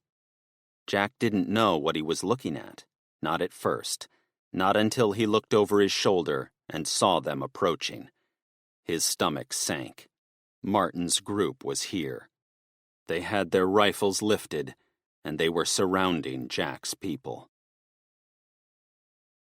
Chapter 33. Jack pointed his rifle towards Martin as his group surrounded him. The mid-afternoon sun suddenly seemed to lose its light in the empty streets of Ulverston. All around, Jack could hear movement. Wherever he looked, he saw more people emerging. Some of them holding guns, some holding knives. Some of them it wasn't clear what they were holding at all, but their numbers did enough to fill Jack with fear. And it was the person Martin had a rifle to the back of that really frightened him. Ian. The kids trailing by Ian's side. Jack stood there, rifle raised. Pete stood by his side. Trent was beside them too, as was Emma, Bella, Candace, Susan, Hazel. All of them stood there. All of them held their ground. All of them forced together as Martin's forces closed in. Jack kept his rifle pointed at Martin's approaching group. He wanted to pull that trigger, wanted to fire. But all he could do was stand there. He didn't want to put Ian or the kids in any danger, and Martin knew that. That's why he was leading the way so comfortably, so at ease. Jack looked at Trent then, saw the concern in his darting eyes. He glanced at Jack, narrowed his eyes like Jack's gaze said it all. "I didn't know about this." "Shut up," Jack said. "Man, I swear, I didn't." "It doesn't matter right now," Candace said. "None of it matters now, just this." Jack gritted his teeth and turned back as Martin approached. That smile still etched across his face like he'd enjoyed this whole pursuit. He stopped about 10 meters away from Jack and his people, flanked by 4 others, 2 either side, a couple each side of Jack and his people from the streets beside the buildings, and 4 more behind them. "Well, well," Martin said. "I told you we'd cross paths again. Told you we'd run into one another. Lo and behold, here we are." He glanced at Trent, smiled. "How you doing, Trent?" Trent shook his head. "Don't even look at me, man. Don't even dare try anything." Martin disregarded Trent and looked back at Jack. "Now, this doesn't have to be complex. All we're after here is a trade, a simple trade. Trent, for your friend Ian here. How's that sound?" Jack stood his ground. Ian looked still, like he wasn't struggling anymore, wasn't resisting. And then there was Shania. Where was she? "Ian's wife," Jack said. "What did you do to her?" Martin frowned. "Wife? Hell, I don't think I saw a wife, do you lot?" "He killed her," Trent spat. "Murdered her. Didn't have to, but he did." "Oh, don't act like you weren't in on it," Martin said. "You were right there. You could have done something about it. Could have stopped it. But you didn't. You let it happen. Just as culpable, if you ask me. Jack looked around at Trent, saw his bloodshot eyes staring back at him. Jack, A simple trade, Martin said. Ian for Trent. And then what? Martin frowned. Huh? We hand Trent over. And then what? We just move on like normal? Jack saw it then, the look on Martin's face, the evil in his eyes, the way he was enjoying this way too much. And he knew Martin knew he saw the truth, too. What do you really want, Martin? Jack asked. Really? Martin sighed. He lowered his rifle just for a moment, nodded at the two people beside him. They yanked the sack from Ian's head, and right on cue, they yanked the sacks from the kids' heads. Ian looked back at him, stared vacantly right into his eyes. So too did Harry, so too did Laura. But there was something about these three, something distant about them, something disconnected. It was only then that Jack saw it. Their eyes were missing. They had holes right in the middle of their skulls. They were dead. Ian dropped to the snow, his kids alongside him. A little blood trickled out of their bodies, staining the icy white snow. Martin stepped around the bodies, rifle pointed. You're right, he said. It wouldn't seem a fair trade, but a dead man for a dead man, that's what it'd be when push comes to shove. Jack watched Martin approach. He couldn't stop himself shaking. He wanted to vomit, wanted to throw up. Ian. He was a good person, a good man. He just wanted what was best for his family. And now here he was. Here the kids were. Dead. Dead and brutalized in the most horrible fashion by this tyrant standing before him. What do we want? Martin asked. We want to get to Barrow. We want to get to this new home of ours. But we have some scores to settle before we do. Jack understood it clearly then. Martin wanted to clean up his mess. He didn't want to risk Jack and his group opening up about what he'd done, risking his place at wherever they were heading to. He wanted to hold his ground, to kill Martin and his people right here. But then he thought of Trent. Trent was one of Martin's people not long ago, and he seemed like a good guy, a troubled guy, but a good guy underneath.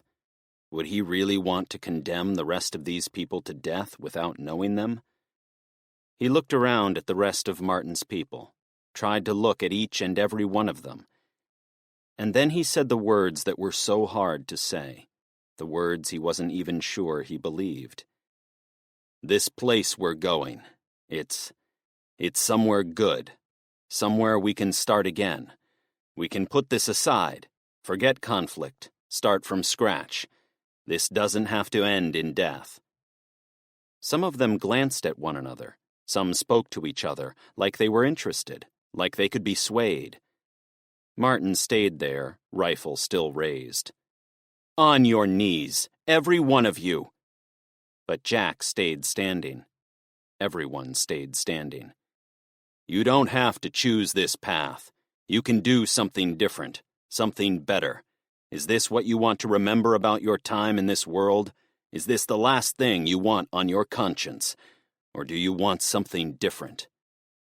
More of Martin's people lowered their weapons. They muttered to each other, looked at Trent like he was an example, like he was proof. He's speaking the truth, Trent said.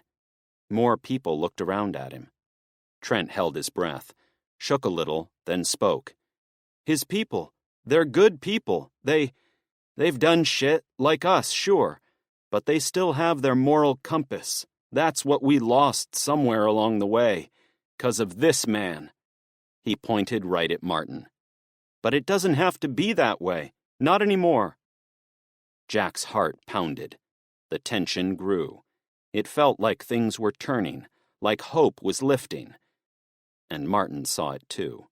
The way he looked around, the way his smile had been wiped from his face, the sheer uncertainty on display.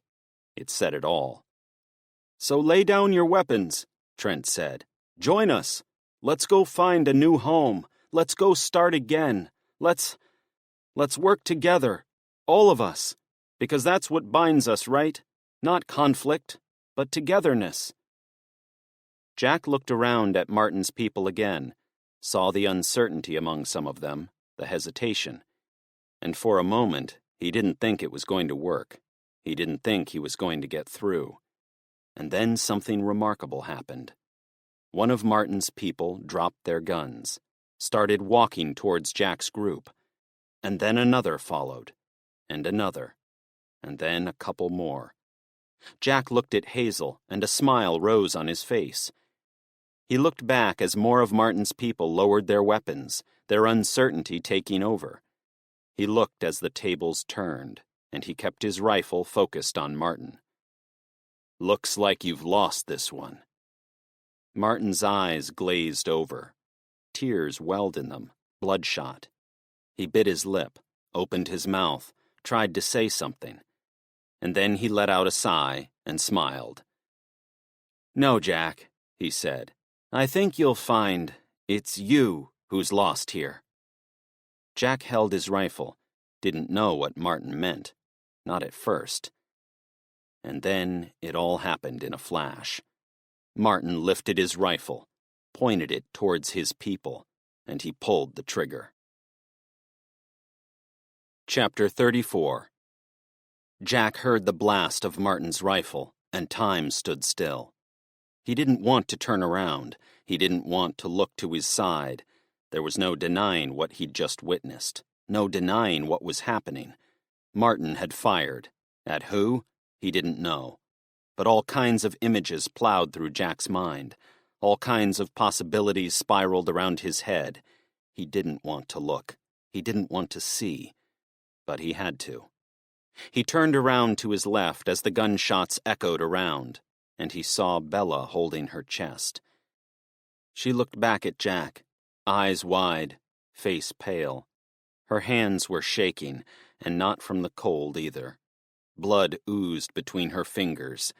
Everyone looked on in shock. Even some of Martin's people stared at her as she stood there, bleeding more and more.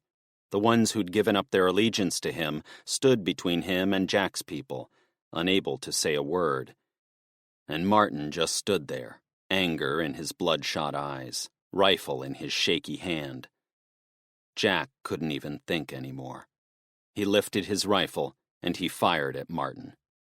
Martin backed away, fired a few more shots towards him. Jack felt bullets crashing against the ground by his side. He saw them nicking at his heels, so close to hitting him, so close to hitting Villain. But he just had to hold Martin off. And then he had to get to Bella. He had to help her. He couldn't let her die. He lifted his rifle back towards Martin, and he saw something else.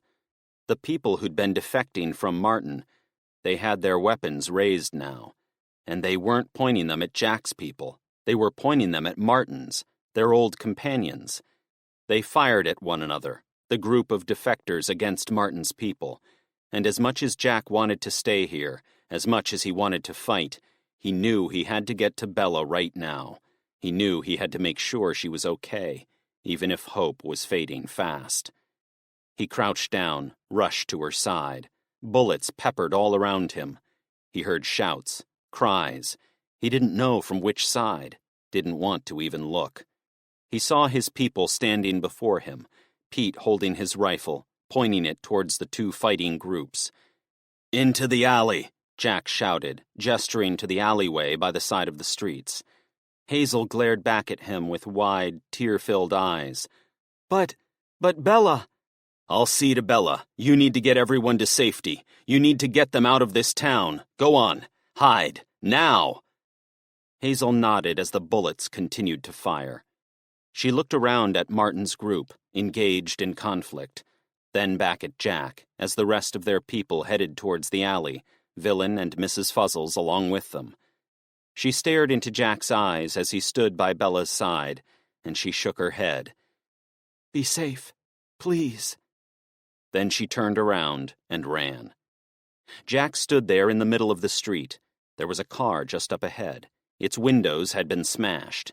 If he could just get Bella there, he could find shelter for now, a place to look out for Bella while the chaos ensued.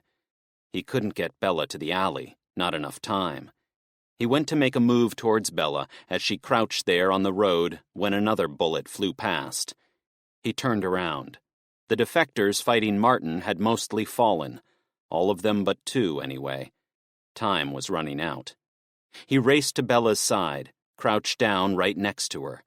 "Hey, Bella, it's okay. I'm here." She looked up at him. Her face was almost as white as the snow around her. She reached up, grabbed his hand, shakily.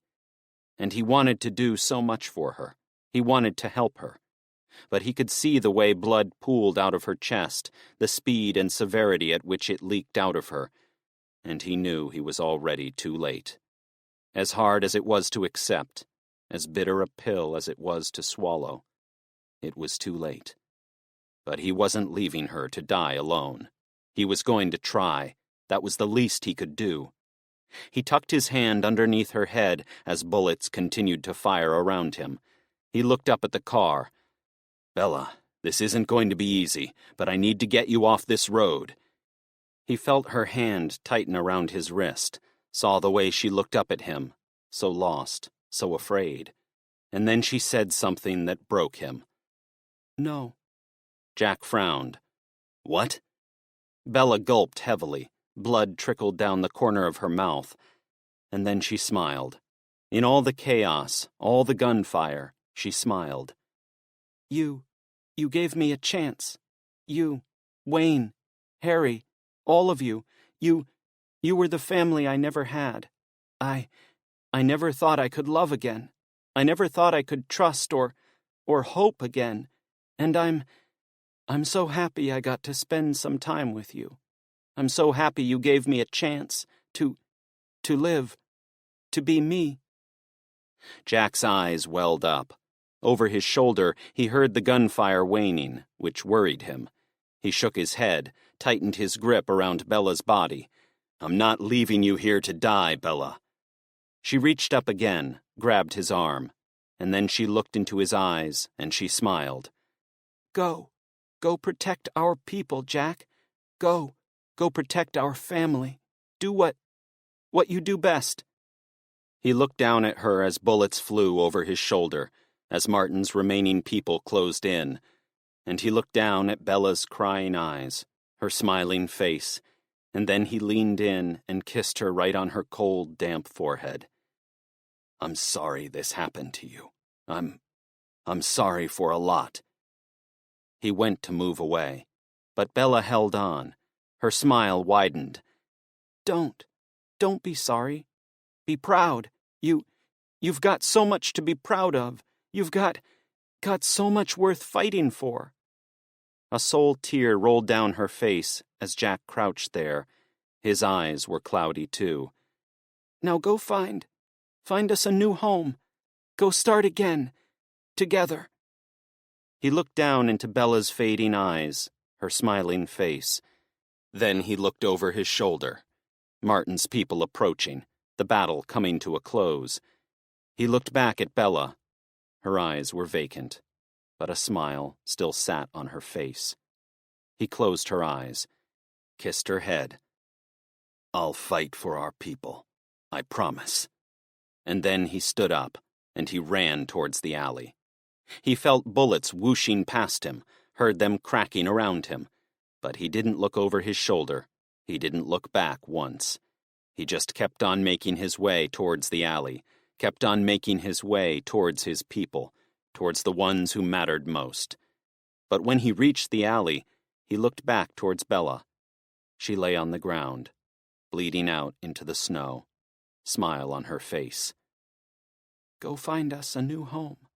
Go start again, together."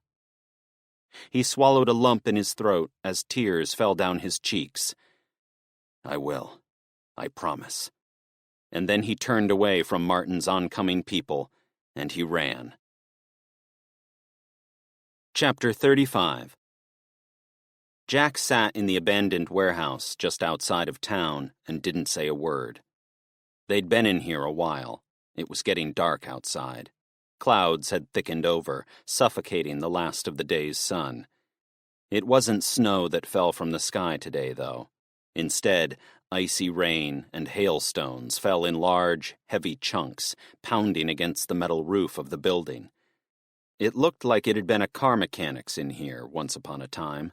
Cars gutted, tools and spare parts all over the place. That smell of oil still hanging in the air. Reminders of a normal past. A past lost long ago. The rest of the group were quiet too. At first, they were quiet because they'd managed to battle their way away from Martin's remaining people and didn't want to draw any attention. But there was also the shock that hung over them. The shock of what had happened with Ian and the kids. The shock of what had happened to Bella. The memory of the way she'd stood there one moment, then fallen to the snowy ground the next. He thought about Bella, the girl who Wayne had got to know, the girl who'd restored his faith in people. And Wayne had done the same with her. Hell, all of them had, from what she'd said. She'd been through hell in her life, a shitty, miserable existence before the EMP struck. It was quite remarkable, really. It had taken an end-of-the-world scenario for her to really find a family. And now she was gone. Jack wiped a tear from his eye. He should have kept his people close. He should have been the one to take that bullet. He shouldn't have frigging trusted Trent. If he hadn't trusted him, maybe they wouldn't have run into Martin's people. And then there was Pete. He was the bastard who'd led them right into that town. He had a lot to answer for. If they hadn't gone that way, Martin wouldn't have been there waiting for him. He tightened his fists, and he stood. He paced across the warehouse, saw his people sitting around, saw Trent right in his sights. Anger flooded his veins, the urge to punish someone for what had happened, the need to hold someone responsible.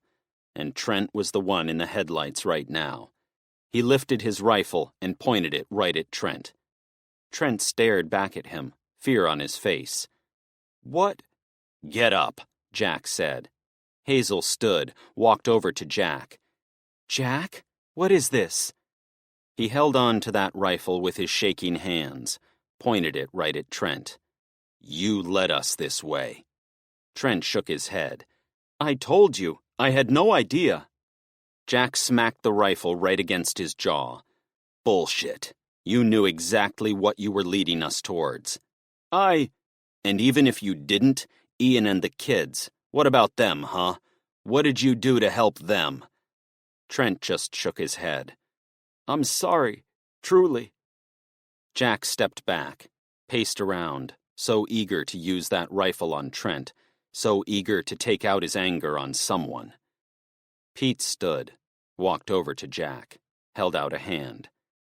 "Jack, I'm not sure this is the right way to go about things." Jack turned the rifle on him then. "Nice of you to pipe up, especially when you led us right through that town." Pete's face turned. "What are you implying, mate?" "Don't mate me." Pete opened his mouth, then he closed it, like he knew damn well there was nothing he could say that might help his case. It was Candace who stepped forward, stood there, right between Jack and Trent. She looked into his eyes. "Jack, I know you're hurting. I know you feel responsible somehow for what happened to Bella. But you didn't do this. There's only one person who was responsible for this. Only one. And there's nothing we can do about him right now. There's nothing we can do." Jack's anger grew. He wanted to make Trent suffer. He was one of Martin's people. He was someone he could take it out on. He gritted his teeth, shook his head. "There is something we can do." "And you think Bella would want that? You think she'd want you taking out blind revenge on one of Martin's people? A man who wants to help us? You saw them yourself, the ones standing against Martin. Trent's not a bad person, Jack. I know you find it hard to believe, but not everyone's an enemy." He looked into Candace's eyes, and he remembered one of the last things Bella had said to him. "I never thought I could love again. I never thought I could trust or hope again." He heard those words echoing around his mind. He wanted to defend his people. He didn't want to trust. But then as he stood there and stared at Trent, he couldn't deny what Candace had just said. He lowered his rifle, turned around, and he walked away. "I'm sorry," Trent said. "For your friend. I really am, but that wasn't me, man. That was him, not me." Jack stopped. He tightened his grip on the rifle, that desire to pull the trigger once again. And then he took a deep breath, and he walked away, back towards the side of the warehouse, Villain trailing beside him. He was going to hold off. He was going to give Trent a chance. But Martin... He held his breath, and he thought of Martin as his knuckles tightened around his rifle. He was going to find him. He was going to stop him reaching Barrow, and he was going to make him pay for what he'd done. Chapter 36. Jack wasn't willing to wait till morning to make his final push towards Barrow. It was late. Icy rain pelted down heavily from above. The air felt warmer, though, and the snow slushier. He didn't want to get too hopeful, though. He'd seen the weather change a lot over the last few days. But at least it had to be a sign that things were improving. Any change was a sign of the change in the seasons. But even if the snow were hammering down right now, he'd still be making this final push, even if the rest of his group didn't seem too keen on it. Emma had been sleeping when Jack barged in and told them they were leaving. There'd been some pushback, some questioning of his motives, but in the end, they'd all fallen in line and followed. He told them it was crucial they got to Barrow as soon as possible. But really, there was something else on his mind. Martin. Making damned sure he didn't get there. Making damned sure he stopped him before he wormed his way inside. Because he didn't want to live with the thought that Martin might have found his way into the safe zone before Jack and his people. Pete walked up to Jack's side. Jack barely even glanced around at him. "Jack," he said, "we're close. There's no harm in moving a little slower." "We're close? Even more reason to press on, then." Pete sighed. "We've been walking right through the night. People are exhausted, and after what happened..." Jack stopped, squared up to him. "You think you could lead better? You think you know what's best for my people?" Pete shook his head. "That's what this is all about, isn't it? Your issue with me. Your hatred of me. And sure, mate, sure, I get it. Really, I do.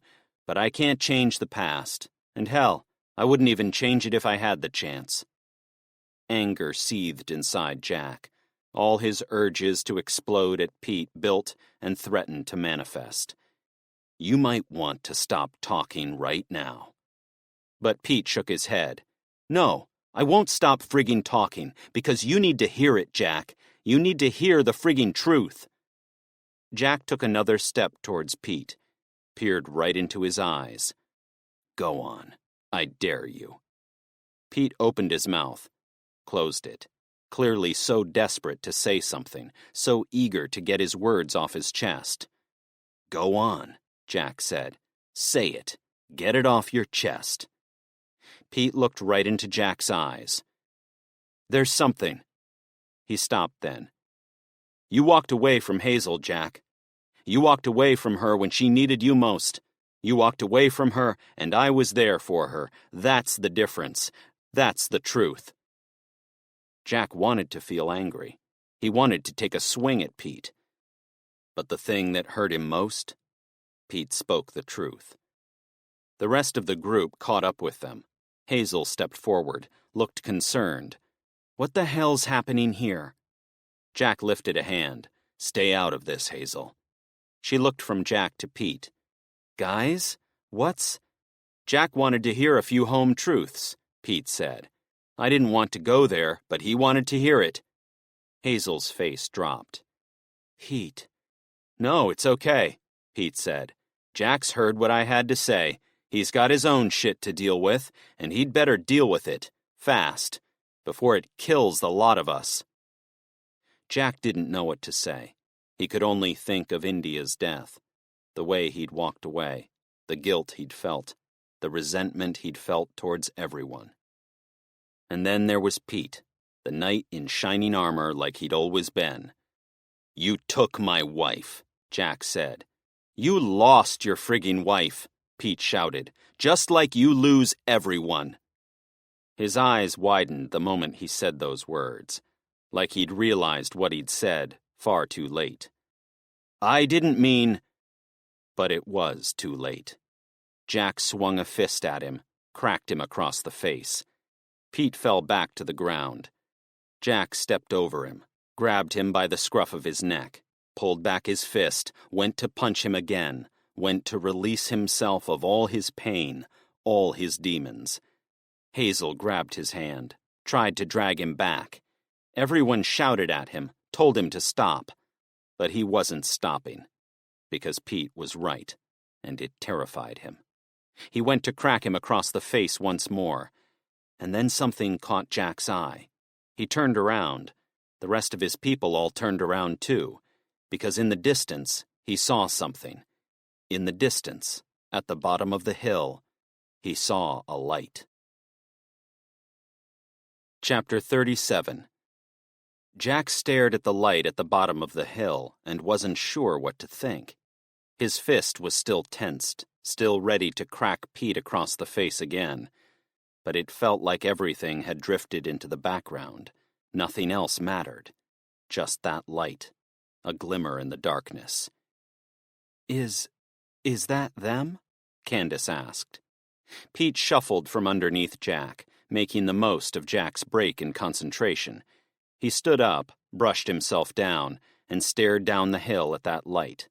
It was small, looked like a torch, but it was a sign of power. It was a trace of electricity. It had to matter. I don't know," Pete said.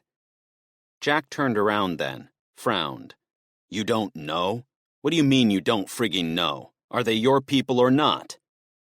Pete looked around at Jack as they stood there in the icy rain, and Jack saw something in his eyes then. Guilt.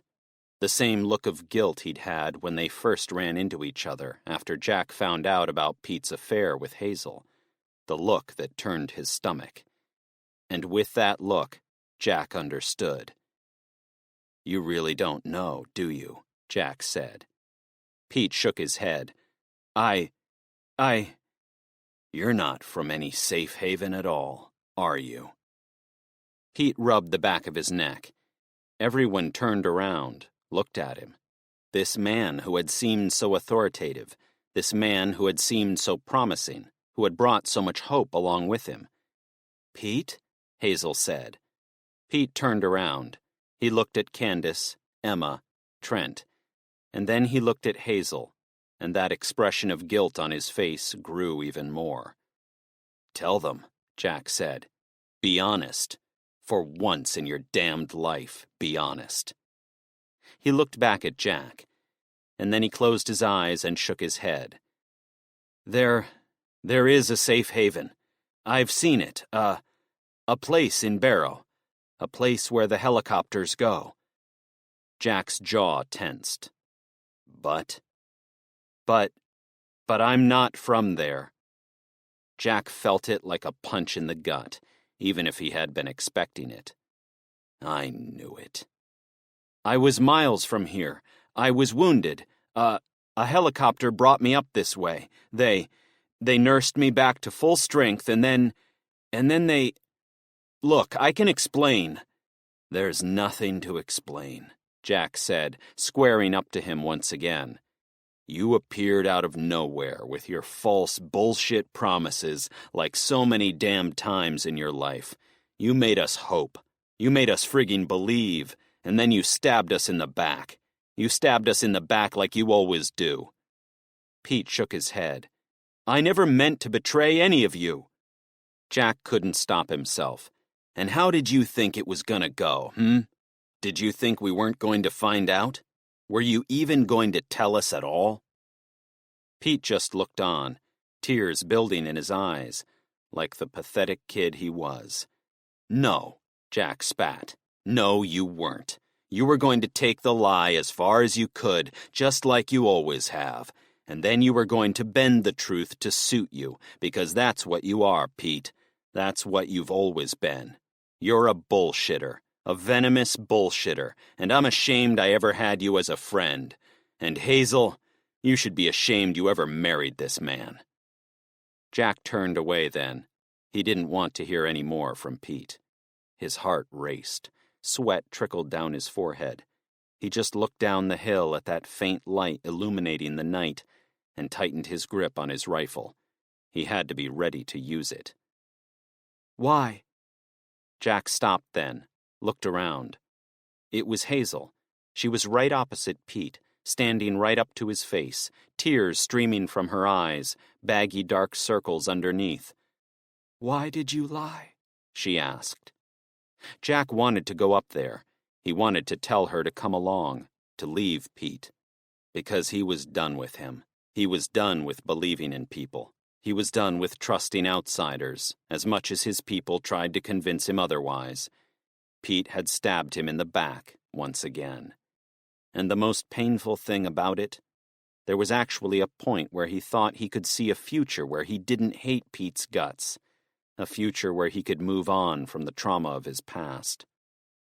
He tightened his fists as he stood there, staring back at Pete, staring at the rest of the group. He saw Pete look around, right into Jack's eyes. I did it because I wanted to be a part of your group, and I worried if I didn't have any value to you, you might not accept me. Hazel narrowed her eyes. No value? You're my husband, Pete. You're my frigging husband. I was your husband, he said. And as he looked into her eyes then, Jack could see it already. He could see it in the way they looked at one another, and then the way both of them glanced around at him. Hazel and Pete, they weren't what they once were. This world changed everyone. Sometimes the change was just too much to bear. Tell me one thing, Jack shouted. Your clothes, your rifle, where did you get those? Pete took a deep breath and sighed. What I told you about the helicopter, it wasn't a lie. Someone picked me up when I was at my weakest. They brought me up this way, fed me, looked after me, but before I could ask any questions, they had me out on the road again. With food, sure, and fully clothed and armed, but on the road. Jack shook his head. He couldn't bear to hear another word. Whoever these people were, they ditched Pete, which meant they ditched them too. Was there even a safe zone at all? Would the gates even be open when they reached them? All he knew was that he wasn't traveling with Pete. Not anymore.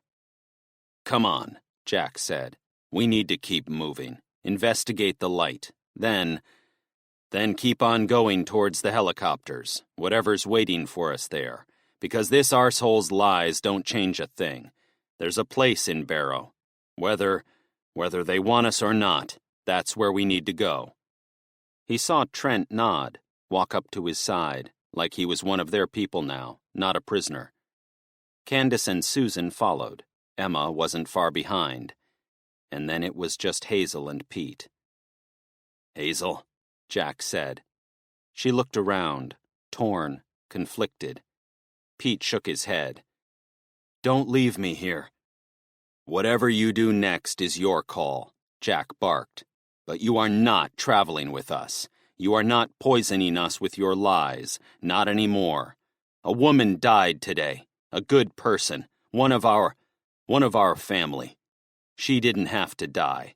Maybe it could have been prevented. Maybe if we hadn't run into you, we would have done things differently. Jack, I don't care what you have to say. I don't want to hear it. Hazel, come on. It's your call, but I want you to come with us. She looked around at Pete, searched his face, wordless, betrayed. Pete muttered things to her. She shook her head, said things back. And then when Pete lifted his arms and went to hold her, she backed away. Pete's eyes widened. Hazel. She looked at him with sadness and with pity, and she shook her head. "I'm sorry," she said. "I'm sorry, but Jack's right. You lied. You make your own way. And good luck to you, but you don't travel with us. You stay away from us." Pete stood there in the darkness. Hailstones crashed onto him from above. He looked lonely, dejected, pitiful. "Please," he said. Hazel walked up to Jack's side. She didn't look at him, didn't smile. She just looked broken, distraught. Jack looked back at Pete as he stood there in the darkness. There was so much he wanted to say to this prick. So many things he wanted to scream at this bastard. But in the end, he just took a deep breath of the ice-cold air. "Good luck, Pete. You'll need it." He turned around and walked down the hill. All of his people alongside him. Pete standing there, motionless, alone. That light looming in the distance. Chapter 38. Jack walked down the hill towards the light and tried to get the Pete situation out of his head. But he couldn't stop thinking about his betrayal and how much it hurt all over again. But at the same time, in spite of everything that had happened, in spite of everything he'd done to hurt Jack and his people, he couldn't help feeling a small sense of guilt about leaving Pete behind. Pete had done what he'd done for his own reasons. He'd had his motives. He was scared. And in a way, he was right in what he feared. Hazel didn't see him the way she used to. This new world had changed their relationship, just like it changed everything else. And Jack wasn't exactly going to hurry to forgive the guy. So he'd done what he'd done in a heated moment to try and increase his value, boost his worth. And as soon as he'd come clean, they'd left him behind. He took a deep breath as he descended further down that hill. He couldn't beat himself up about it too much. It was more important to just get to that light.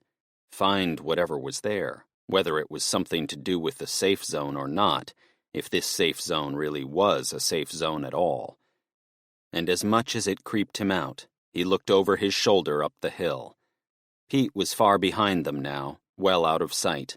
Icy rain stung as it hit Jack's face. He thought about Martin's group, wherever they were, and as much as he despised Pete, he found himself hoping he'd avoid them. He didn't want Pete to suffer at the hands of Martin. Hazel didn't deserve that. She'd already been through too much. All of them had. "You all right?" Jack looked around. It was Susan who spoke. He took a deep breath, nodded. "We have to be. This light, we're going to have to be cautious around it. Could be to do with the place in Barrow, but it could be something else, too." "I'm talking about what happened with Pete back there." Jack glanced at the icy ground.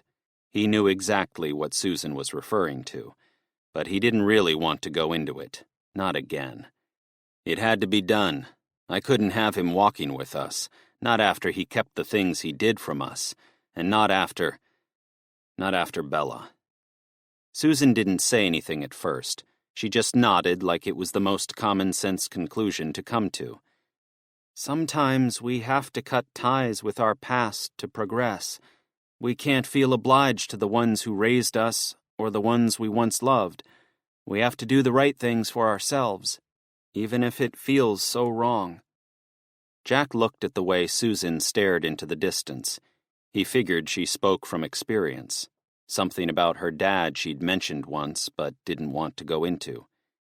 He was about to ask her about it, wanted anything to deflect from having to talk about Pete. But then he saw something. Susan. She stopped dead in the middle of the road, pointed ahead. Jack turned around, and he didn't know what she'd seen at first. But then it clicked. That was exactly it. He hadn't seen anything because there wasn't anything to see. The light had gone out, disappeared. Jack stopped. Everyone stopped. They all looked ahead, all stared down the dark street. "Please, someone tell me I'm not the only one who's massively creeped out right now," Candace said. Jack inhaled a deep breath, tried to ease his nerves. Candace wasn't the only one. We keep going. Doesn't change anything. We still need to go down there, still need to investigate. He walked further down the hill with trepidation, headed closer towards the darkness where the light had shone so brightly so recently. He kept his hands wrapped around his rifle, moved slowly, watched for any movement, the slightest shift. The group stayed close. All of them kept their eyes on their surroundings as they headed further into that darkness. Jack had no idea how long they'd been walking, just that it felt like bloody forever. Part of him wanted to find the trace of that light, but another part of him was afraid. What if it wasn't what he expected? What if it was something else? Someone else? He went to take another step when he froze. Movement. Movement up ahead. The sound of footsteps running across the snow. Jack lifted his rifle, pointed it into the distance. But the rain fell too heavily for him to see. It was too dark to hone in on a location. He stayed there anyway, stayed put, kept that rifle pointed ahead, heart racing, tension growing by the second. Candace stood by his side, rifle of her own raised, eyes wide, focused ahead. So it wasn't just me who saw that, Jack said. Candace sighed. Unfortunately not. They waited there a few seconds, stood there in the darkness. Jack swore he saw more movement. He swore he saw more figures shifting in the darkness ahead. But that could just be a trick of his imagination, a result of the uncertainty, the fear. He took a few steps ahead, gesturing his group to follow. It didn't take him long to find something, and when he did, he stopped dead. There was a group of people right before him, 3 of them, all dressed in black gear, all wearing helmets and goggles. They kind of looked like an armed police unit, only their weapons were missing, and they were dead. They lay there in the snow, throats cut, blood pooling all around them. They looked like they'd been ambushed, like someone had sneaked up on them and taken them out without even getting the chance to put up a fight. Susan stepped forward, studied the bodies. This Martin's work? Trent visibly swallowed a lump in his throat. I don't think so. He pointed at something Jack didn't recognize at first, but when it registered, when it clicked, he felt his stomach sink. The symbol, the pretzel-shaped symbol etched in blood. Jack gulped. His mouth was dry. He heard things in the wind, whispers, voices, saw more movement in the corners of his eyes. Look at this, Emma said. She lifted something. Jack didn't realize what it was at first. Then he saw it. A torch. A smashed torch. Fear intensified inside Jack. His hands sweated. The urgency to get away from this place was staggering. If it's only just been smashed, Trent said, his voice shaky, then it must have happened recently. Jack was silent with that. Everyone was silent.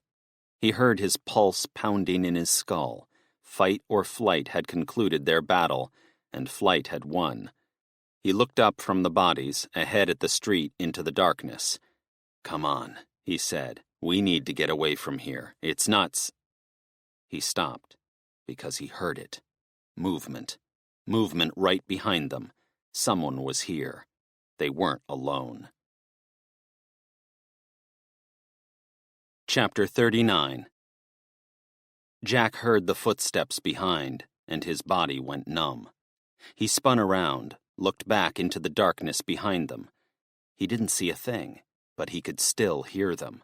Footsteps. Footsteps creeping around them. Footsteps moving in the snow, crunching across the ice. Please tell me I'm hearing things, Jack muttered. He looked around, saw Hazel staring into the darkness, scanning the buildings around them, the bodies on the ground just a few feet away from them. Jack could tell from Hazel's eyes that she heard it too. He held his rifle, pointed it in the direction he swore he heard the movement. But it was sporadic. 1 minute it seemed like it was behind him. The next, it seemed like it was to the right, and then the left. The thought struck him that maybe it was. Maybe there were more of them. The people. The people who made the symbols Trent told him about, the ones he'd seen all the way back in Windermere.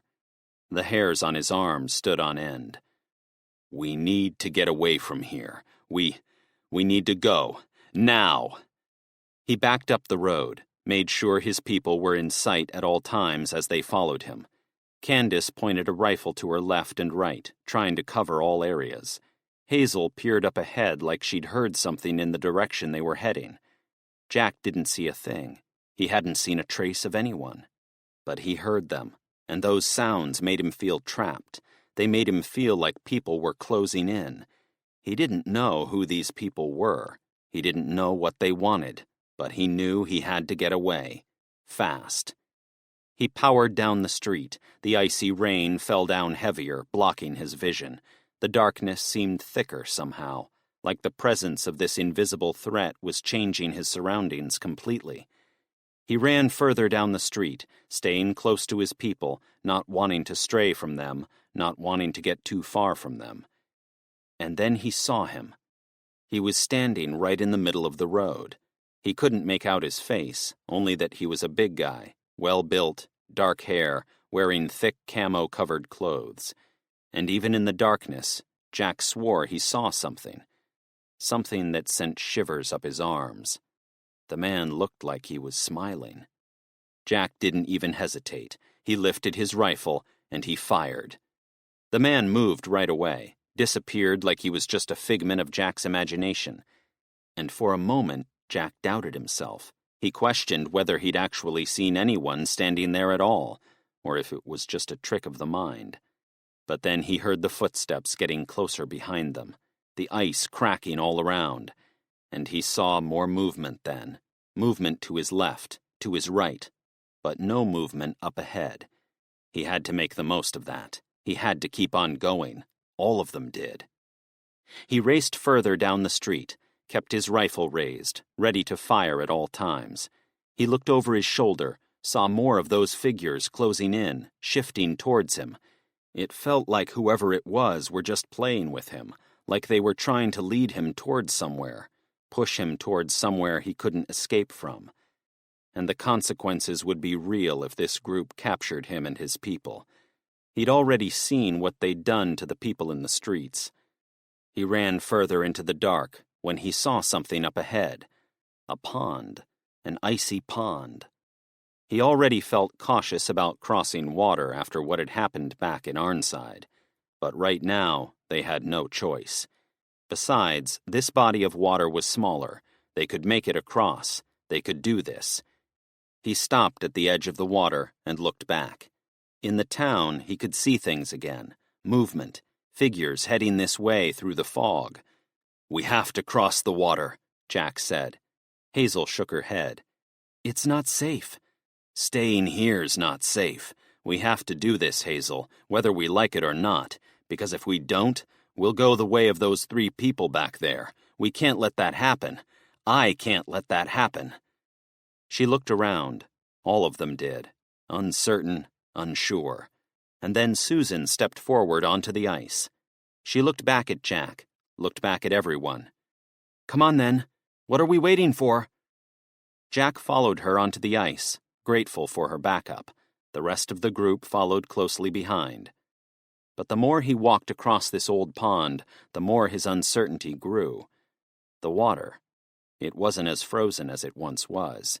It was cracking under every footstep. "Hate to be the bearer of bad news, but we're going to have to hurry here," Jack shouted. Hazel tutted as she tried to hold on to a wriggling Mrs. Fuzzles. "Doing our frigging best." He looked around then, as much as he didn't want to look over his shoulder, as much as he didn't want to see. And when he looked back, he saw something. People. People on the edge of this icy lake. Standing there. 8, 9, 10 of them. All there. All totally still. And all led by that one bulky man in the middle. The one from the road. Jack lifted his rifle and went to fire. But then something happened. Hazel. The ice under her feet cracked. She tumbled down to the half-frozen water below. Jack's body tensed up. He threw himself back towards her. "Hazel!" But it all happened so quickly. She dragged herself out of that frozen water, but her grip on Mrs. Fuzzles loosened. Mrs. Fuzzles landed on the ice and jumped up. She looked around, let out a little squeal, and then she turned around and bolted off into the darkness. "Mrs. Fuzzles!" Hazel shouted. And as they stood there on the cracking ice, those people still standing at the edge of the lake, wordless, voiceless, all they could do was watch as Mrs. Fuzzles disappeared into the darkness. All they could do was watch as she vanished from their lives. And they couldn't do a thing about it. Jack grabbed Hazel's hand, lifted her to her feet. Then he pointed his rifle at this group of people, the ice still cracking beneath their feet. "What do you want?" he shouted. He saw something. That smile again. The smile on the face of the leader, illuminating in the bright moonlight. And then something else happened. The ice under his feet cracked even more. He looked down, saw it splitting all around him, around his people, and then he looked back up at the people standing at the edge of the pond. He wanted to stay here. He wanted to stand his ground. He wanted to fight, but he didn't have time. None of them had time. The ice cracked more underfoot. He held his rifle, pointed it at the group, and then he shook his head. "We need to go," Jack shouted. "We need to get off this water, now." He looked at that man, watched his smile widen just a little more, and then he raced his way off the pond. All of them raced their way off the pond as the ice cracked more and more. They reached the other side, landed on the hard, solid ground. Jack looked over his shoulder, back into the darkness. When he looked back, there was no sign of Mrs. Fuzzles, and there was no sign of the people either. They were gone. "Come on," Jack said, staring across the pond. We need to get as far away from here as we can." Hazel shook her head, tears in her eyes. "But, Mrs. Fuzzles..." Jack put a hand on her shoulder. "It's too late. I'm sorry. It's too late." And as they stood there by the side of the pond, staring into the murky darkness, Jack felt the bite of another loss sinking its teeth into them once again. He swore he saw a figure still standing there, smile on his face. Chapter 40. Jack wasn't sure how far they'd been walking when the sun began to rise. There was no snow falling, no icy rain either, just a thick, gray fog blocking their vision wherever they looked. The air felt a little warmer, a little thicker on the inhale. It felt like another change in the weather that indicated an oncoming spring, a change in the seasons. But if this was a sign of things to come in spring, Jack was pretty sure he'd take the cold of winter instead, mostly because of what had happened last night. He thought back to the small town he'd made his way through, thought about the light in the distance, thought about finding the 3 people dressed in black, lying on the road, throats cut. He thought about the smashed torch. And then he thought about the people.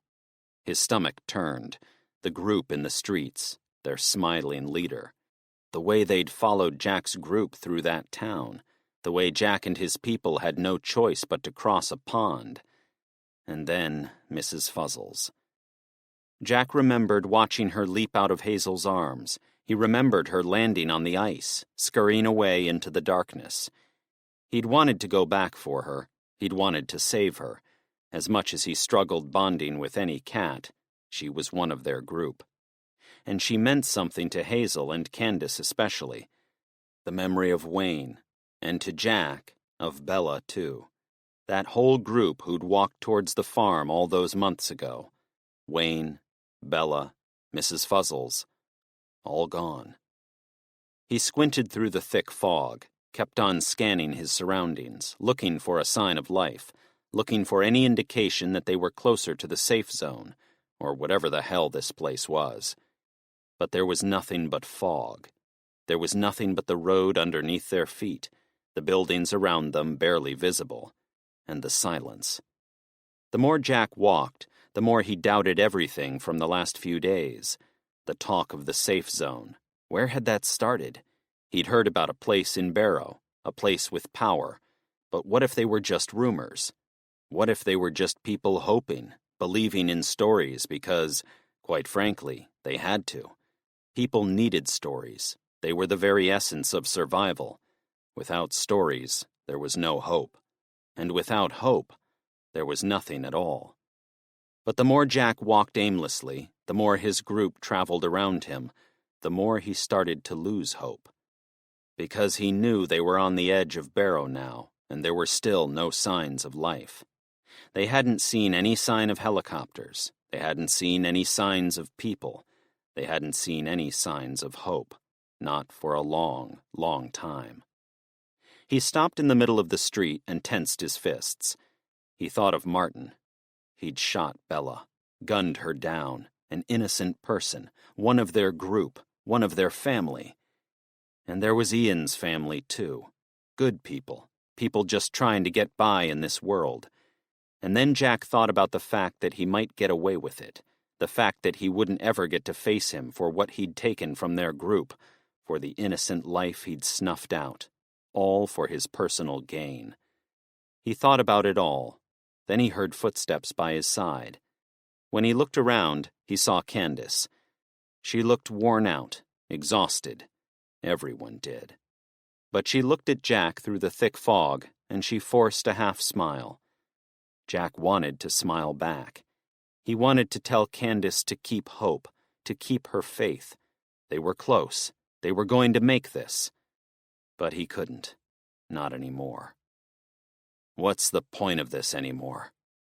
Candace frowned. Hazel was here now too, as was Bella and Susan. Trent walked a little further back, shadowed by Villain, something that berated Jack a little. "What do you mean?" Candace asked. Jack rubbed his hands through his greasy hair. This walk, this journey, we're as close to Barrow as we're going to get. We made it here, but we have to face the truth. If there was a safe zone here, or if there were helicopters or frigging power here, we'd have found it by now. We need to face it. Barrow was a lie. Pete lied. The group in the woods I came across, they lied too.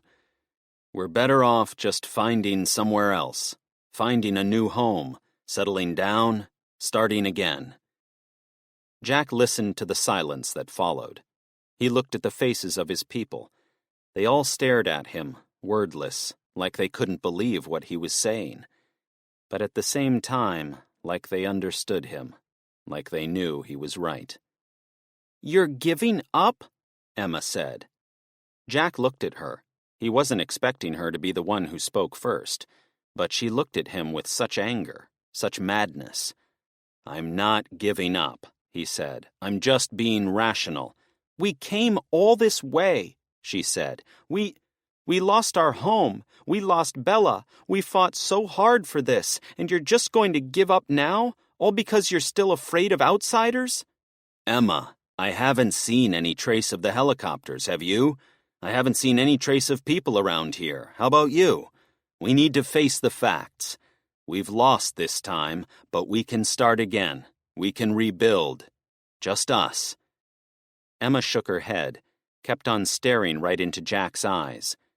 "Remember what Bella told us, right after the fight with Matthew's people?" Jack frowned. "What?" "She told us she'd never lost her hope. Even when she was going through hell, she never lost her hope. She kept on going, kept on fighting, and there were some days she didn't think she was going to make it. There were some days when she didn't think there was a point to anything. But she kept going. She kept fighting. And you're just going to turn your back on that? You're going to turn your back on her, even after everything?" Jack stood totally still in the middle of the road. The silence was deafening. He wanted to argue with Emma, wanted to tell her Bella's confession was a nice anecdote, but it didn't apply in the real world. But he found himself feeling those words, and he found himself hoping again. He looked at his people, looked at Emma, so strong, so determined. He looked at Hazel, no sign of Mrs. Fuzzles in her arms. And he looked at Trent, too, the man who'd been on Martin's side, the man who'd turned his back on Martin, the man who'd helped Jack and his people. He looked at them all, and he took a deep breath. "Come on," he said. "We're pretty much on Barrow's doorstep. We might as well search the place." He saw a smile on Emma's face. He smiled back at her, just momentarily. And then he turned around and walked further into the fog. One final push. Chapter 41. Pete walked into the fog towards Barrow, but he couldn't shake the feeling someone was watching. It was morning. He'd spent the whole night walking, aimlessly at first, didn't really have any direction in sight, just wanted to walk. It was something he'd always done whenever he was struggling. Didn't matter what time of day or night it was. Just get his shoes on, head out, and walk for as long as it took to exercise his demons. He'd been walking a long time now, and he wasn't sure when he was going to stop. The fog was thick. It surrounded him everywhere he looked. It didn't seem to be getting any thinner either. The further he walked, the thicker it got. It took him back to a time when he'd gone climbing in the lakes when he was a lad. Him and Jack, just the two of them. Often was just the two of them. They were best mates, understood each other, so many identical interests, had a knack of knowing what the other was thinking, always finished each other's sentences, that kind of thing. He often thought back to his youth and how close to Jack he'd been, especially in times like these. He remembered that day, up that hill, fog all around them, and Jack looking at him with fear and telling him they were going to die out there. But Pete had just done what he'd always done back then. He'd pretended he wasn't shitting himself, pretended he had control of the situation, even though he didn't know where the hell he was going or what the hell he was doing. And then they'd found their way out of that fog, only for Pete to boast to everyone about how calm he'd reacted and how shit-scared Jack was.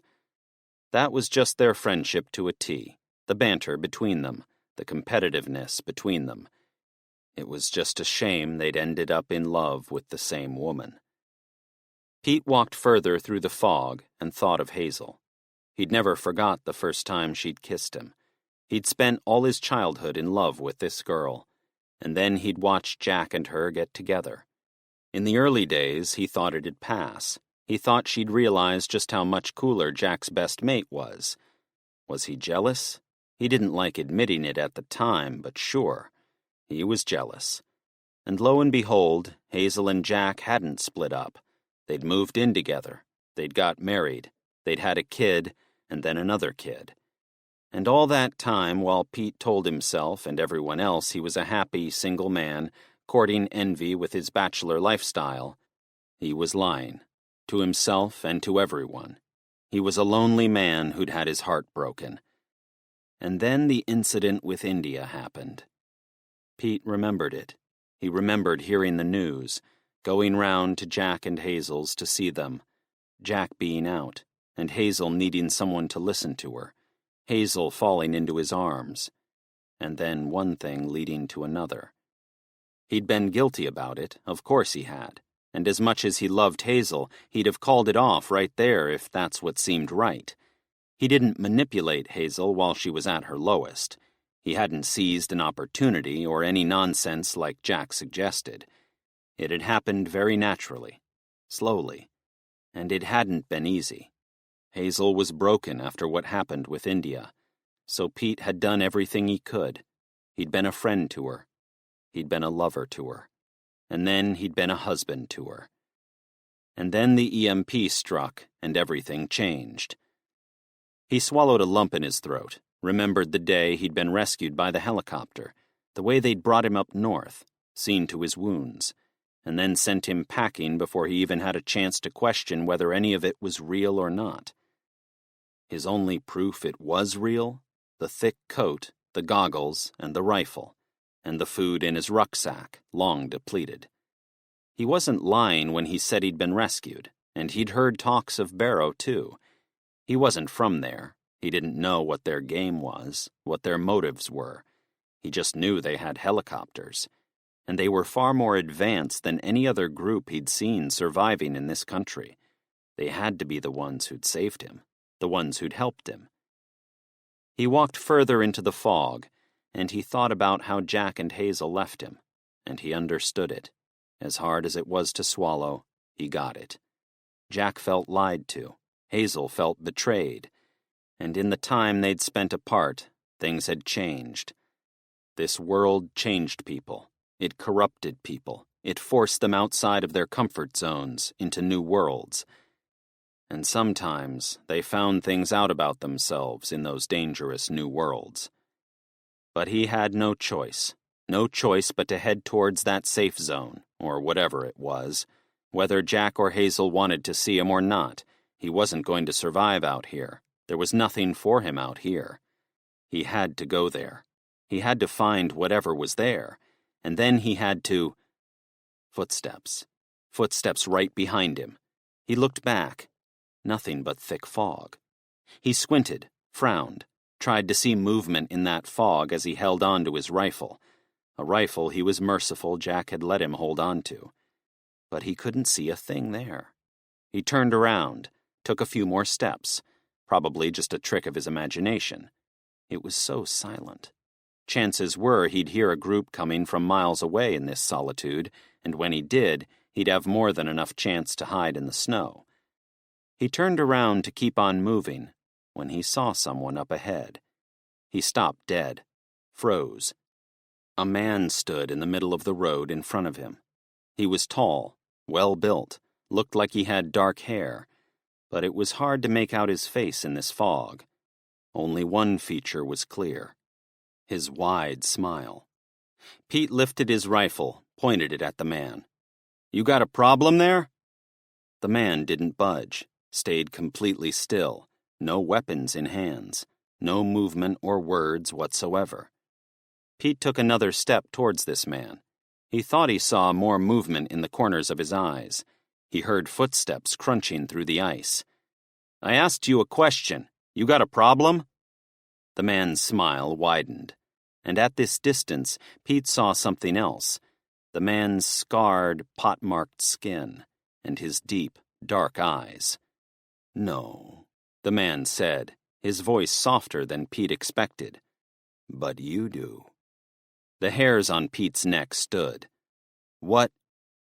He heard movement behind him, tried to swing around, but it was already too late. A cloth against his mouth, his vision blurring, his grip on the rifle loosening, and as he sank into the warmth of unconsciousness, he saw that man step up to him, saw his smile widen, and then, out of the fog, he swore he saw more figures appear, all of them still, all of them smiling. Chapter 42. Jack squinted through the gradually clearing fog at the long road ahead. It was afternoon now. They'd been walking all night and all day. Jack's legs were growing tired. Everyone else was getting exhausted, too. Nobody said much. Nobody complained. Everybody just seemed focused on one thing only: finding a trace of this supposed safe haven in Barrow. Finding evidence that the helicopters had landed in Barrow at all. But their search hopes were running out. Jack could see the road ahead now. He could see the residential houses to his left and right, the British flags still standing proudly in the council house gardens, the long grass untouched by mowers for months, empty deck chairs covered in pigeon shit. And as he walked through this area, he told himself it could just be any day at all, a quiet day in a sleepy town. He wondered how many people who'd lived here were still left. He wondered how many had died. He wondered how many hadn't even left their homes. He went to take another step when he heard a pained yelp behind. He looked back. Susan clutched her ankle. She lay on her side, on the slippery ice. She looked in pain. Jack walked back to her, trying not to slip himself. "You okay?" Susan forced herself back to her unsteady feet. "I'll be She tumbled back down to the ground with another yelp. Jack held out a hand, helped Susan to her feet, Trent by his side. Susan took their hands, then the second she was on her feet, she pushed them both away. I'm fine, okay? I've got it. But Jack could see she wasn't fine, not as she tried to walk. Her ankle, it looked sprained. It was going to slow them down. But worse than that, she was struggling. She was in pain. He put a hand on her shoulder, moved hers around his. She looked at him, frowning. "What are you doing?" Jack walked, Susan's arms around his shoulder. "We've got you, okay? We're here for you." "I told you I'm okay." "Well, I'll be the judge of that. We don't need to rush, don't need to hurry. Just take our time, okay? You're gonna be okay. We're here." Susan looked at him, mouth open. She looked like she was going to protest once again. Then she just closed her mouth and sighed. "Thank you." Jack nodded. He walked further down this icy road, Trent holding Susan's other side. The rest of the group were just up ahead. And as he looked around at these surroundings, he couldn't tell the group what he was feeling. His hopes of finding the helicopters or this supposed safe zone, they were as good as dead. But there was something else there now.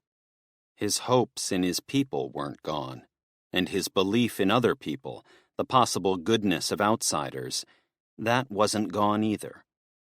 Candace put a hand through her hair, sighed, rifle in hand. "What if we don't find this place?" Jack wanted to say they should have prepared for this a long time ago, but he felt different now. He felt like his attitude had shifted. "We'll survive," he said, "no matter what, because we've got each other, and that's what really matters, right?" Candace looked back at him and smiled. The rest of his people, they smiled too, like they were content with the possibility, accepting of the possibility. They hadn't lost hope. They might not get what they want, but they hadn't lost hope. They were more hopeful than ever. Jack went to take a few more steps when he saw something up ahead.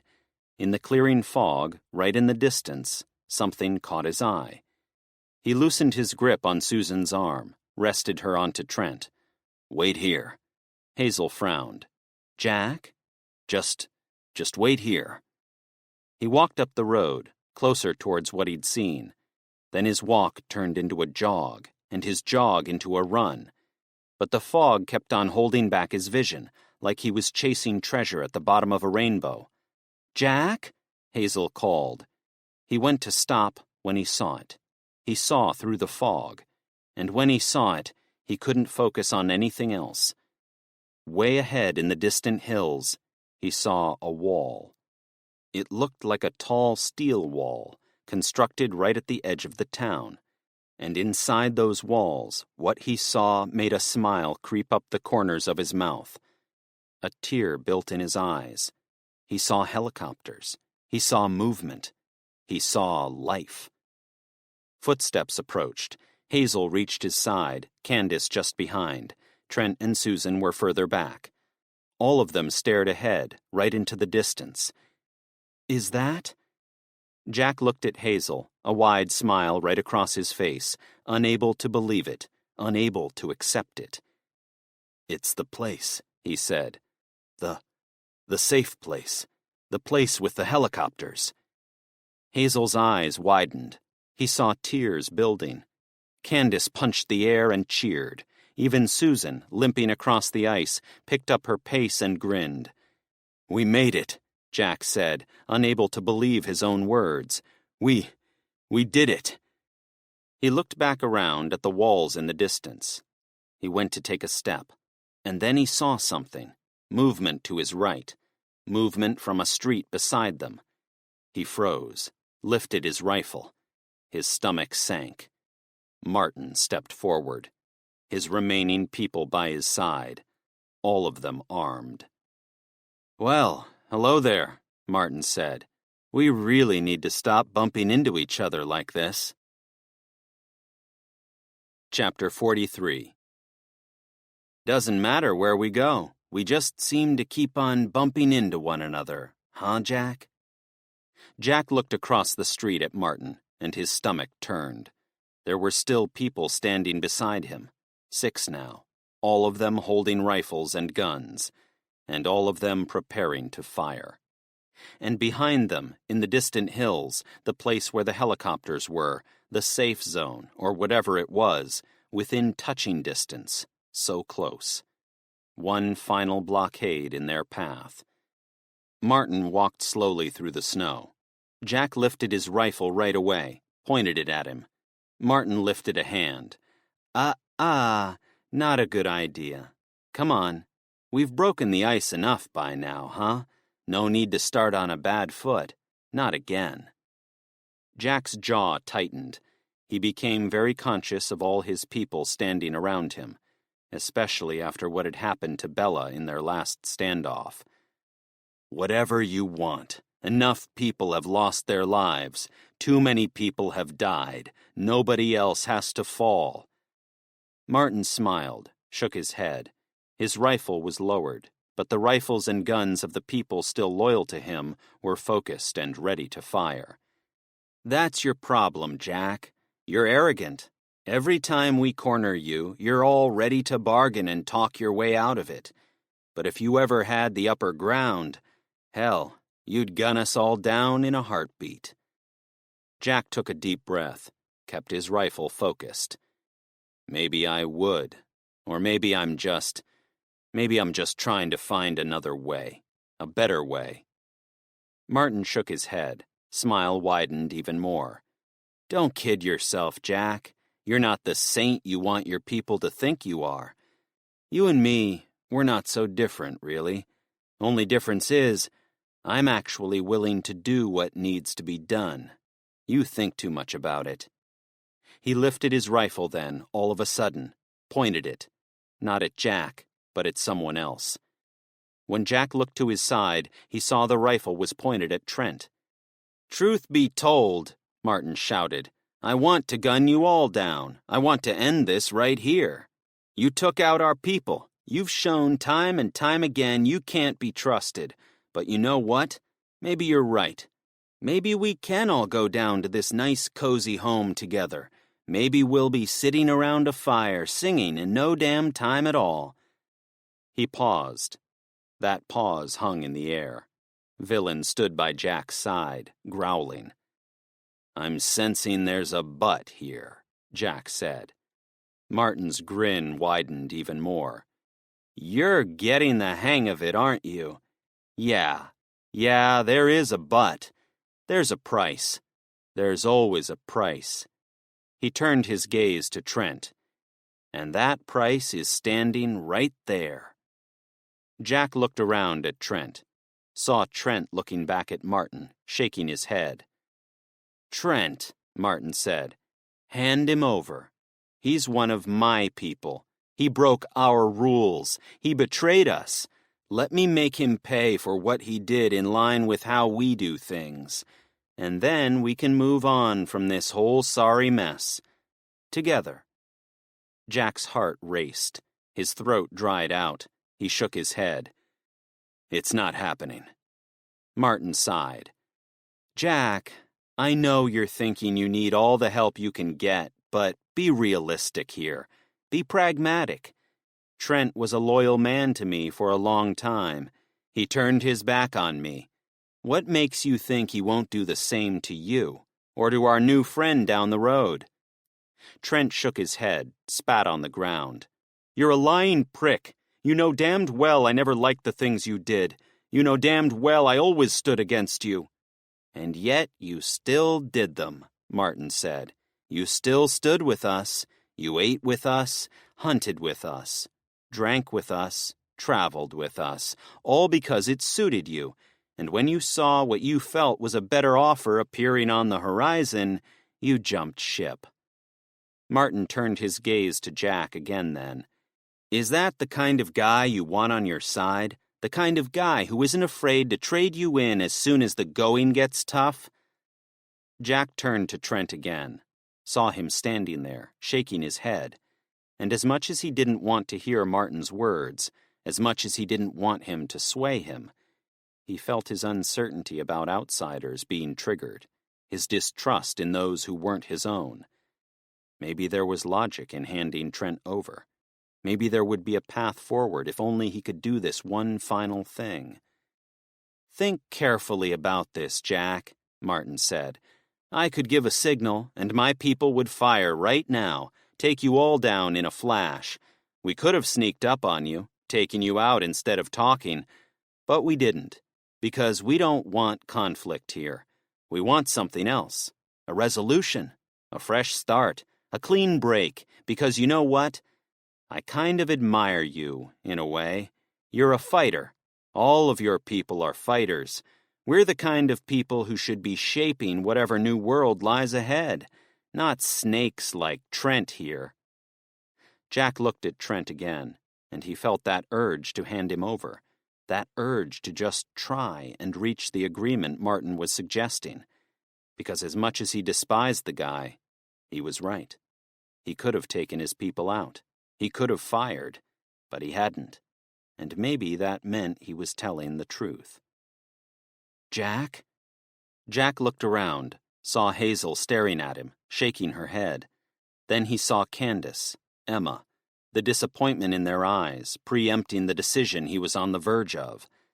Then Susan, who looked more at ease about this, more willing to do whatever was pragmatic, whatever was right for their group. He looked at Trent, right into his eyes, saw him staring back at him, and for the first time, he thought he saw fear on Trent's face. He thought he saw him begging. "Don't do this, man," Trent said. "Don't be like him. Be better than him."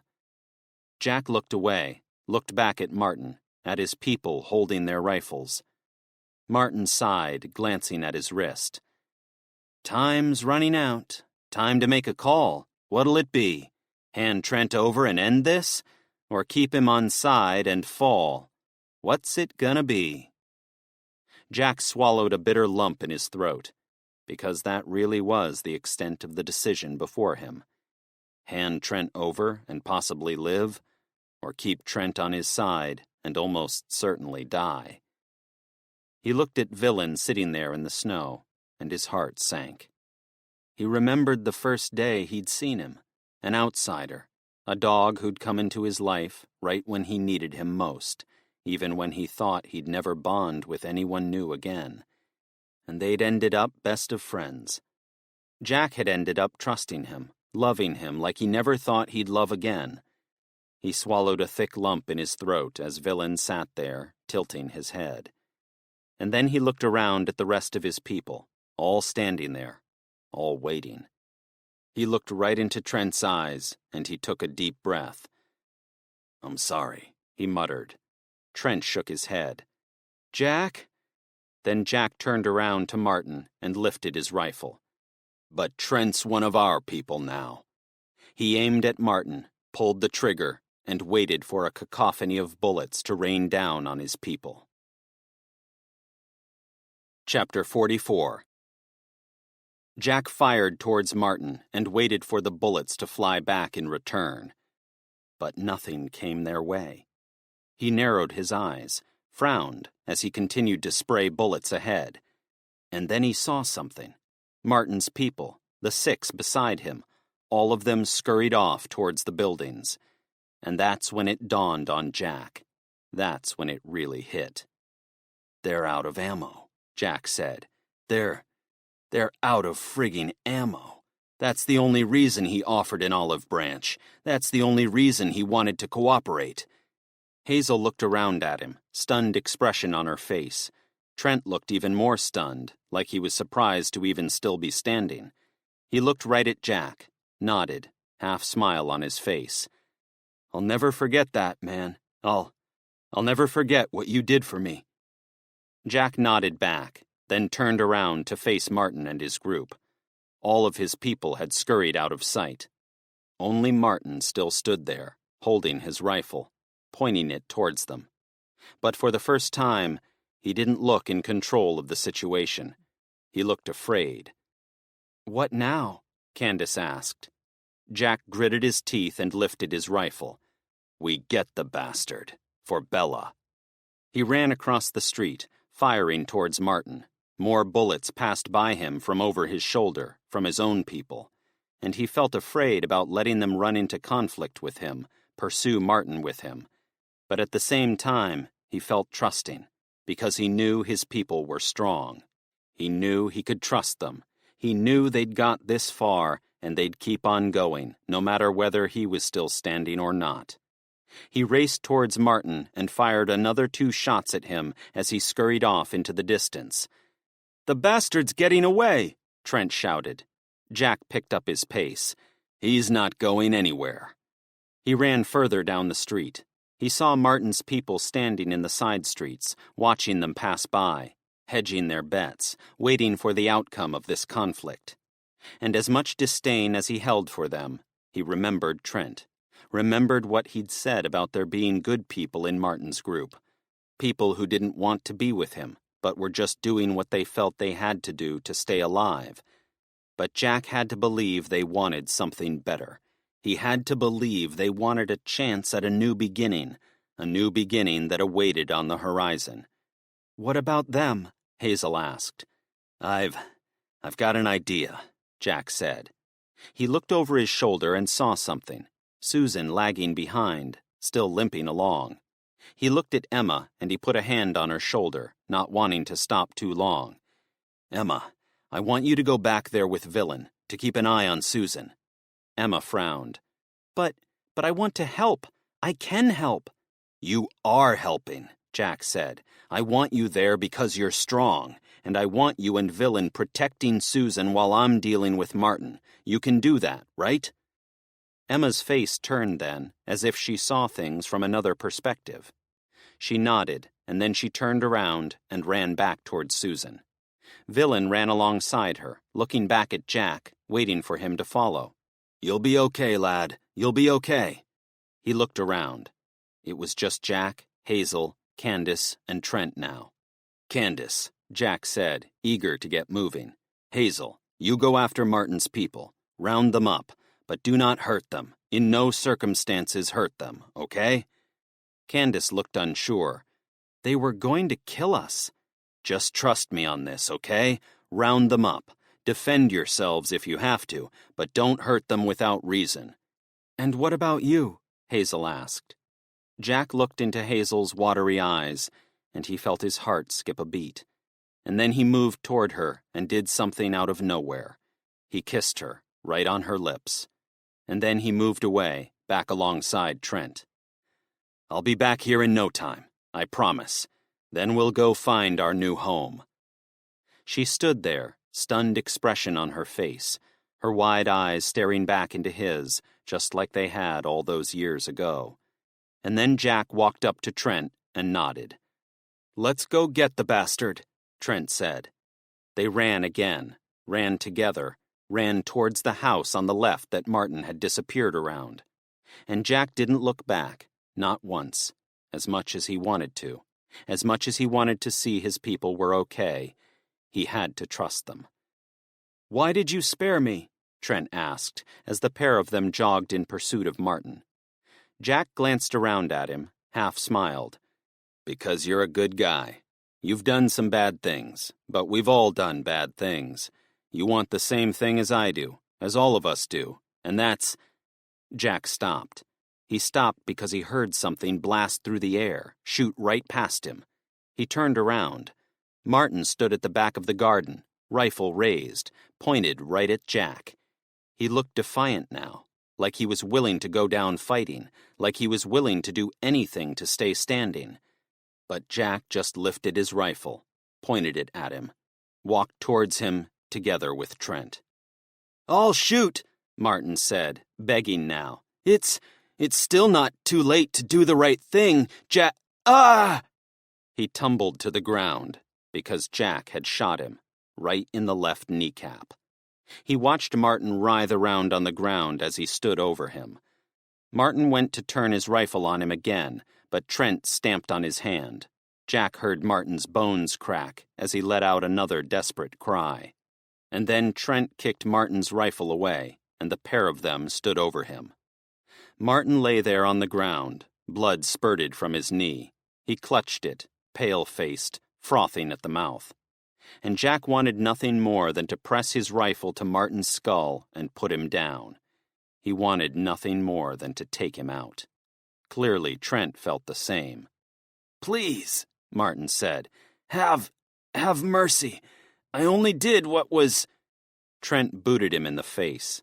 Jack heard teeth crack, saw white and red bone tumble to the ground. "You don't get to beg for mercy," Trent said. "You didn't give anyone mercy, ever. You don't deserve it." Martin lifted a shaky hand. "Please, Another crack across his face from Trent's boot.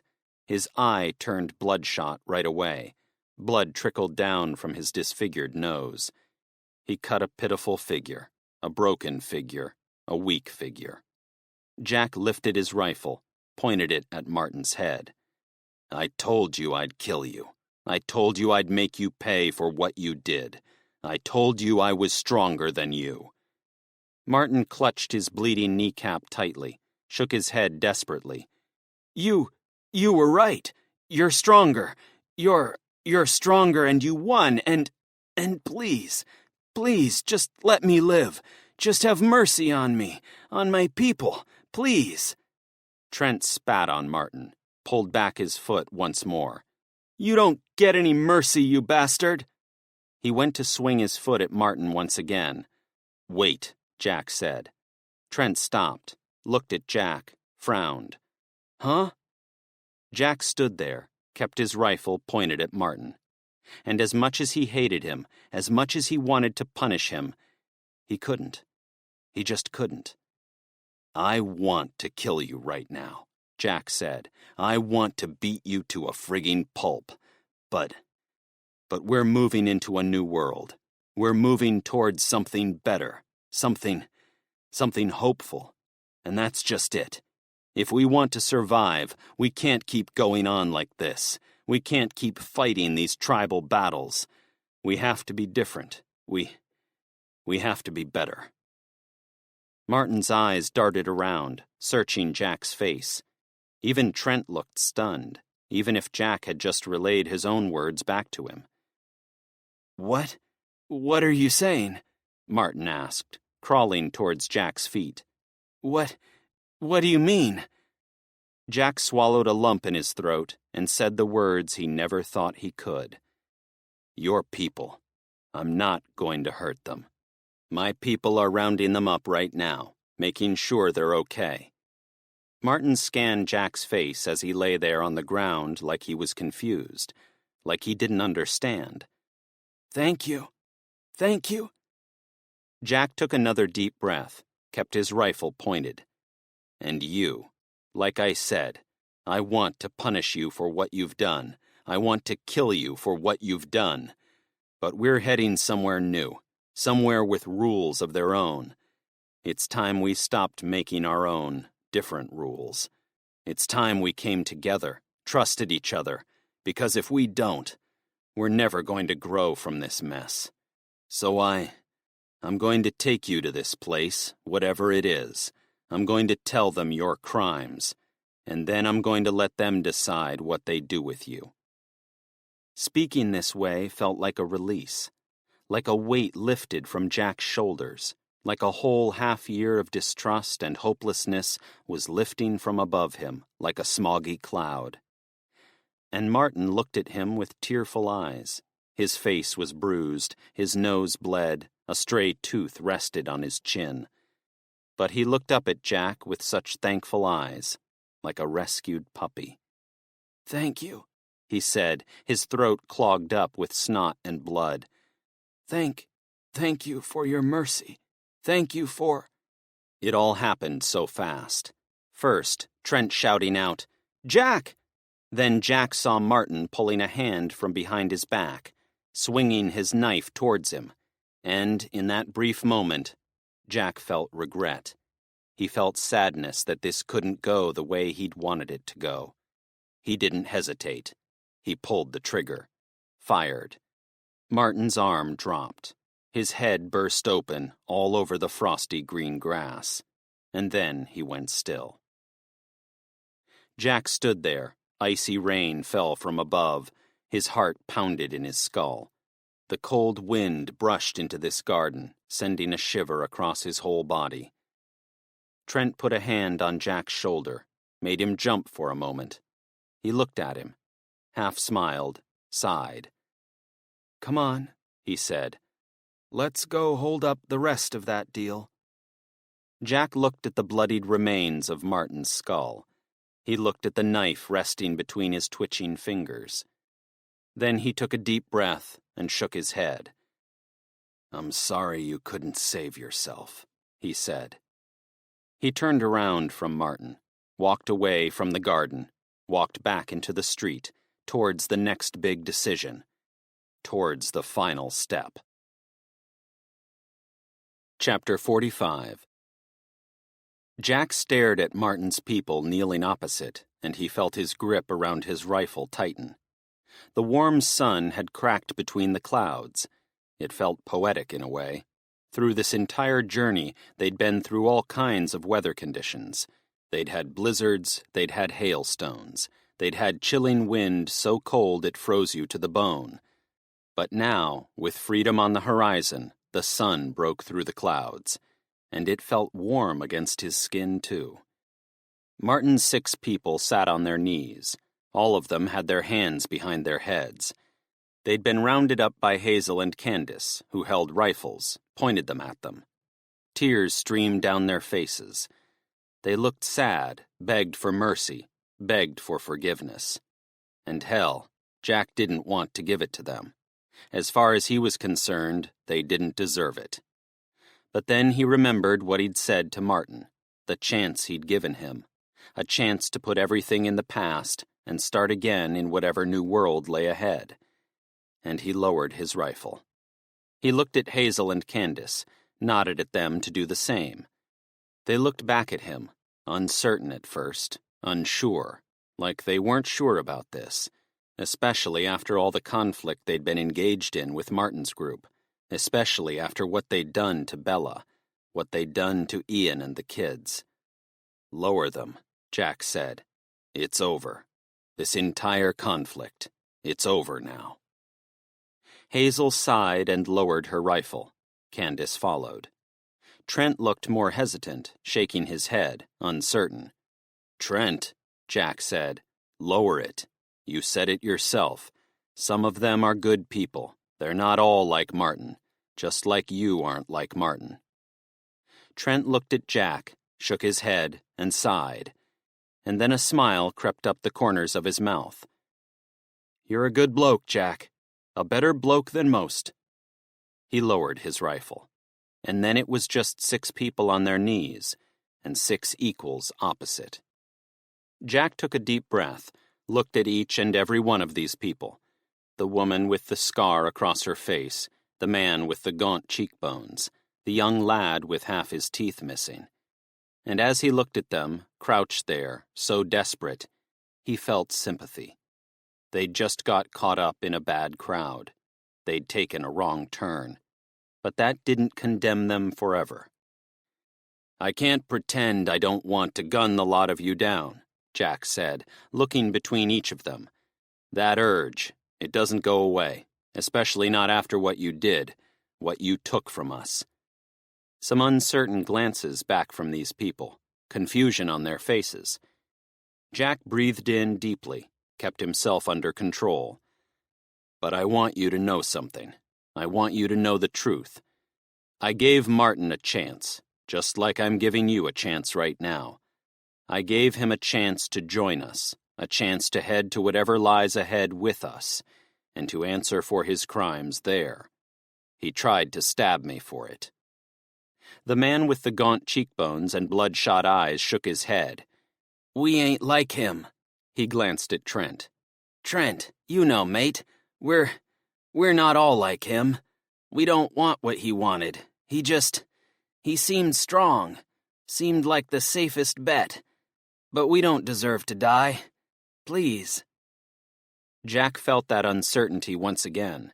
He felt that desire for vengeance, that hold his distrust in others had over him, all of it rooted in his protectiveness of his own people, which he saw clearly now. But then he pushed it to one side, because he knew he couldn't survive while that was there. Nobody could. "I wanted things to work out with Martin. Really, I did. But it didn't. For whatever reason, it didn't. Butterflies filled his stomach. His throat tightened. Are you actually going to say this? But we have another chance now. A chance to do things differently. A chance to head towards whatever's in the distance together. Because as little as we do know about this place, we know there are helicopters there. We know there are people there. And we know this place is far more advanced than anywhere else we've come across. So we have a chance for a fresh start here. A chance to start again. The 6 people stayed on their knees, staring back up at Jack, back up at his people. He looked at his people, Hazel, Candace, Emma, Susan, Trent. Then at Villain, sat by his side. Thankfully not by Trent's side anymore, little bugger. He looked back at these 6 people who used to serve Martin, and then he took a deep breath. So come on, Jack said. Get to your feet. We've got to get moving to this place sometime or another. Martin's people stayed on their knees, looking at one another. They looked uncertain, like they had no trust at all. So Jack did something he didn't want to do, something to prove how far he was willing to go, to prove how far he'd come. He lowered his rifle, put it on the road. Hazel stood her ground. Everyone looked at him, uncertain for a few seconds. And then Candace followed. Hazel followed soon after. And then Susan, much more reluctantly.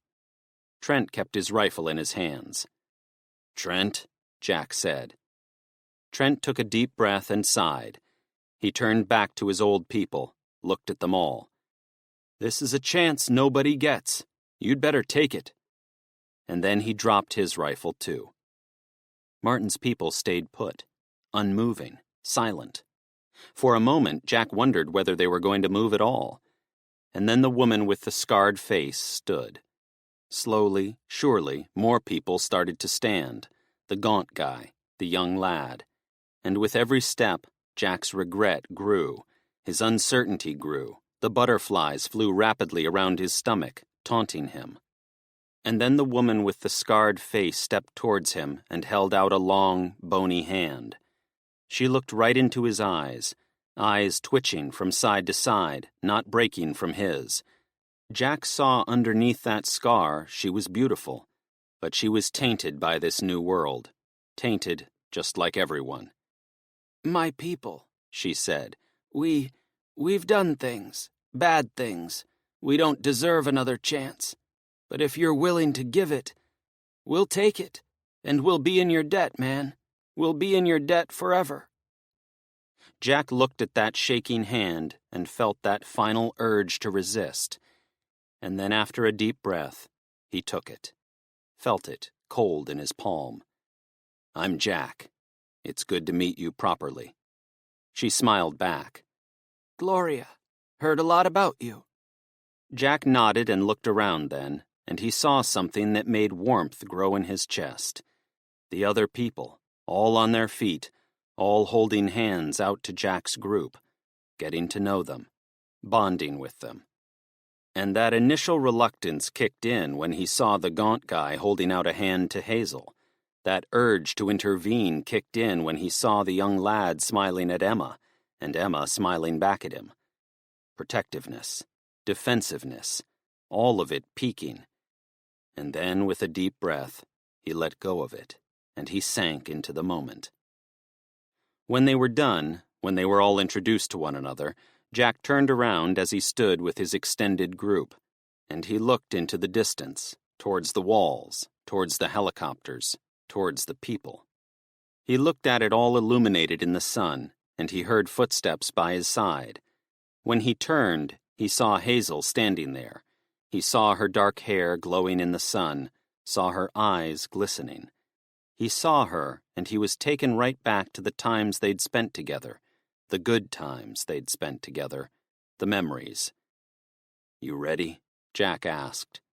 Hazel looked at him, and for the first time in a long while, the demons of their past felt exorcised, and she smiled at him. She put a warm hand in his. I'm ready, she said. Jack looked back at his people, at his whole group, at Villain, the one who'd been there with him since the start. Then at Candace, his son's girlfriend, smiling, prepared. And then he thought of Bella, thought of Wayne, thought of everyone they'd lost. He took a deep breath as his throat welled up, and he smiled.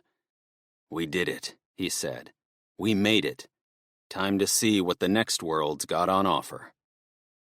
He tightened his grip on Hazel's hand, lifted his rifle in his other, and he started walking towards the wall in the distance. As the helicopters got closer, as the promise of a new world shone in the beaming sun, a shout, a cry from behind. Jack looked around. He didn't know where it had come from, didn't know who it was, only that it had cut through the perfect moment, the moment that felt like a conclusion, the moment that felt like a natural ending. He spun around, heart racing, hairs standing on his arms, chest tight. And then he saw her, the woman with the scar on her face, Gloria. Her eyes were wide. She was falling to her knees, her neck spurting blood. He stood there, heart racing, not understanding how this could have happened. He lifted his rifle, pointed it back, and then he saw something else. Susan, a knife sticking through her belly, blood pooling down her body, her eyes widening just a moment. And then the knife coming away and her limp body tumbling to the ground. The hairs on Jack's arms stood on end. Sickness filled his body. "Susan!" He went to run towards her when he saw him. The green coat, the dark black hair, glued to the sides of his face, and that smile. The man from the fog. Jack could barely process anything.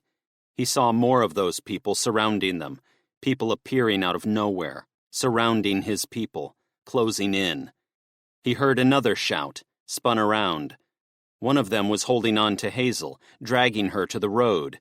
Jack lifted his rifle and went to fire. "Hazel!" But then he felt something, a sharp pain in his right side, a crack across his head, the taste of ice and tarmac as he fell to the road. And as he lay there on his side, the last thing he saw in his blurred vision, that symbol, that pretzel-shaped symbol smeared in blood on the chest of one of the people. And then something wrapped around his head, and his vision blackened. And still, he heard the screams. Chapter 46. Jack opened his eyes. Darkness. Darkness everywhere. He couldn't see a thing, couldn't tell what time of day it was, couldn't tell what the weather was like, couldn't even tell whether he was alone or not. Only that he was trapped. He heard things, rustling all around him, but he couldn't tell whether that was in his mind or outside. He was cold, shivering, felt like bugs were crawling all over him. He could smell something. Urine. Shit. So pungent it made him want to vomit. So fresh he could taste it, right at the back of his throat. He didn't know where he was, or what this was, but he knew one thing, and it was something he had to be grateful for, even if it was the smallest victory. He was perceiving, so he was alive. He thought back to the event, so close to optimism, so close to victory, so close to hope. Staring at those helicopters in the distance, staring at that wall, two groups, united, moving forward, together. And then out of nowhere, he'd heard the shout, turned around, watched Gloria fall to the ground, throat cut. And then he'd seen. His stomach turned, his eyes welled up. Susan. One moment she'd stood there, looking around, braced to fight, and then the next, the knife through her belly, and that smiling bastard standing behind her, grinning away. He gritted his teeth, went to stand, fully expecting to be handcuffed or held down by something. But nothing held him down. He walked around a little. He was in something metal, like a crate, a container. He lifted his hands, touched the sides of the walls of this place, cold and rusty metal. He put an ear to the metal, tried to hear outside, but he couldn't hear a thing. He walked further around the crate, when he felt something right in front of him, something that made him freeze. A person. The warmth of a person. He tensed his fists, lifted them, readied himself to fight. Then he heard the voice. "Jack?" He froze, just a few seconds, didn't understand who it was, thought it might be some kind of trick. And then he lowered his fists, squinting at the outline of a figure in the darkness. "Candace?" he said. He heard footsteps, and then he felt her, wrapping her arms around him. "Thank God you're okay." Thank God you're okay. The others?" He just about saw her shake her head in the darkness. "No sign, just us in here. I've been awake for a bit, searched the place. There's no way out. We're trapped here, Jack. We're trapped, and Susan." Jack's stomach turned. He sighed. "I know. I saw it." "She was a good person. She'd been through so much. She didn't deserve this. Not when we were so close." Jack looked around in the darkness. Nobody deserves that.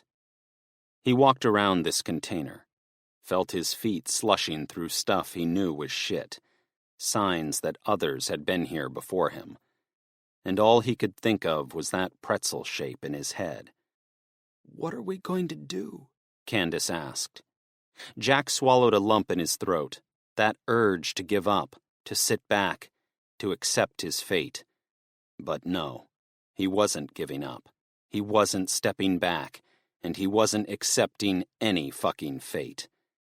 He looked around at Candace, and he smiled. "We're getting out of this." Candace frowned, a little clearer in the darkness now. "How?" Jack's smile widened, his fists tightened. He stood there in the darkness, and in the lowest of moments, he clung on to something. Something that drove him now, something that fueled him. Hope. "How, Jack?" Candace asked. "How are we getting out of this?" He looked around at the solid metal walls of this container, and he smiled. "We're getting out of it, because we're the Heathwaite's group. Whether there's 10 of us or 2 of us, we survive. That's what we do. And these smiley, pretzel-smearing fuckers have no idea who they're messing with."